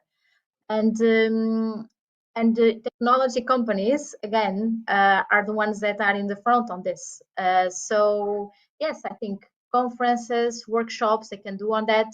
Then can sensibilize everyone that work in the workforce that moms and men are exactly the same, making the gender equality in the workforce as well. Already push that because it's a mentality thing.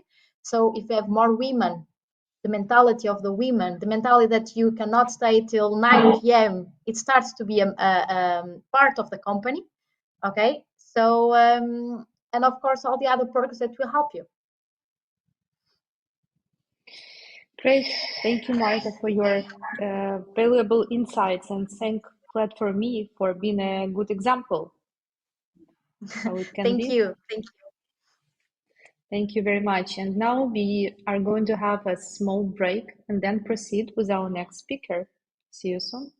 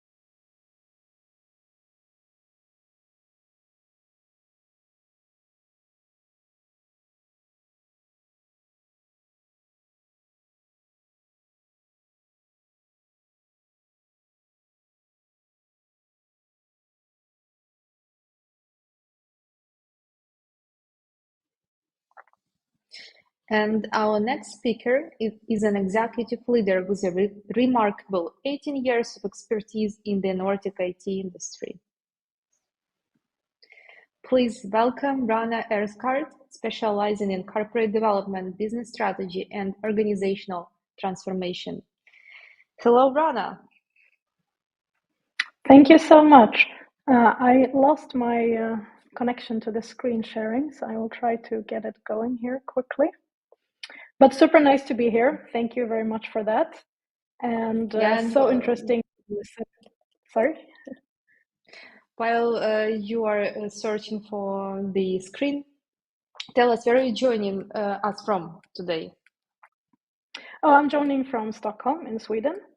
And yeah, I've been listening into some of these speeches. Great things, great advice have been said. Got a great music list and a lot of things that can be useful for the future.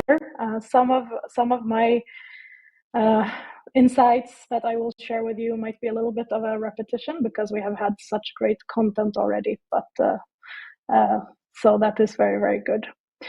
All right, yeah, let's see if I can get this going. Yeah, and before you do, let me say just a couple of words to introduce your topic. So in her talk, Rana will explore the impact of Nordic business culture on female leadership. So get ready for insights into the dynamics shaping female leadership within this distinctive business culture. Rana, the floor is yours.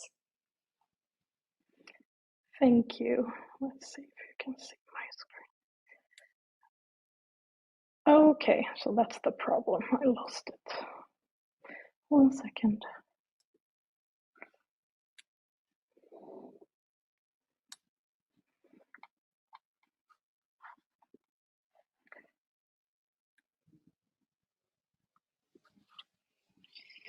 Even if you don't find the presentation, we can still talk. Yeah, I had such situations in life.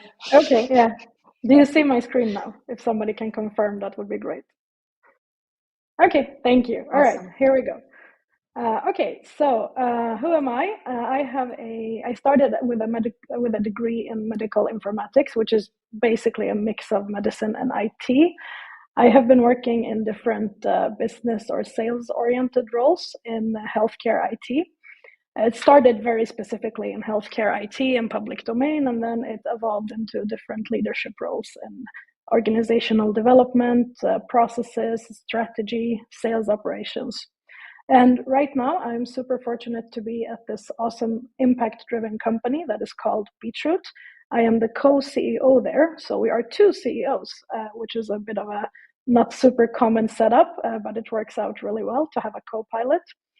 And we are an impact-driven social enterprise that provides tech services, IT consultancy, tech education, and more, with the base in Sweden. It's a Swedish company with a big part of the operations in Ukraine, in Poland, Bulgaria, and Vietnam. I live in Stockholm, like I said. I am married. I have 2 teenagers, 16 and 14. And hobbies, it says hobbies ? Because I have given up. I do not have any specific hobbies, and I am too old to pretend. I spend a lot of time listening to like political podcasts and random documentaries, but honestly, I'm not sure that qualifies as a hobby. So let's just leave it at hobbies ? All right, so I will be talking today, but I want to have a little bit of a disclaimer. We have heard so many different stories today, and it's important to point out that all experiences are individual and different, and I can only speak for myself like others have done.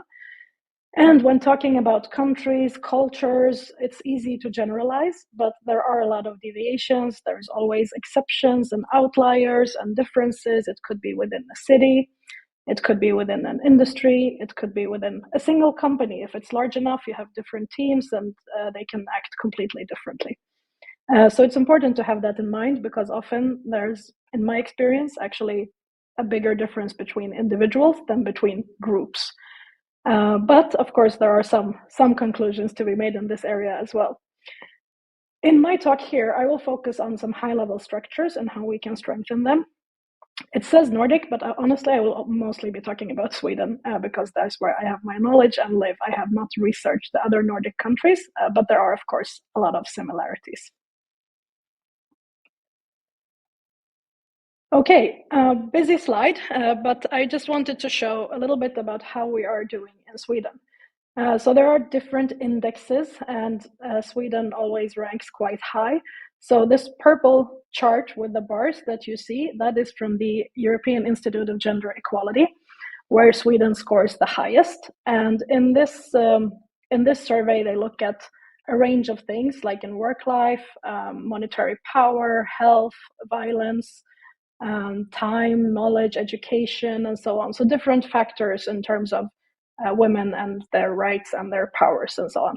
And then we heard earlier today about Iceland being the top on the global gender gap index from the Economic Forum, and also there Sweden scores quite high. So the thing is that things are pretty good in Sweden compared to other countries in this area.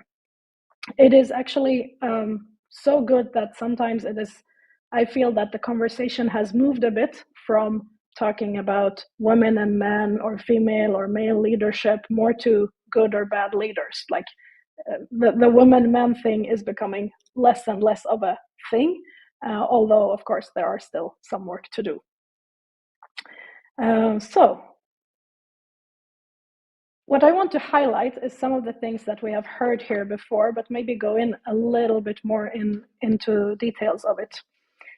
There are some conversations where it's a lot about how you should act as a woman, and that's fine. It's great to have these tips and these things to keep in the back of your mind and so on. But it's also actually a society and a structure problem or challenge that we all need to push and drive, because I think that a lot can be done on individual level, but there are things that are these supporting structures around that are super valuable.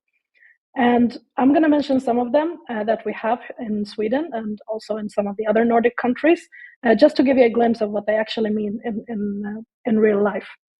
So one of the things is that, like in Poland, for example, we have a lot of women that actually complete higher education, and it's surpassing the males. So we have more well-educated women than men in Sweden, for example. So that's like already there. We have a great starting ground for finding good talent. We have childcare or parental leave. So we talked about this before in some other talks about some other countries, but this is a really big thing. In Sweden, we have 480 paid days per child for a parental leave. And that means that, yes, there is a cap. So if you're a high income person, you don't get your full salary, but you have a lot of days that you can spend with your child that are paid. Now, that this could, of course, be a little bit, but then you stay at home. But that's not exactly the full picture, because there are a couple of things here. One is that some of these days, 90 of these days, are earmarked for each parent. So if you are two, one has to take 90, the other has to take 90 of these 480, and the rest you can split however you like. If one of the parents do not take the 90 earmarked, they lose those days. So this is an incentive to make sure that, in many cases, the father, but it could be the partner, that also takes days and stay home with the child. And that's one thing. The other thing is that they are valid up until the child is 7 years. And you can use them part-time. You can combine them with working. So you could like take a chunk of them in the beginning when your child is small, and then you can combine it with part-time work and get paid part-time from your work and part-time from the social security system that the government provides in this case. So it's a slightly complicated system, but the driver is to make it as flexible as possible for individuals and families to decide how they want to do with this. So that is something that is quite evolved here, and I think it's one of the important things to enable more people to do careers of either gender. And they have been trying to push up this number. So it's not divided 50-50 right now, but it is 30% of the parental leave days are used by men, and it's socially accepted. I'll come back to that in a second.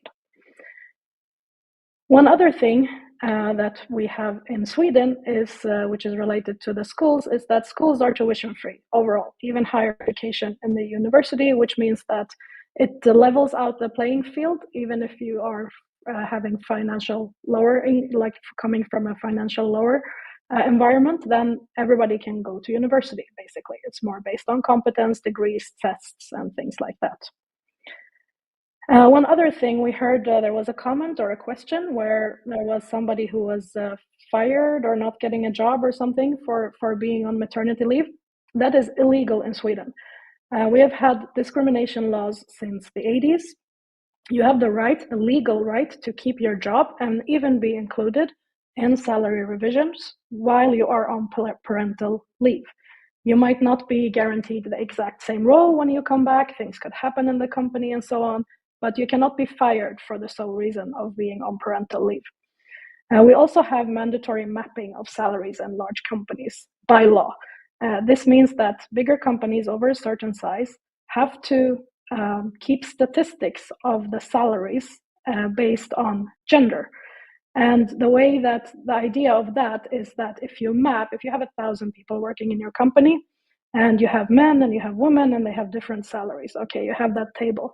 But then if you take into account all of the things that are justified reasons for different salaries, like it could be the role, it could be the level of seniority, it could be the education, it could be the city that you're in, if it's a big company with offices across many cities. So when you take away all of that, that could be like reasonable reasons for why the salaries for women are lower, for example, then you have unexplained difference left. And that you have to work with and do something about.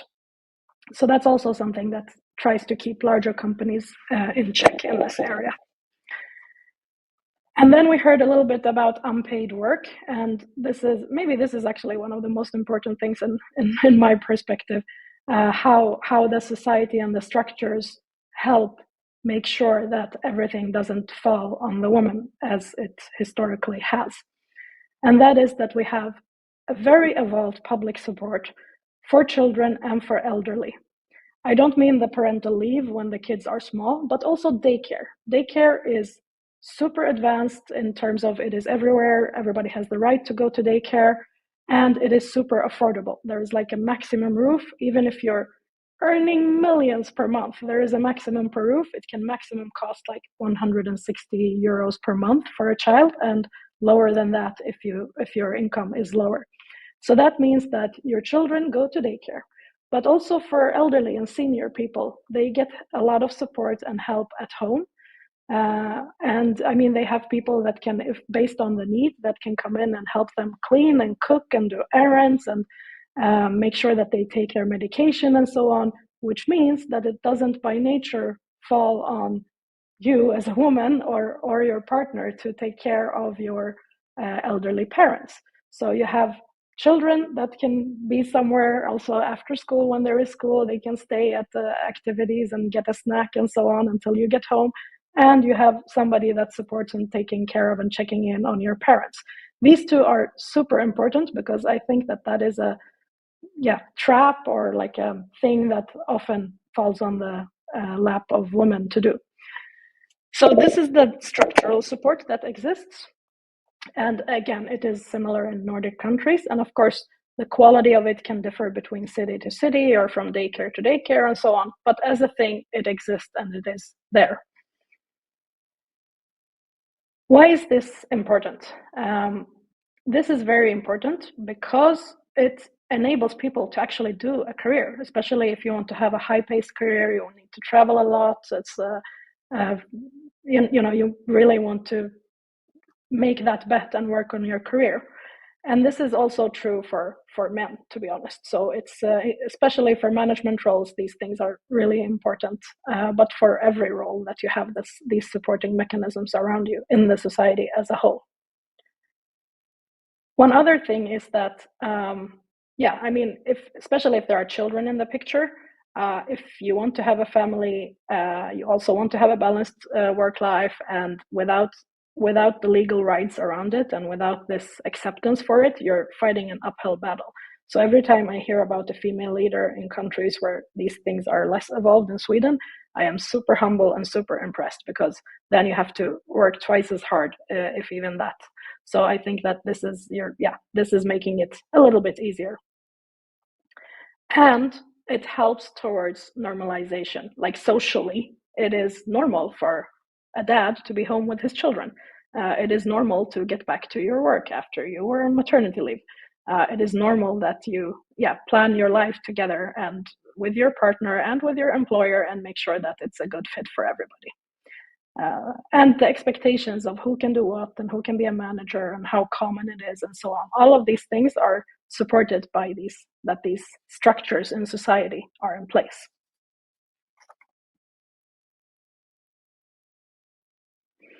Those was a little bit about the hard structure.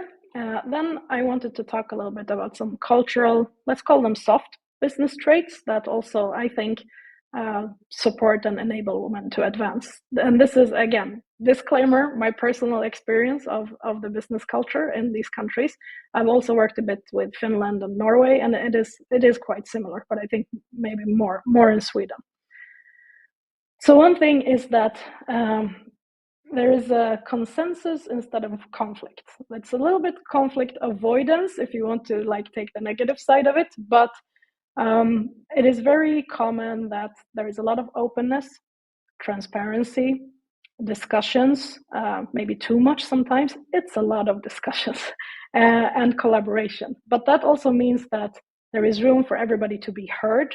There is room for making sure that people are in the loop, and that you get the greatest ideas from whoever it comes from, and that you discuss a lot, and it's okay for people to take place.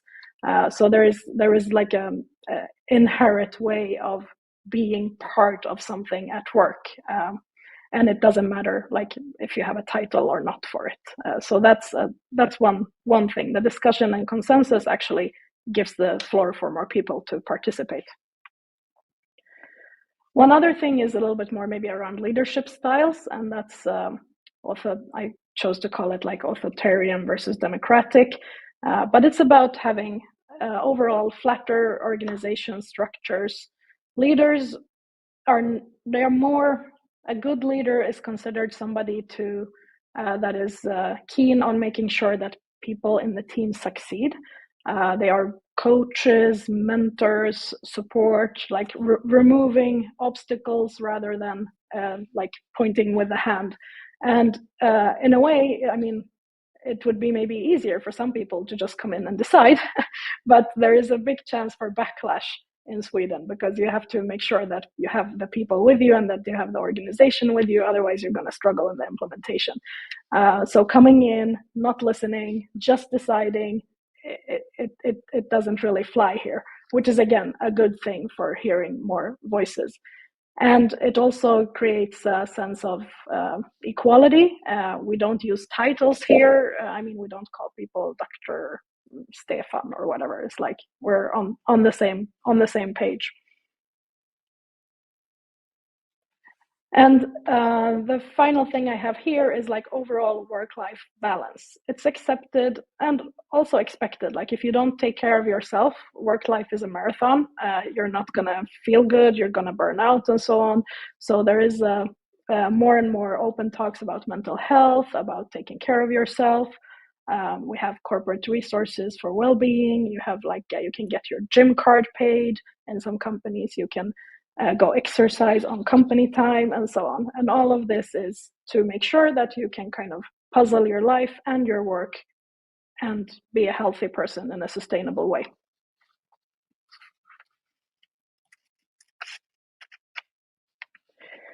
So we talked before about glass ceiling, somebody mentioned, and that was very interesting. I think in Sweden nowadays, it's a little bit hard to define what is on an individual level and what is a gender glass ceiling, because as you saw, the numbers were quite high in closing that gap.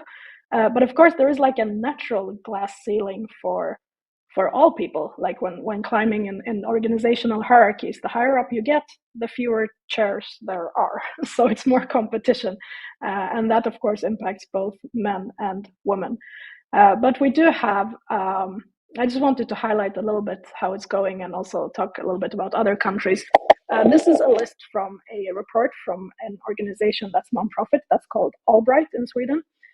They do every year, they rank companies based on how well they're doing in terms of having female executives in their management and or their board. And they even have like a shame list and a green list and a black list and so on. It's quite interesting. But as you see on higher levels, it is still, I mean, we're doing quite okay, but compared to other countries, but there's still a long way to go. And where we have like a more of the female representation is within classically female-dominated fields like HR and communication, for example. So still more to do. Although what is interesting is that Sweden has been very progressive in this area, and it's like coming to the like top 80 or like in the top of the list. So that last mile is always a little bit harder. But other countries are catching up, and that's really, really cool. So it's actually moving faster in other countries. So these bubbles represent the difference between percentage of women in management teams of the 40 largest companies between 2018 and 2022. So you see in the US or if you go to Europe, France and Germany, remarkable speed. So I think that this also enables with a more global world, global companies, that these things are spreading and that it's not like something unique. So that's really positive. So I wanted just to share some anecdotal things that I have been experienced to, although in fantastic Sweden, and they are not big, they are tiny, because again, it's quite evolved here in these terms with everything that we have that supports us.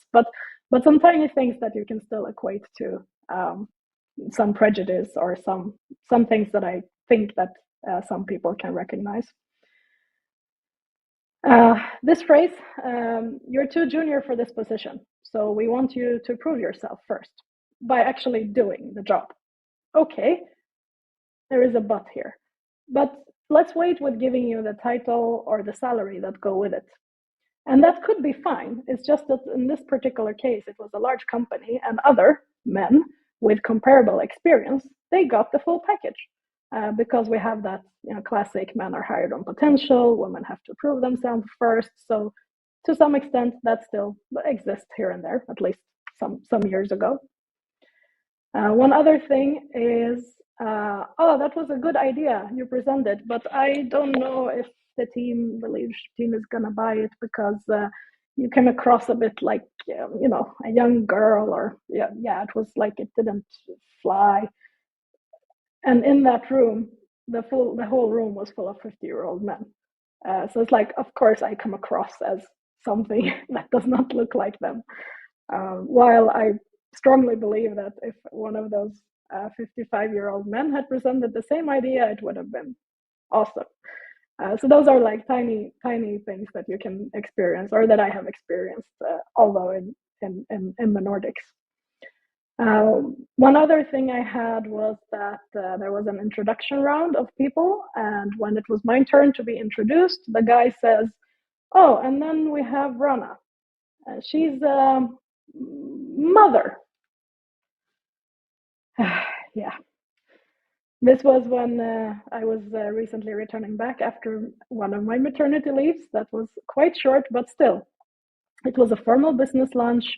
Everyone else was introduced with a proper title. I was head of sales, but in that context, I was reduced to a mother. Not there's anything wrong with that. We heard great stories about how that can be of value, but it's still like it felt a bit weird. So maybe you can write in the chat if you have some of these experiences yourself. It would be interesting to hear. And I guess that there are also a lot more and severe when it comes to discrimination. But I just wanted to share this. I thought it was maybe could lighten up somebody's day. So what more can we do to help foster and support these structures that I think are super important on like national level? As an individual, I mean, the long run is use your democratic vote and vote for the reforms that you want to see more of. But also in the daily life, encourage girls to attend STEM educations, like really technical educations, because that imbalance is actually, if you deep dive into the educations and STEM, there's still too few women there. So encourage your, I don't know, nephew or children or whoever to take STEM educations, play video games. Ask girls to start playing video games. And we also, from the previous chat, we heard about how to find good companies, and I totally agree with that tip. I also had it here. Select the manager and the leadership that you want, not only the job. Ask for references for your next boss. Like ask to talk to somebody who has worked with them before and check out how they are as a manager. Look at the board and management teams if they are diverse. I once turned down a job because I went to their company side, read about them, and I looked at the board and I looked at the executive management, and there were all men. I was like, okay, that's some sort of ceiling right there that I know that's going to be very hard to come through. So that I didn't even want to go there. So we have to like use our feet to choose and to promote companies that actually have a more diverse management team. Be an ally, which means that if you're in a position where you can yourself hire a woman, promote women, lift up women, open doors for them, connect them with others, ask about their careers in your role as a leader. What do you want to do next besides working here in this team? Like, how can I help you in your future? Where do you want to go? And see what you can do to help others to succeed. And there is like, this is also maybe like a little bit older thing, but there was a saying that, okay, there's one seat at the table for women, so you throw the others under the bus to take it yourself. No, let's create more seats at the table and take more places from the men that are there, so that we can get it up instead of fighting over that one seat. So be an ally to others where you can. And also get yourself some allies. Find people that can support and encourage you, help you grow, as well as vent. It says there with some minor spelling error. By vent, I mean you can find also people, maybe if you're in a bigger company in another department or even outside your company, where you can like have somebody you can talk confidentially to, that you can complain a bit, ventilate about your workday, and get some support and get some encouragement. I think that is very important. And my final advice, which is on a more personal note and connected to many of the things that you have heard me say, is that if kids are in the picture, get a supportive partner. I would not have been able to do this without my husband, who took the majority of the responsibility with the children. So find somebody that shares the house family work equally, or more. That's even better. If you can afford it, outsource cleaning services. It sounds like futile, but it is actually like a contributing factor to being able to focus on work, if that is what you want to do. I don't even know how the dishwasher works here at home. So I've been very lucky and blessed. So I think that this is something that you can keep in the back of your mind and think about. That was it for me, and a little bit of a glimpse of how Nordic business culture fosters and enables more women to be in management. Please connect with me on LinkedIn if you would like, or go to our website if you want to learn more about Beetroot and what we do. And that's it. Thank you. Looking forward to questions. Yeah, Rana, thank you for extensive knowledge that you shared with us today. Personally, I can't resist on commenting co-CEO. That's impressive. Personally, I don't know any man who can accomplish the same. That's really impressive. And we have small question to you. How do you see the concept of work-life balance evolving in the Nordic region, especially for female leaders? Well, I think it is quite evolved, like I mentioned. I think that more and more people are discussing experimenting with fewer working hours with the same pay, for example. But we have, I mean, of course, there are jobs where it is not easy to be flexible. Like if you have to work at the hospital or the factory, or if you sit at the grocery store, then it's maybe hard to be have flexible hours. But in many other industries, more and more flexible hours, not having to go to the office, that helps with the work-life balance. And also that companies actually want you to take care of yourself. That's something that I have seen becoming more and more important. That it's part of manager's role to check in and to like encourage people, like, why haven't you used your health benefit this year? Please make sure to take time to take care of yourself, and so on. So I think that it's more and more accepted and encouraged that you take care of yourself, because burnout actually cost companies more than having sustainable health for the employees. Absolutely. Thank you once again for being with us today. And now we're going to have a small break and then meet our next speaker.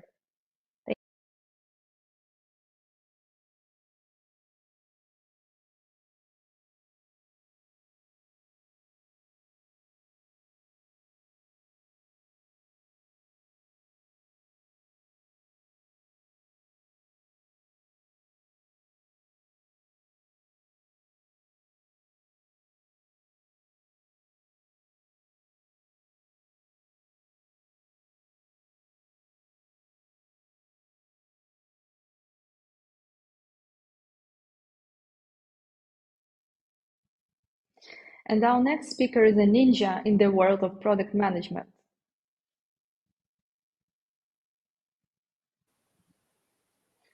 Please welcome Erika Davison-Aviles, the co-founder and head of product at TempoPay, with over 20 years of experience in US financial services, banking, government, and private sector employee benefits administration. Erika is an accomplished leader known for her passion in developing products that people love. Hi, Erika. Glad to meet you. Good afternoon or good morning, as the case may be. I'm very pleased to be joining you here from the US. Thank you. And today, within your talk, you are going to share insights on how your culture, heritage, and family scenarios can impact your career journey. And before you start, could you shortly share a specific experience or lesson from your career that you feel is deeply tied to your cultural background? I think just my overall role here at TempoPay, which I'll talk about here. And just before we start, can you all see my slide? Yeah, excellent. My current role is really, I think, a great example of my overall background and journey of how I got this role. Previously, I was at another startup, another fintech company, which was mostly managed by men. In fact, I was the only female in the senior leadership role. And as I've heard other women, Marta, Rana, and a few others talk about, it's important to find a company that can support you as a female leader. I found the opportunity with TempoPay, and I can talk a little bit more about that today. So I'm passing the mic to you, Erika. Thank you so much. Thank you. Right. Just a little bit of my background. First and foremost, I am a non-tech person, but I know enough about technology through my career to be a little bit dangerous. And I think that's an important detail to note that, yes, it's important for us in the tech world to have that background, but my career was actually my education. And I was able to find roles and responsibilities throughout my career at different companies that allowed me to learn and understand technology and understand the evolution of technology. And I'm going to be dating myself a little bit here.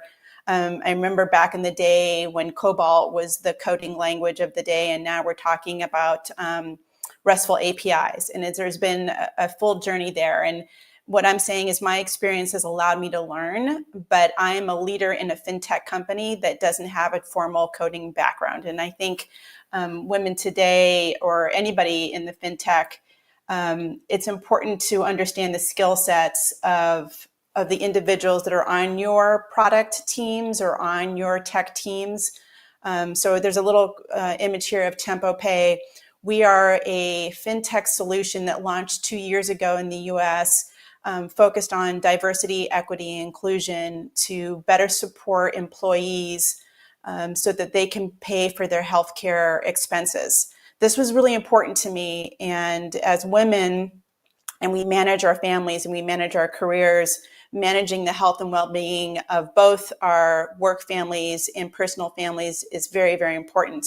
And that's part of the reason why TempoPay was created. But let me just give you an example of my background. I've been in situations where I've worked with actual providers or individuals that have delivered healthcare.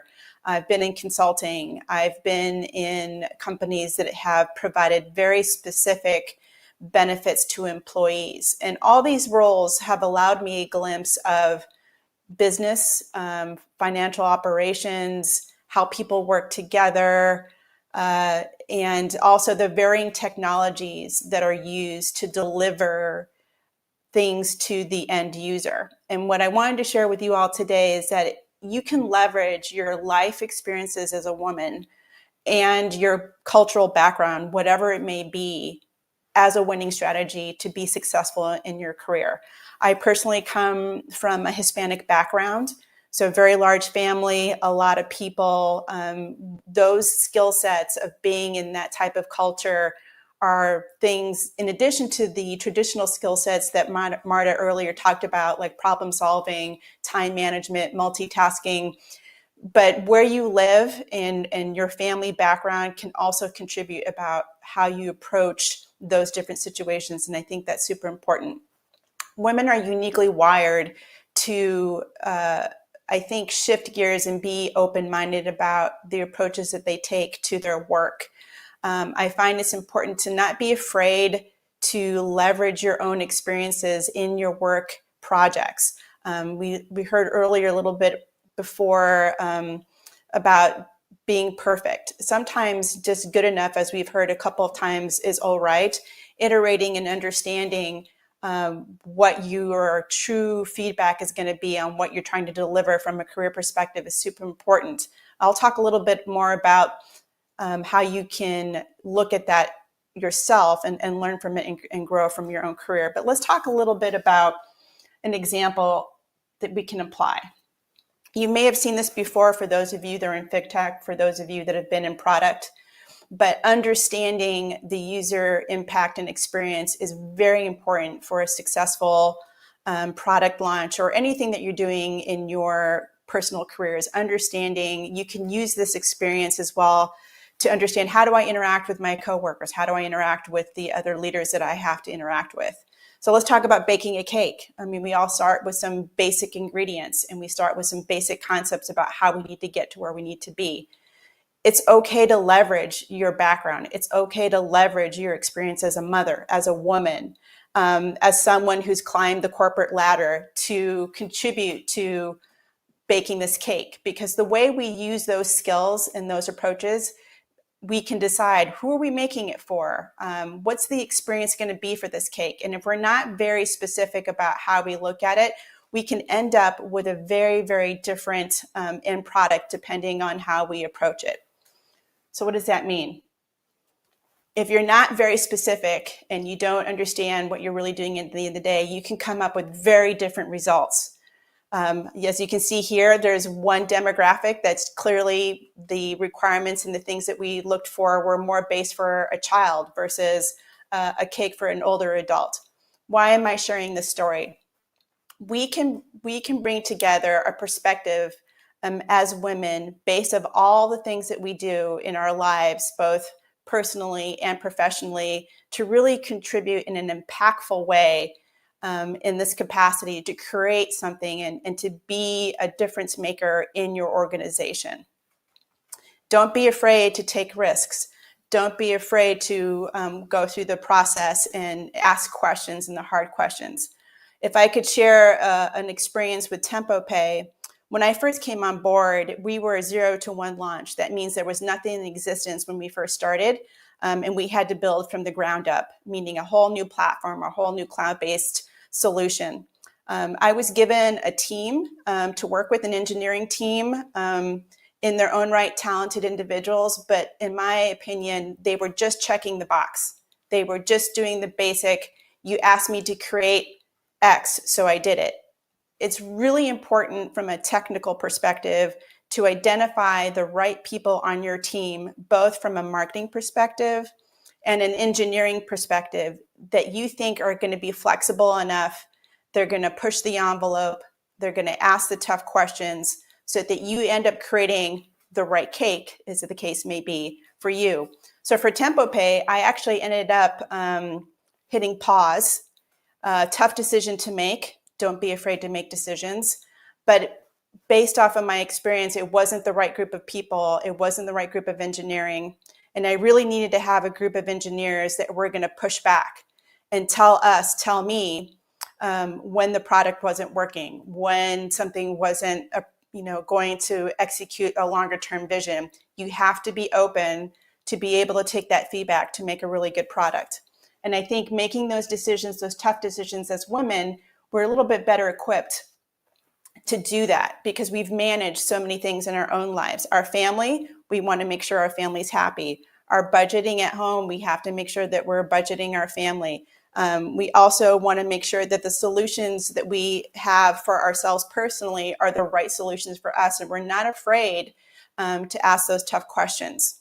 So delivering just by checking the box, and as women in our careers, don't settle. I think it's important as women that we can ask the tough questions.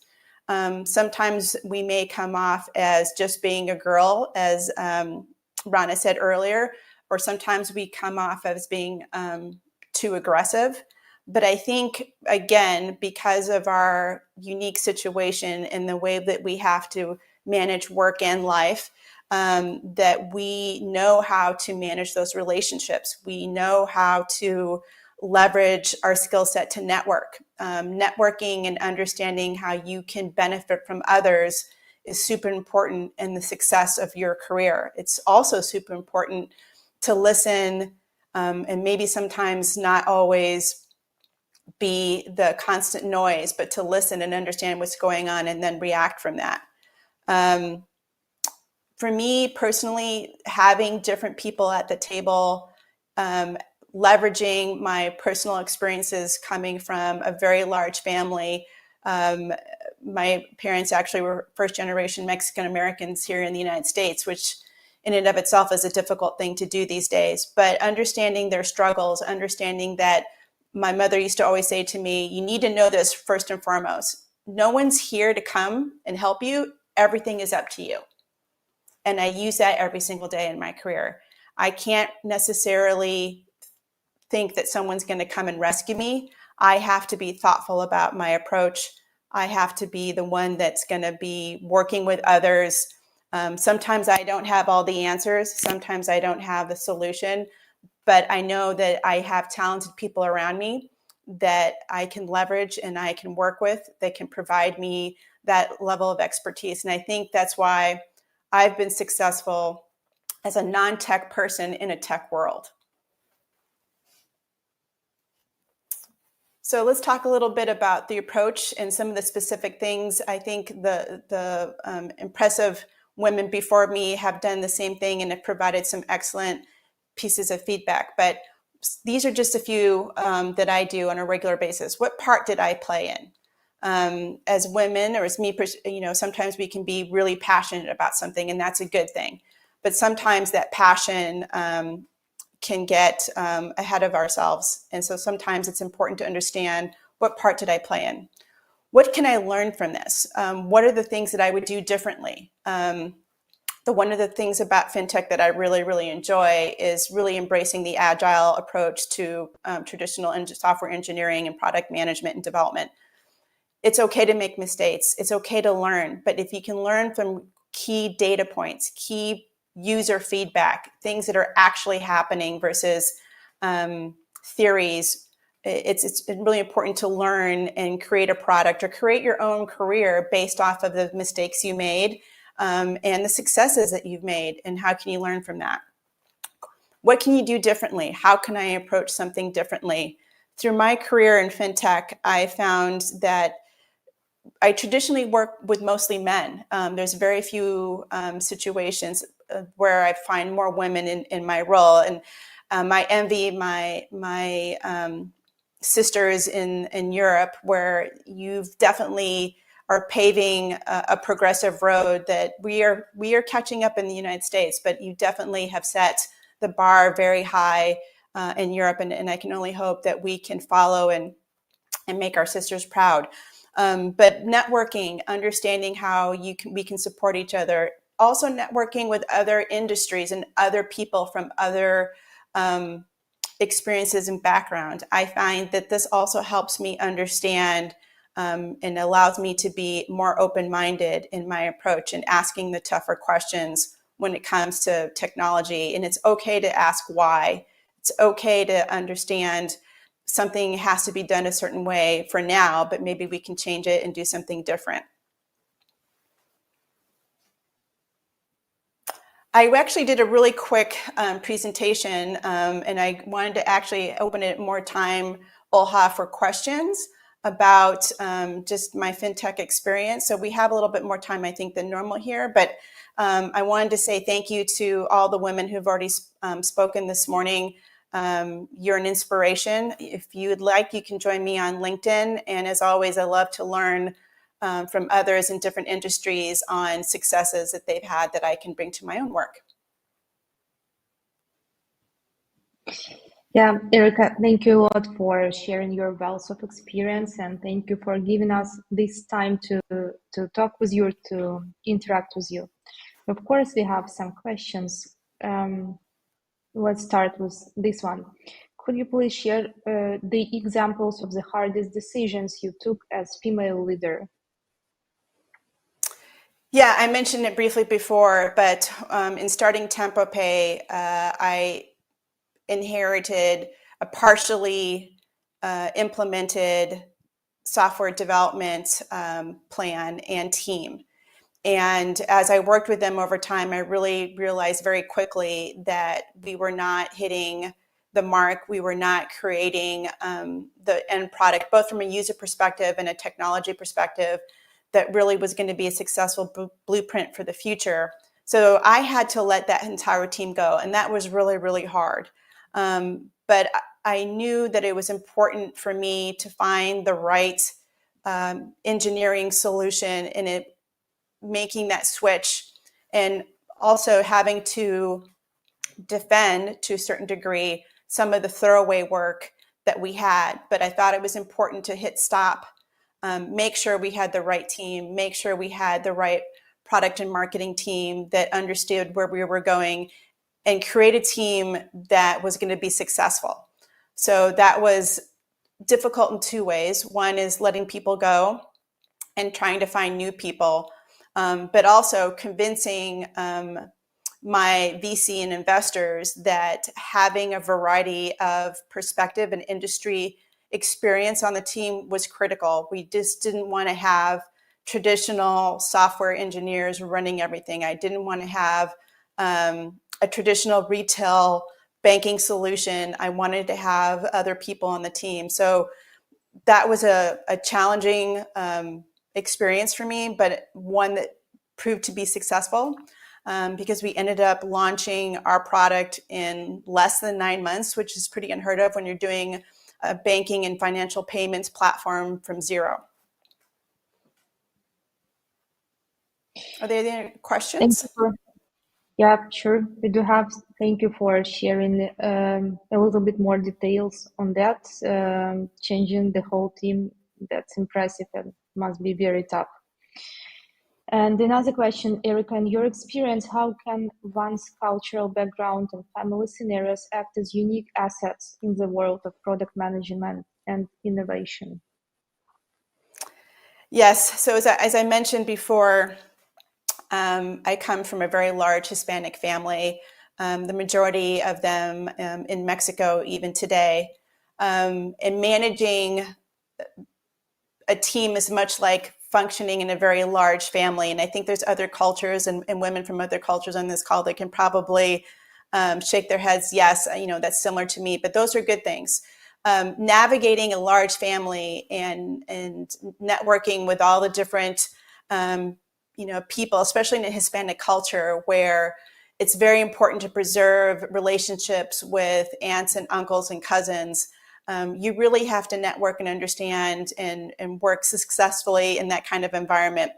That's point number one. I think it's a good skill set. Point number two is we have a family background where my parents came and we had nothing. So the drive to be successful and the drive to pave our own path was imperative from day one. And I have memories as a child where we didn't have a lot, and my parents were able to be creative, both from a personal perspective and a financial perspective, to provide for a family of 6 and send everybody to college. And so I'm very proud that myself and my siblings all have formal education. My sister is a successful director and producer in Hollywood now, making movies. And so because we had parents that provided a foundational support and drive to, you have to do it for yourselves, you have to be able to manage difficult situations, you have to work with everybody, and you have to find your own path, I think was the successful recipe. And I think Marta said it earlier, as a mother, there's a lot of alignment there. As a mother, you're doing a lot of the same things within the context of being a mother. But from a cultural perspective, there's things that you do there as well that you can bring to your work life. Yeah, that sounds impressive. And I guess to find your way, you have to be brave and confident. And that's the exact feeling I have after your fabulous speech today. Thank you. Thank you a lot for being with us. Thank you for your time. I look forward to hearing from the other speakers. Thank you so very much. Thank you very much. And now we are going to have a small, almost 10-minute break, and then we are just directly get to our discussion panel. So stay with us. It should be very interesting conversation. Thank you.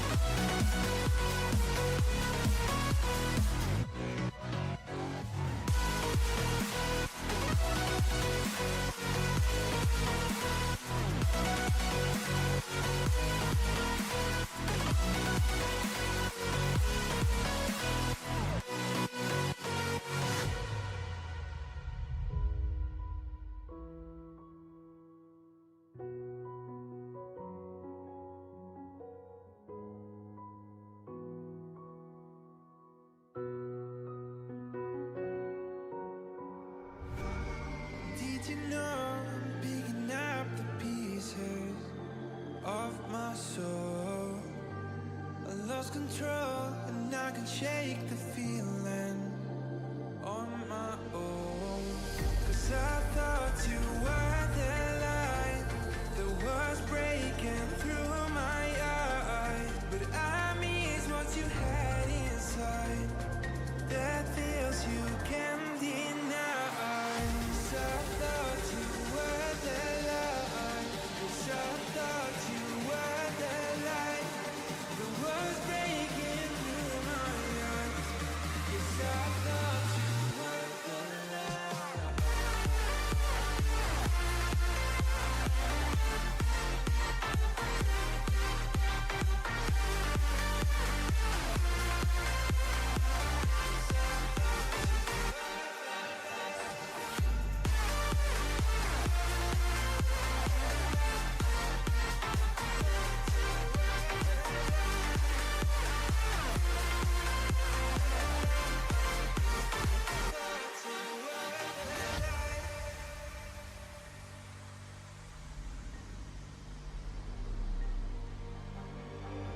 Falling fast, now my mind is freezing, but I can show that I can go ahead without you in my feelings.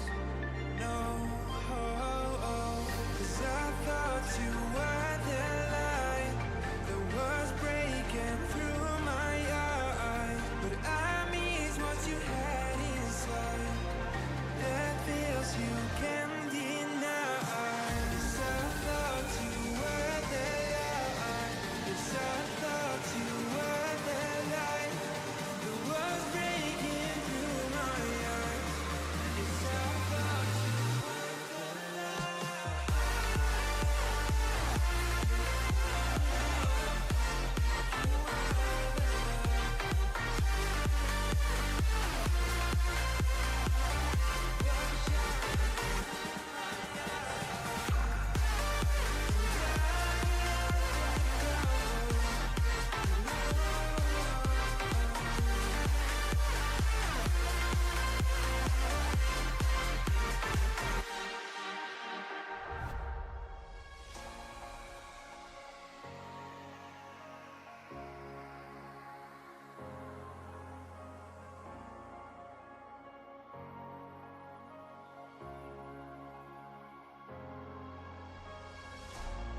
You pull me in like gravity, you do,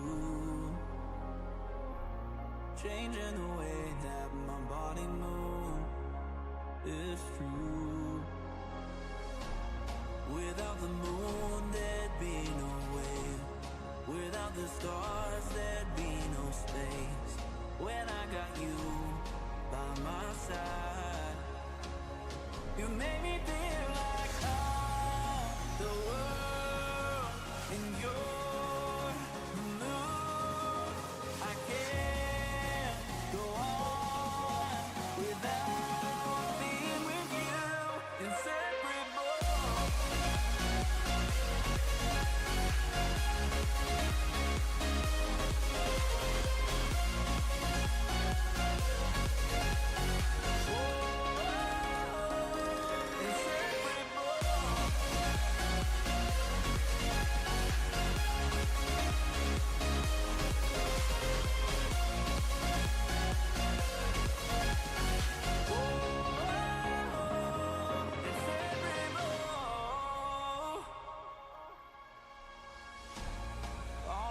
Stars in the night sky shine bright, but I only got my eyes on you, because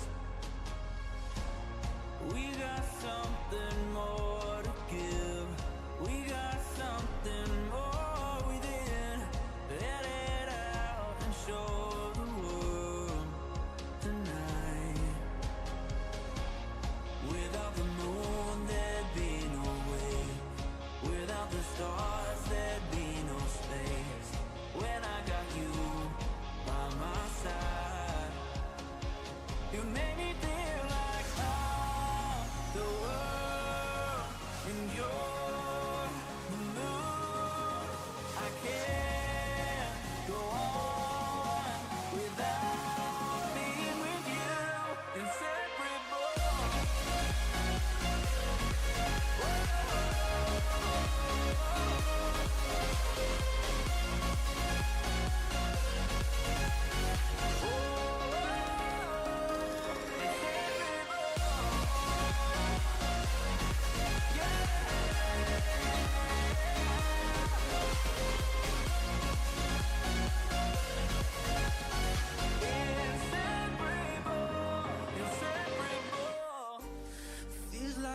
best days in life are over. No light in your sky, your world has been dark. Stripped of your love, you've never been colder. You're losing sight of who you are. But there's still hope waiting on the horizon. You haven't lost yourself, lost yourself. Go spark the fire inside you. You haven't lost yourself, lost yourself.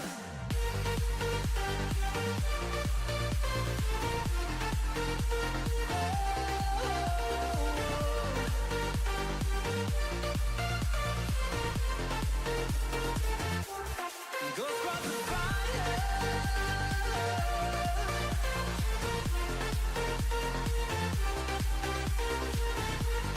Stripped of your love, you haven't lost yourself, lost yourself.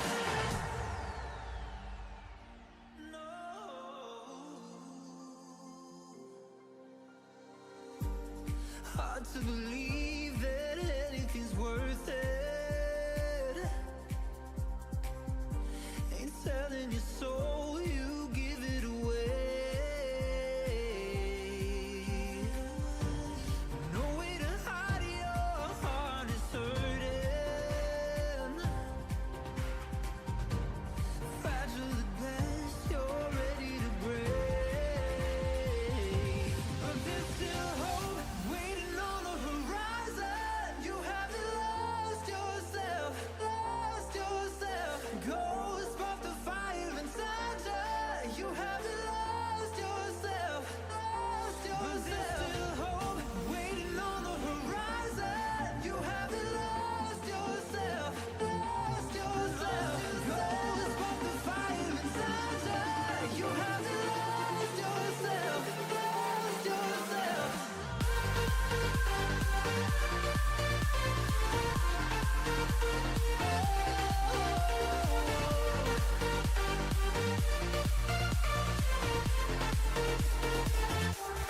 Go spark the fire.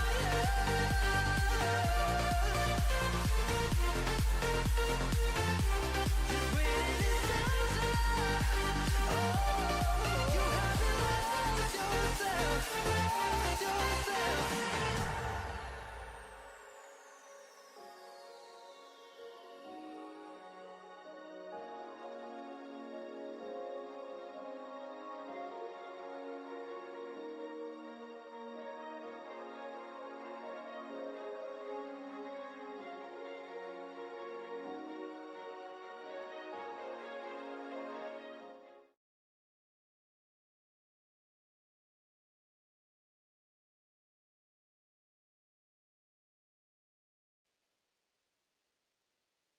Hi, welcome back. And I'm very excited to introduce our last piece for today, discussion panel. And our esteemed panel will dive into the topic titled The Only Female in a Room, Challenges and Breakthrough for Women Who Have Reached Executive Level Leadership in a Male-Dominated Industry. Here, our participants will explore the experiences of breaking barriers and navigating leadership roles in male-dominated industries. And let me introduce our distinguished leaders in the industry. So, Lo Li, Managing Vice President at Capital One, leading a team of more than 1,100 technologists in retail consumer engineering. Mirna Eusebio-Lisgo, founder and CEO of LeapView Group, an award-winning technology marketer and product executive with over 20 years of multinational experience. Regina Viadro, Senior Vice President, Global Head of Digital Technology Services, President of North America at Intellias, a technology consulting executive with more than 20 years of diverse experience. And facilitating our discussion today is Nashira Spencer. Nashira has over 20 years of experience developing and implementing innovative and strategic business-driving technology solutions that produce human-centered and human-empowered digital and organizational transformation for 500 Fortune organizations in media, financial services, real estate industries. So, Nashira, I give the mic to you. Thank you and good luck. Oh, we can't hear you. I can't hear you, unfortunately.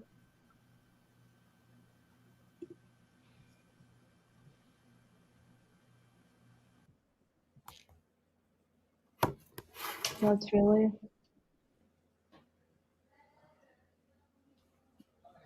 It's last session or like a demo, right? It should always happen. It's inevitable.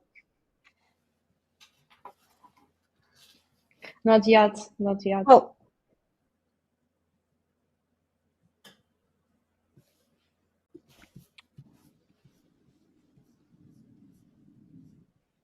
maybe we'll start the introductions, and can you try to log in? Yes. And I guess our technical group will support. Yeah, will support. So I know them, they're on the case.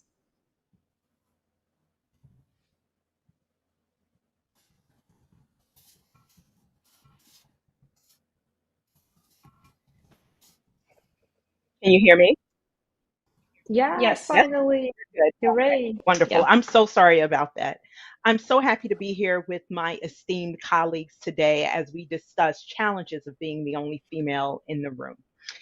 Per statistics provided by CIO Magazine as of November 2023, there are only approximately 27% of technology workforce that identifies as women or female.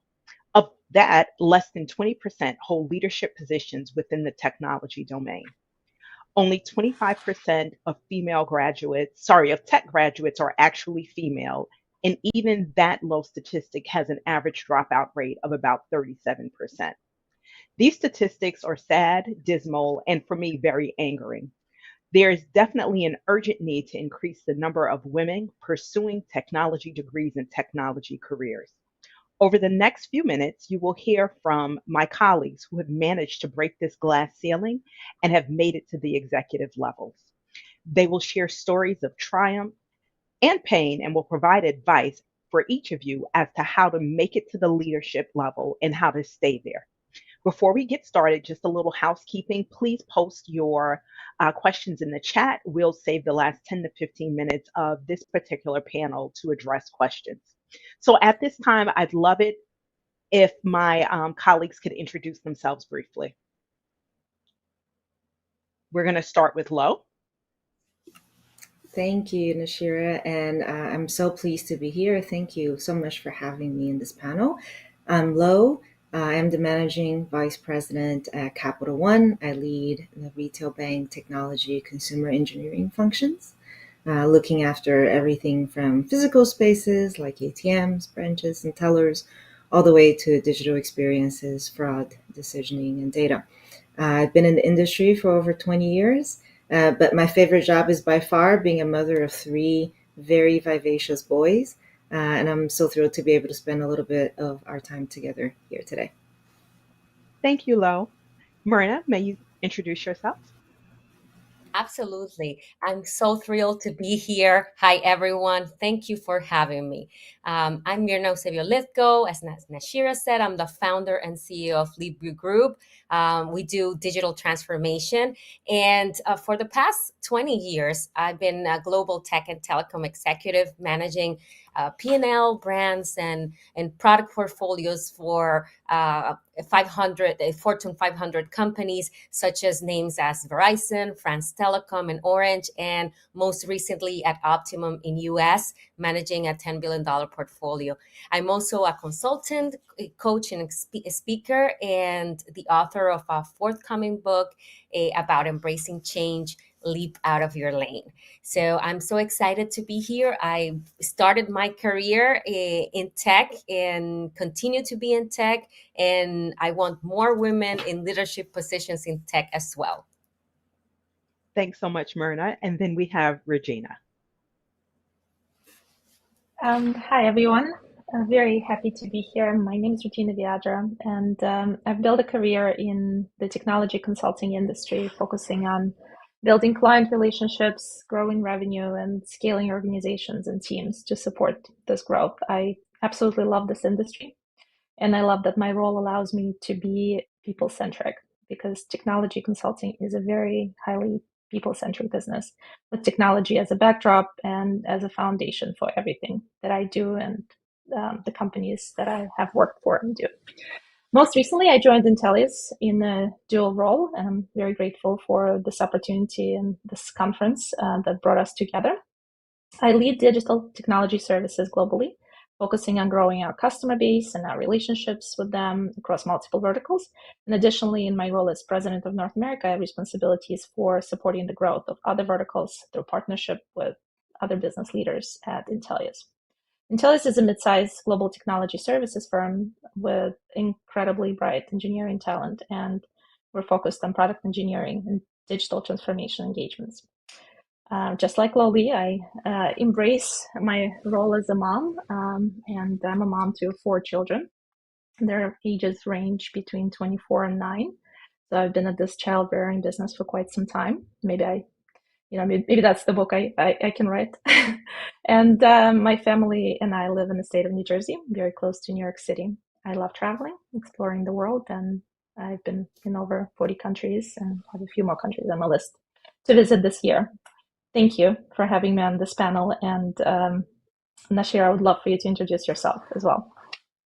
So thank you. So Nashira Spencer, I am a CXO, technology executive. So for the last 25 years, I've had a variety of roles in cybersecurity, data privacy, and the general technology space.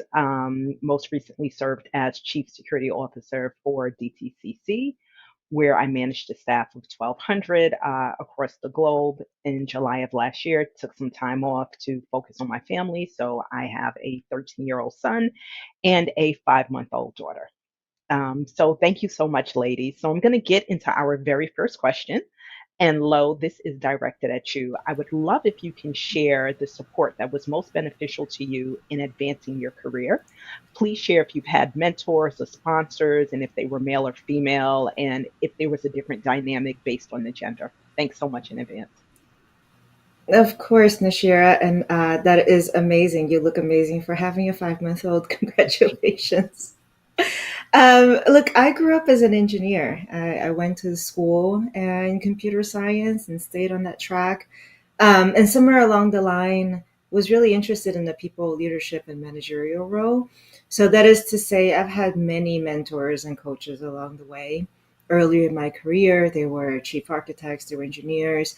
I won't date myself, but when I was in the industry, they were mostly male. Unfortunately, there was a huge gender gap in STEM at the time, and we are slowly closing the gap. But as Nashira shared, there's still much more work to be done. So earlier in my career, I had lots of different mentors and coaches that helped me from everything from super job specific skills.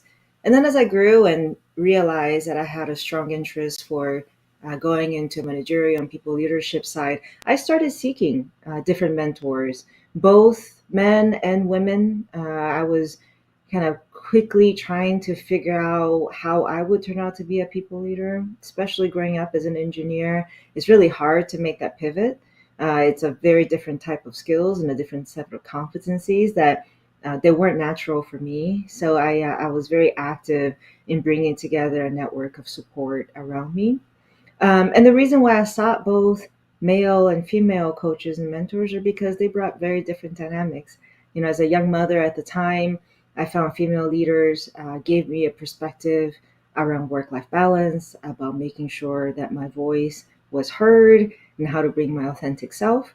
And my male coaches and mentors helped me understand what was being discussed and what was going on in the boardroom. And they gave me tips and tidbits on how I might want to adjust, or what are the things that are top of mind in some of the circles in which they were in. So I think for anybody coming up in this industry, just taking a very active role in finding the right mentors and coaches for you and being really open to make that a very diversified group of voices will go on to serve you really well in the long term. Thanks so much, Lee. So our next question is going to both, I'm sorry, not Lee, Lo. I apologize. So my next question is going to both Regina and Lo. Can you guys share your experience regarding finding your voice as a leader and getting to that executive level? And also speak to any challenges that you would like to share with the audience. Well, I'll go So first. Regina, I'll direct it to you first. Yes. Thank you. So I think it's actually a very interesting topic that I discussed quite a bit with other female leaders. And as Lo shared, it's, technology, especially earlier in your earlier years, was a highly male-dominated industry. We see that changing, not fast enough, but it's changing, and we get much more exposure and more connections we can build with other senior leaders. But at the time, when you as a female professional in the male-dominated field growing up, you try to adapt behaviors and you try to see how other people, that are higher than you and more experienced than you behave. And it's very natural to try and emulate and adapt and imitate, but only with some confidence in your own abilities and in your own value that you create and you bring to the table. You start realizing that actually you have your own voice. And it takes a bit of time to really get confident and comfortable with this concept of having your own voice and having your own sense of direction, having your own style, and having your own style of dealing with people and dealing with problems and dealing with difficult situation and with conflict. And it once I got comfortable with that, I found that very transformative to my career growth and very transformative to my influence. Because essentially, why do we want more women in leadership roles in any industry that is not balanced? We want it because we bring different perspectives and we provide different viewpoints. And finding your voice and finding your own path is very much foundational to this kind of value that can be achieved. Well, Couldn't get out of my mute button fast enough. Regina, I loved what you said. I could not agree more. In the beginning of my career, I remember there were so few females, so there really wasn't anybody I could model. So I modeled after what everybody was like, and I dressed a certain way, and I spoke a certain way. And the truth of it is that I lost who I was, and in the process of losing my authenticity, I became less effective as a leader. I became less effective working with others, and that started to show. So, not only finding my voice was just better for myself from just mental health, it became a little bit of a detractor to my career progression, right? Because, as you all grow in your roles and you become a leader of individuals to teams to leaders, being somebody that has fellowship for people to really feel a connection to build a team that is, hyper effective and productive requires the leader to be in some ways vulnerable, certainly authentic, as well as, of course, being able to have a clear mission and vision. So what I found is that the more I sabotage myself with my own voice, the less effective I was becoming. And I really had some moments where I had to dig really deep and be really brave about showing up exactly like I was, not perfect, sometimes a little bit overwhelmed, a mother of many children, sometimes with questions because I didn't have all the questions. And I found that the more real I became, the more it has served me in my career and has gotten me to where I am today. Lo, I think those were some excellent points you raised, Regina, as well. Thanks so much. So, Myrna, finally, time to hear your voice. I'm going to ask you about any particular bias and prejudice that you have faced, and do you feel that there are specific challenges to women in tech leadership roles? Thank you for this question. First, I think this is so critical to understand where we are, where we are, and where can we go. Right? We all face biases in our everyday lives. I think that is part of corporate America. We like it or not, and the landscape at all, and we have to learn how to navigate and how, as I think Lo mentioned, you need to have your voice heard. And as you go up at the corporate ladder, you need to create the resilience to go and navigate through those waters. Just because you're the main character of your story, and not everything that is happening around you has to shape what is your level of success, because you are the driver of that level of success. But certainly, I recall, I'm a mom also, as Regina and Lo. I have a family of four. We're a family of four. My husband, my son is 22, and my daughter just turned 19, which I just can't believe it. But being a mom and having my kids, it's such a journey. You're faced with so many issues from that perspective. I recall one time that my son had a fever, and one of the EVPs at the time was challenging, why do I have to work from home, right? Which is something that right now it's so natural, right? Just through all the things that we went through. But at that time, for moms, it's always a challenge. But I have to say, there is hope in all of that, just because you have to turn yourself into that owner and driver of your own story, and not let those be distractions in your journey. Also in tech, I'm in tech and I've been in tech for 20 years, and I'm not an engineer. So you can imagine earning the respect for my work and making sure that at that time, most of them were male, right? And right now I see more women, but we need to even get more women into tech, STEM, and leadership positions.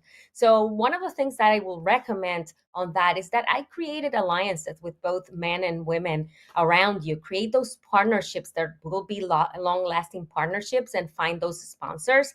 And don't get hung up on distractions that are happening around you. And also be strategic. Select the right roles, the projects that you participate. I started my career in B2C, and it was not up to, I moved to B2B in within tech, and then I took a bigger job that my career kind of skyrocketed, and I started to manage teams of 300 people, right? And getting into higher positions, but also gaining more responsibility. So as women, we have to be strategic and drive our own story. And to end up with this part, I just want to reflect on some words from Melinda Gates, which I love her book, The Moment of Lift. She said that her mom always told her that you have to set your own agenda. If not, someone else will, and they will set the agenda. So that will be my message around how managing that. Thank you so much. That was a phenomenal quote. I am going to go off script a little bit because you brought up a point that I kind of want to dig into a little bit, which is you not starting out in technology, but in the tech industry. Can you speak for a minute or two as to how you made that leap? But most importantly, how did you gain and acquire the respect of the engineers around you? Yes, so I studied marketing finance, and I started in marketing, and then I pivoted to product marketing, and then pivoted to product development. So it was a journey. And through that journey, one of the things that I did was to make sure that I surround myself with the right people within my teams, but also that I created the partnerships and the alliances with people that were willing to also share their experience and wanted to invest. They had invested interest in me and they identified my potential. So you can find those. Don't try to focus on converting people to believe in you, and more find those partnerships that are going to amplify your voice and that are going to give you the opportunities to be part of a project, to show your worth, and then do your own due diligence. You need to do your groundwork. And so I needed to participate in conference. I needed to, study a project more in depth, more than even anybody else, right? So I needed to double down to be able to get into a meeting, get into the room, and to be able to own that room and to be able to get my voice heard. And of course, I always say performance, it doesn't have a face of a woman or a man. It is not female or male. Performance is performance, and that will also help you gain that respect. Thank you so much. So my next question is to both Regina and Myrna. And I'd love if both of you can talk about the challenges you have faced specifically as a woman. So Regina, I'm going to go navigate to you. Yes, thank you. I love what you said, Myrna. I love what you said about so many topics. We can talk. I know we can talk about it for hours. So challenges is a very interesting theme, right? Because through challenges comes growth, right? So you can't dwell on challenges as a detractor as much as it's actually challenges usually propel to growth. I even heard the term sometime last year that I really loved. It's called post-traumatic growth. So when something happens that is traumatic or disappointing, it's how you deal with it and what you lead yourself through as a result is really what's defining. So I spent a lot of time over the course of the last maybe 5 or 6 years mentoring women in the mid-career cycle of their career. And the reason I specifically focus on that segment is because I think I can bring value to this group of people, and also because I find that mid-career cycle is the most challenging to overcome. The reason being is that usually women in that time of their lives, in that time of their careers, also end up, having children, having little children, and, at the same time, having goals and aspirations and, career growth goals. And that in itself is awesome, but life takes shape in different directions, and it becomes really hard. And not having support network, not having recognition at work of the challenges around, that surround the person can be very difficult and can detract from future career growth. So I think just the navigation to answer the original question from a challenges perspective, it's the ability to navigate the combination of different factors, different demands for your time from different angles, and aspirations between being, the best mother you can be, and the best leader you can be, and the best people manager you can be, and the best performer that you can be. All of that can be very overwhelming. And what really helped me in that time is being very clear about the needs that I had from a support perspective, and being very clear with my support network, my family, my friends, my parents, my people, moms that I would meet. I started being very direct. I need help here. I need my kids to be driven at this time. I need to leave early because I have another commitment. Like being very clear about your needs, being transparent with your leaders, with your managers, with your peers, really helped me. Thank you. So Myrna, would you like to offer your perspective? Yes, I agree 100% with Regina. She knows how a fan I am of challenges because challenges are the ones that help you grow the most. You just have to also be strategic in selecting those challenges. But when things get thrown at you, and I have to say, in my personal experience, I went through two big challenges that I will say in my life. First was being part of a turnaround and being hired for a company that was in Chapter 11.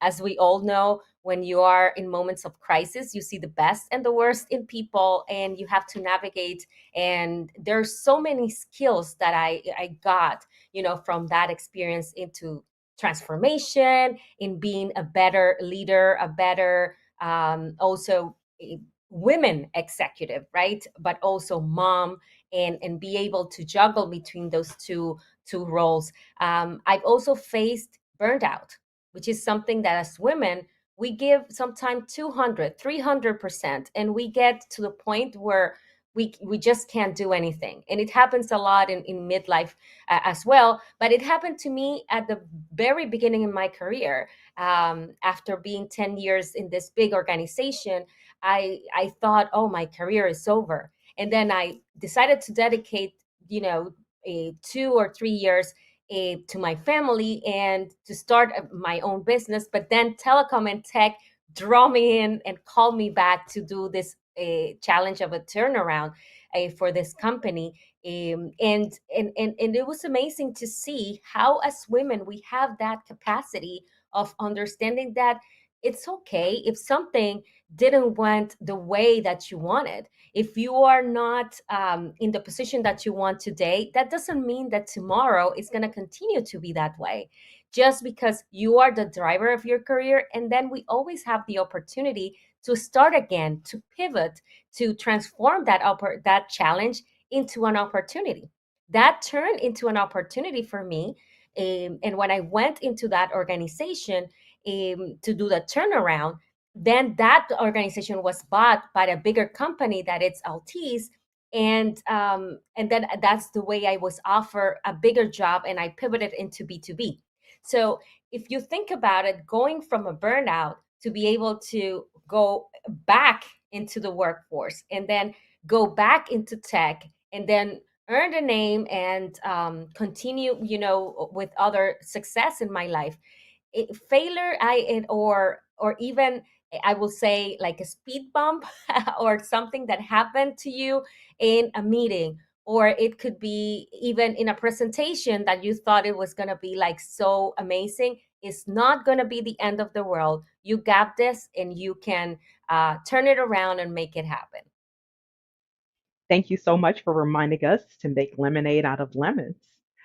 So, one of the things that I find as a female executive is, do we consistently look for the men to be our allies, right? And so, Myrna, I'm going to direct this question to you. Specifically, as a female leader in tech, how do you specifically demonstrate inclusivity and advocate for women in the workforce? I'm such a fan of this question just because, as women, we have to realize that first, there's not just one seat at the table. There's more than one seat at the table. There's plenty and many seats. And sometimes as you go up, you find the situation where women, we're not our best advocates of other women. And that is something that I promised since the first time that I started managing people, right, in helping women accelerate their careers, is that women, we have to support women, and we have to amplify our voices. So one of the things that I always do, if as simple as you are in a meeting, and in that meeting there's a woman that her voice, she's making an important point, and her voice is not being heard for any circumstances, that doesn't matter. You can be the one to say, hey, Mirna has something interesting to say, and amplify that voice. That could be as simple and actionable as that, a small change that you can make, and you can amplify the voice of that other women in the room. The other thing that I will recommend too is that, if you have an affinity group, if you have a group of support in the organization, and you want to also mentor other women, there's always not enough time. Being a leader and has that responsibility as well. It comes with a responsibility. So for me, mentoring and coaching other women is part of what I am and my commitment of being a leader as well. So those are ways of how I usually try to advocate for women in the workplace. Thank you. So our next question will be directed to Lo first and then to Regina. I'd like if you can share some things that you've had to learn about yourself as you got to that leadership level. And what do you specifically need to do as you continue to stay at the executive level? So I'm going to start with Lo first.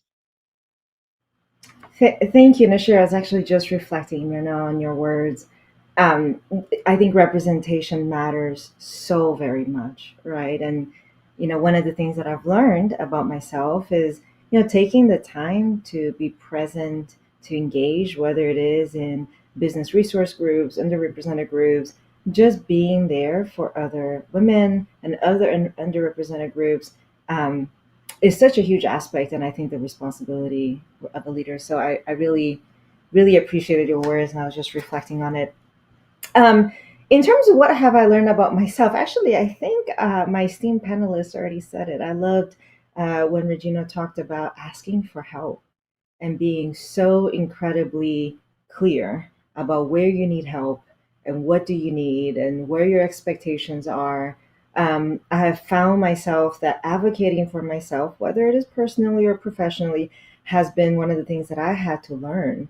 The minute I gave up on the illusion of being a perfect mother, a perfect leader, and a perfect business person was the beginning of that journey for me and advocating for what I really needed. And the second thing I learned about myself, and Myrna put it very eloquently as well, which is just perseverance. Persevering at the face of adversity, persevering at the thousands of doors that will close on your face and the no's that you will get along the way. And knowing that, the next morning it's a reset button, you get to start again. You don't get to bring that baggage from yesterday with you, and you got to learn from that, pick yourself up and keep moving. Were two of the most important lessons I've learned, and one that I still carry along. Thank you so much, Regina. Yes, what Lo said absolutely resonates. But I think also the transformation I think many women go through is this realization that it's not just enough to do a good job, and you'll get noticed, and good things will happen. It's actually being clear about understanding the value that you bring first for yourself, and then being, your own brand advocate with the people you work with. And it's not the same as, taking credit or bragging, or because I think we have this adversity that others would think that, would have a bad perception of us. It's completely different. It's being very clear about the value that you create, communicating that value, and, stepping in when that value is not being represented correctly, being your own advocate. Another thing that thematically was very present throughout the discussion is this idea of helping. And I have this poster behind me. I don't know how to show it.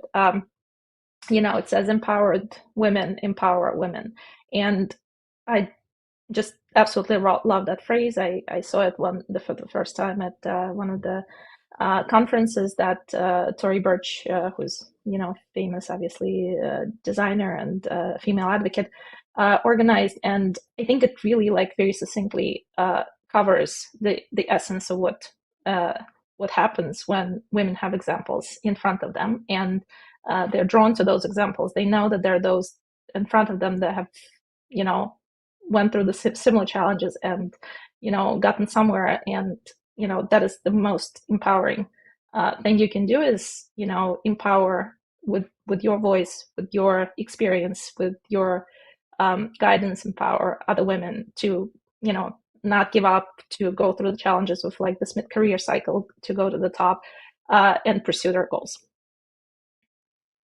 Great points, and I love that quote, empowered women empower women.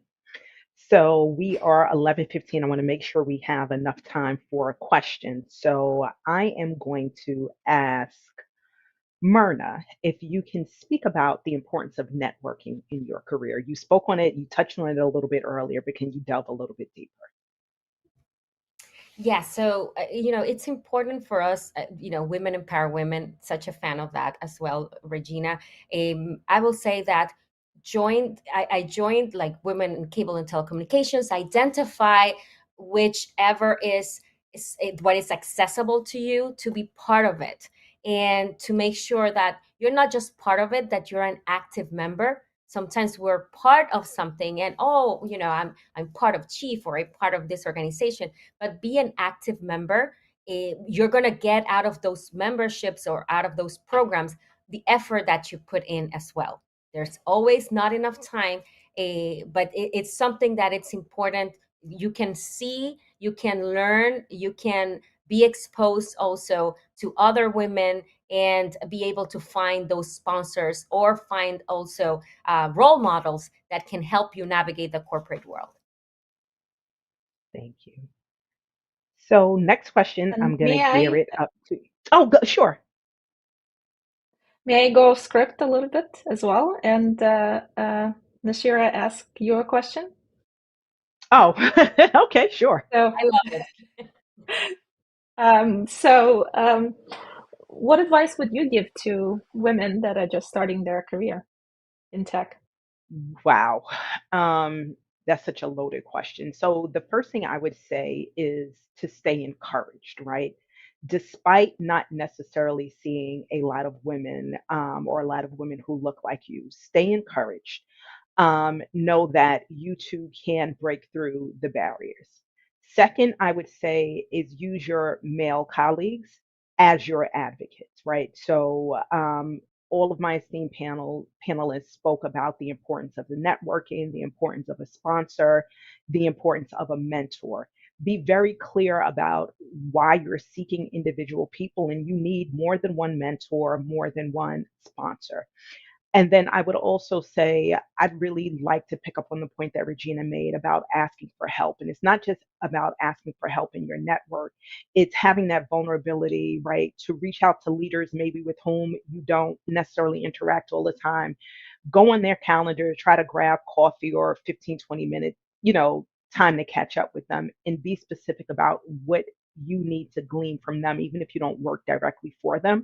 I would say those things I wish I had done earlier in my career, because it would have propelled me so much further.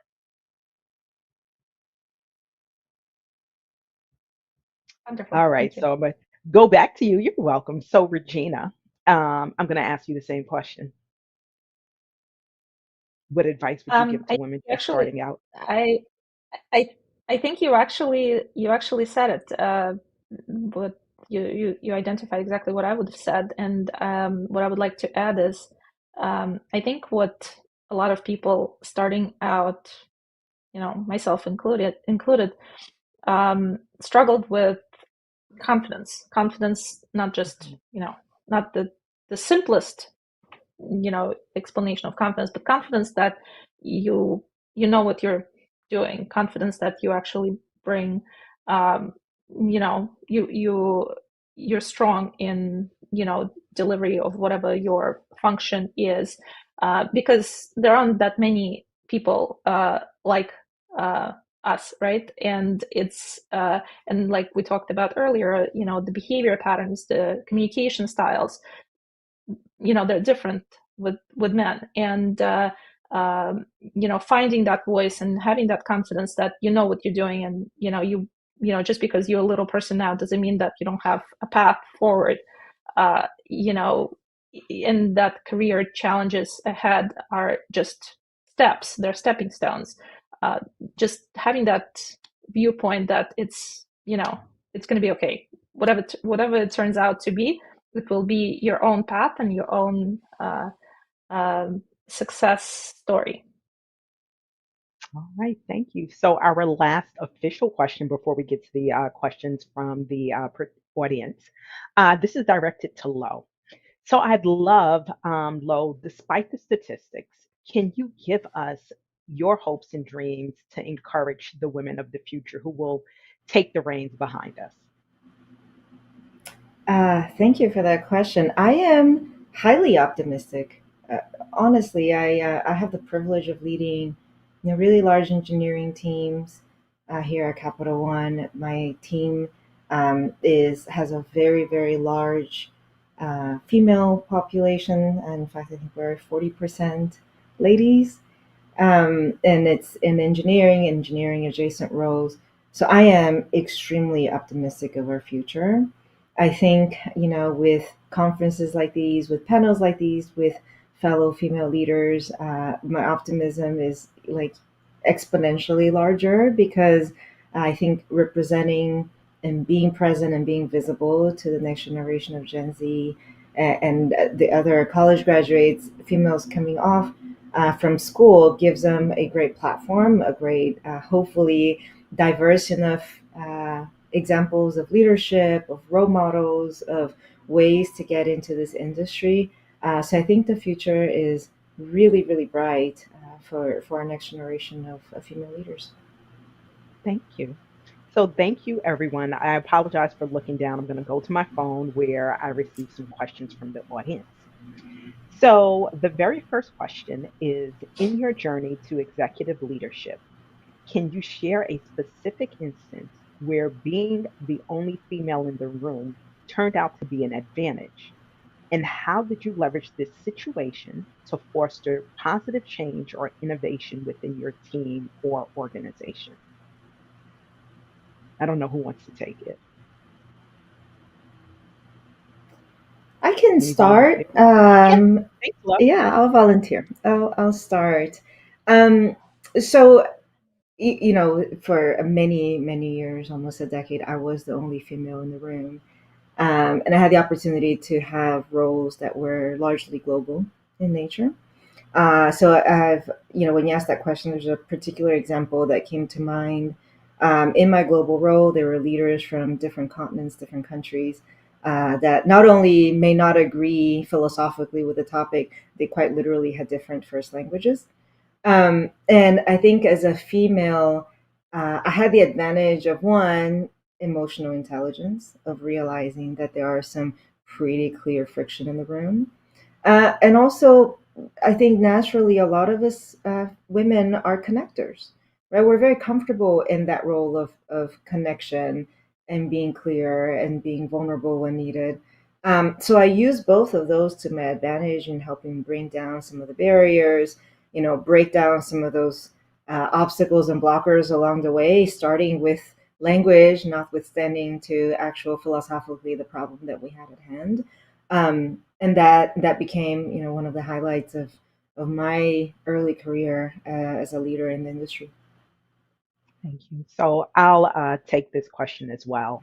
So, Lo, I think you raised a very valid point about how sometimes women probably tend to have more EQ than men. So, my specific example, there was a time we were doing performance reviews, and at the organization at which I worked, we did these things called 9 blocks. I don't know if everyone is familiar with the 9 block. And so it's kind of like you rate an entire team. So it was all of technology on a scale of 1 to 9. And there's this like whole quadrant in who has the best performance and the best potential. And there was an individual who was not a type A personality, right? Which most, quote unquote leaders are supposed to be. But this individual had done tremendous work, and he was on the product side, tremendous work in the product side. His staff loved him, like absolutely loved him. He did a lot of turnaround work.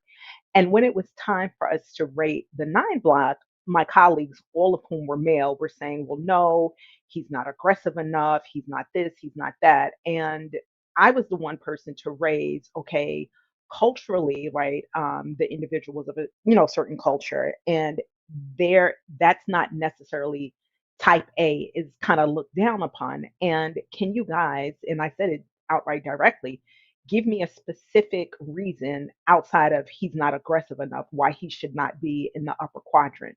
And they couldn't. And one of the things that that conversation did is we formalized for the technology organization what that top quadrant really should be. And it forced my counterparts to really think outside of their standards of what defines a phenomenal leader. So that was my one thing, because for that individual, even though it wasn't like big organizational change, it meant a lot for that person. It had a lot to do with the bonus and the payout and the raise that they received. So having the ability to see that everybody is not going to be, a type A, and that's great. And we all have to bend and flex on what we view as phenomenal leadership. So I'm going to stop that there. We have one last question, and Regine, I'd like to start with you. The question says, with experience in tech consulting, right, which strategies have you found most effective in creating inclusive environments in tech teams?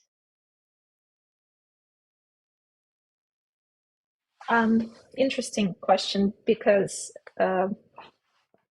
I also, prior to Intellius, I spent 18 years working for a large global product engineering design consultancy called EPAM.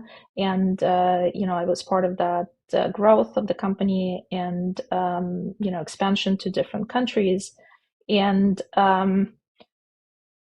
it forced me to think about the topics of inclusivity before this was, a big agenda for the companies. Because when you work with different cultures, when you work with different time zones, you are forced to be more aware. You're forced to, be considerate. Even, I remember there was one time I went to travel to Eastern Europe, and I couldn't leave my office to go to dinner that I had planned because these Americans were just like sending, requests to me. And I, very clearly realized, how we sometimes completely don't recognize that people have, lives outside of, our immediate needs when we wake up. So things like that. And then, with every newcomer that would join my team, I would specifically talk about, time zone considerations and, being responsible for making sure that people on your team, feel like you care, what their, what time of day it is, where they are. And then that, of course, extends, to cultural differences. And, I think to answer the original question, consulting is actually one of the probably best fields to train yourself, to train this muscle of inclusivity, because you have the customer at the center, and then you have different contributing parties that make up a team, and that team is built around the customer, and then oftentimes it gets disbanded. So the more you work in this industry, the more culturally aware you become, and the more inclusive you become just by nature of continually being in the consulting industry. Thank you. Myrna, do you want to take a stab at the question? I think, Regina, you manage it beautifully. I will say that what you just mentioned, for me, cultural intelligence is something that is taking, I will say, the grandstand lately. There's even great books around it right now. But in consulting, I think it's the best way of showcasing, cultural intelligence. And when you have diverse teams, you're able to have, more skills, and even, let's say, even a mightier team, right? It's just because you have different perspectives, you have different ways of managing things, and you're able to create a more unique solution for the customer as well. So I believe wholeheartedly that you exercise that muscle, as Regina said, of cultural intelligence. So it's EQ, as Lo mentioned initially in one of the questions, and also CQ. So, ladies, I'm going to thank you all so very much. It was such an honor to moderate this discussion. And I'm gonna look down at my phone really quick with some of the highlights that I'd like for our attendees to take away. So first and foremost is importance of advocating for yourself. The second, I would say, is the importance of staying encouraged, knowing that there may be bumps along the way. You may have to suck a few lemons along the way, but you will reach the destination that you have set for yourself. I would say next is making sure you build a strong network for yourself, both personally as well as professionally. And don't be afraid of being vulnerable, of leaning in, and asking your network for the support when you need it. And then lastly, I would just stay by never forgetting the value that you bring at all levels of your career. So I hope this panel was as informative and as engaging for you as it was for me. And I thank you guys so very much again. And heartfelt thank you all our incredible speakers for sharing your wisdom and insights with us today. Your contribution have made this event truly exceptional. Thank you. Have a great day and see you in comments on LinkedIn and in our future projects. Thank you. Bye-bye.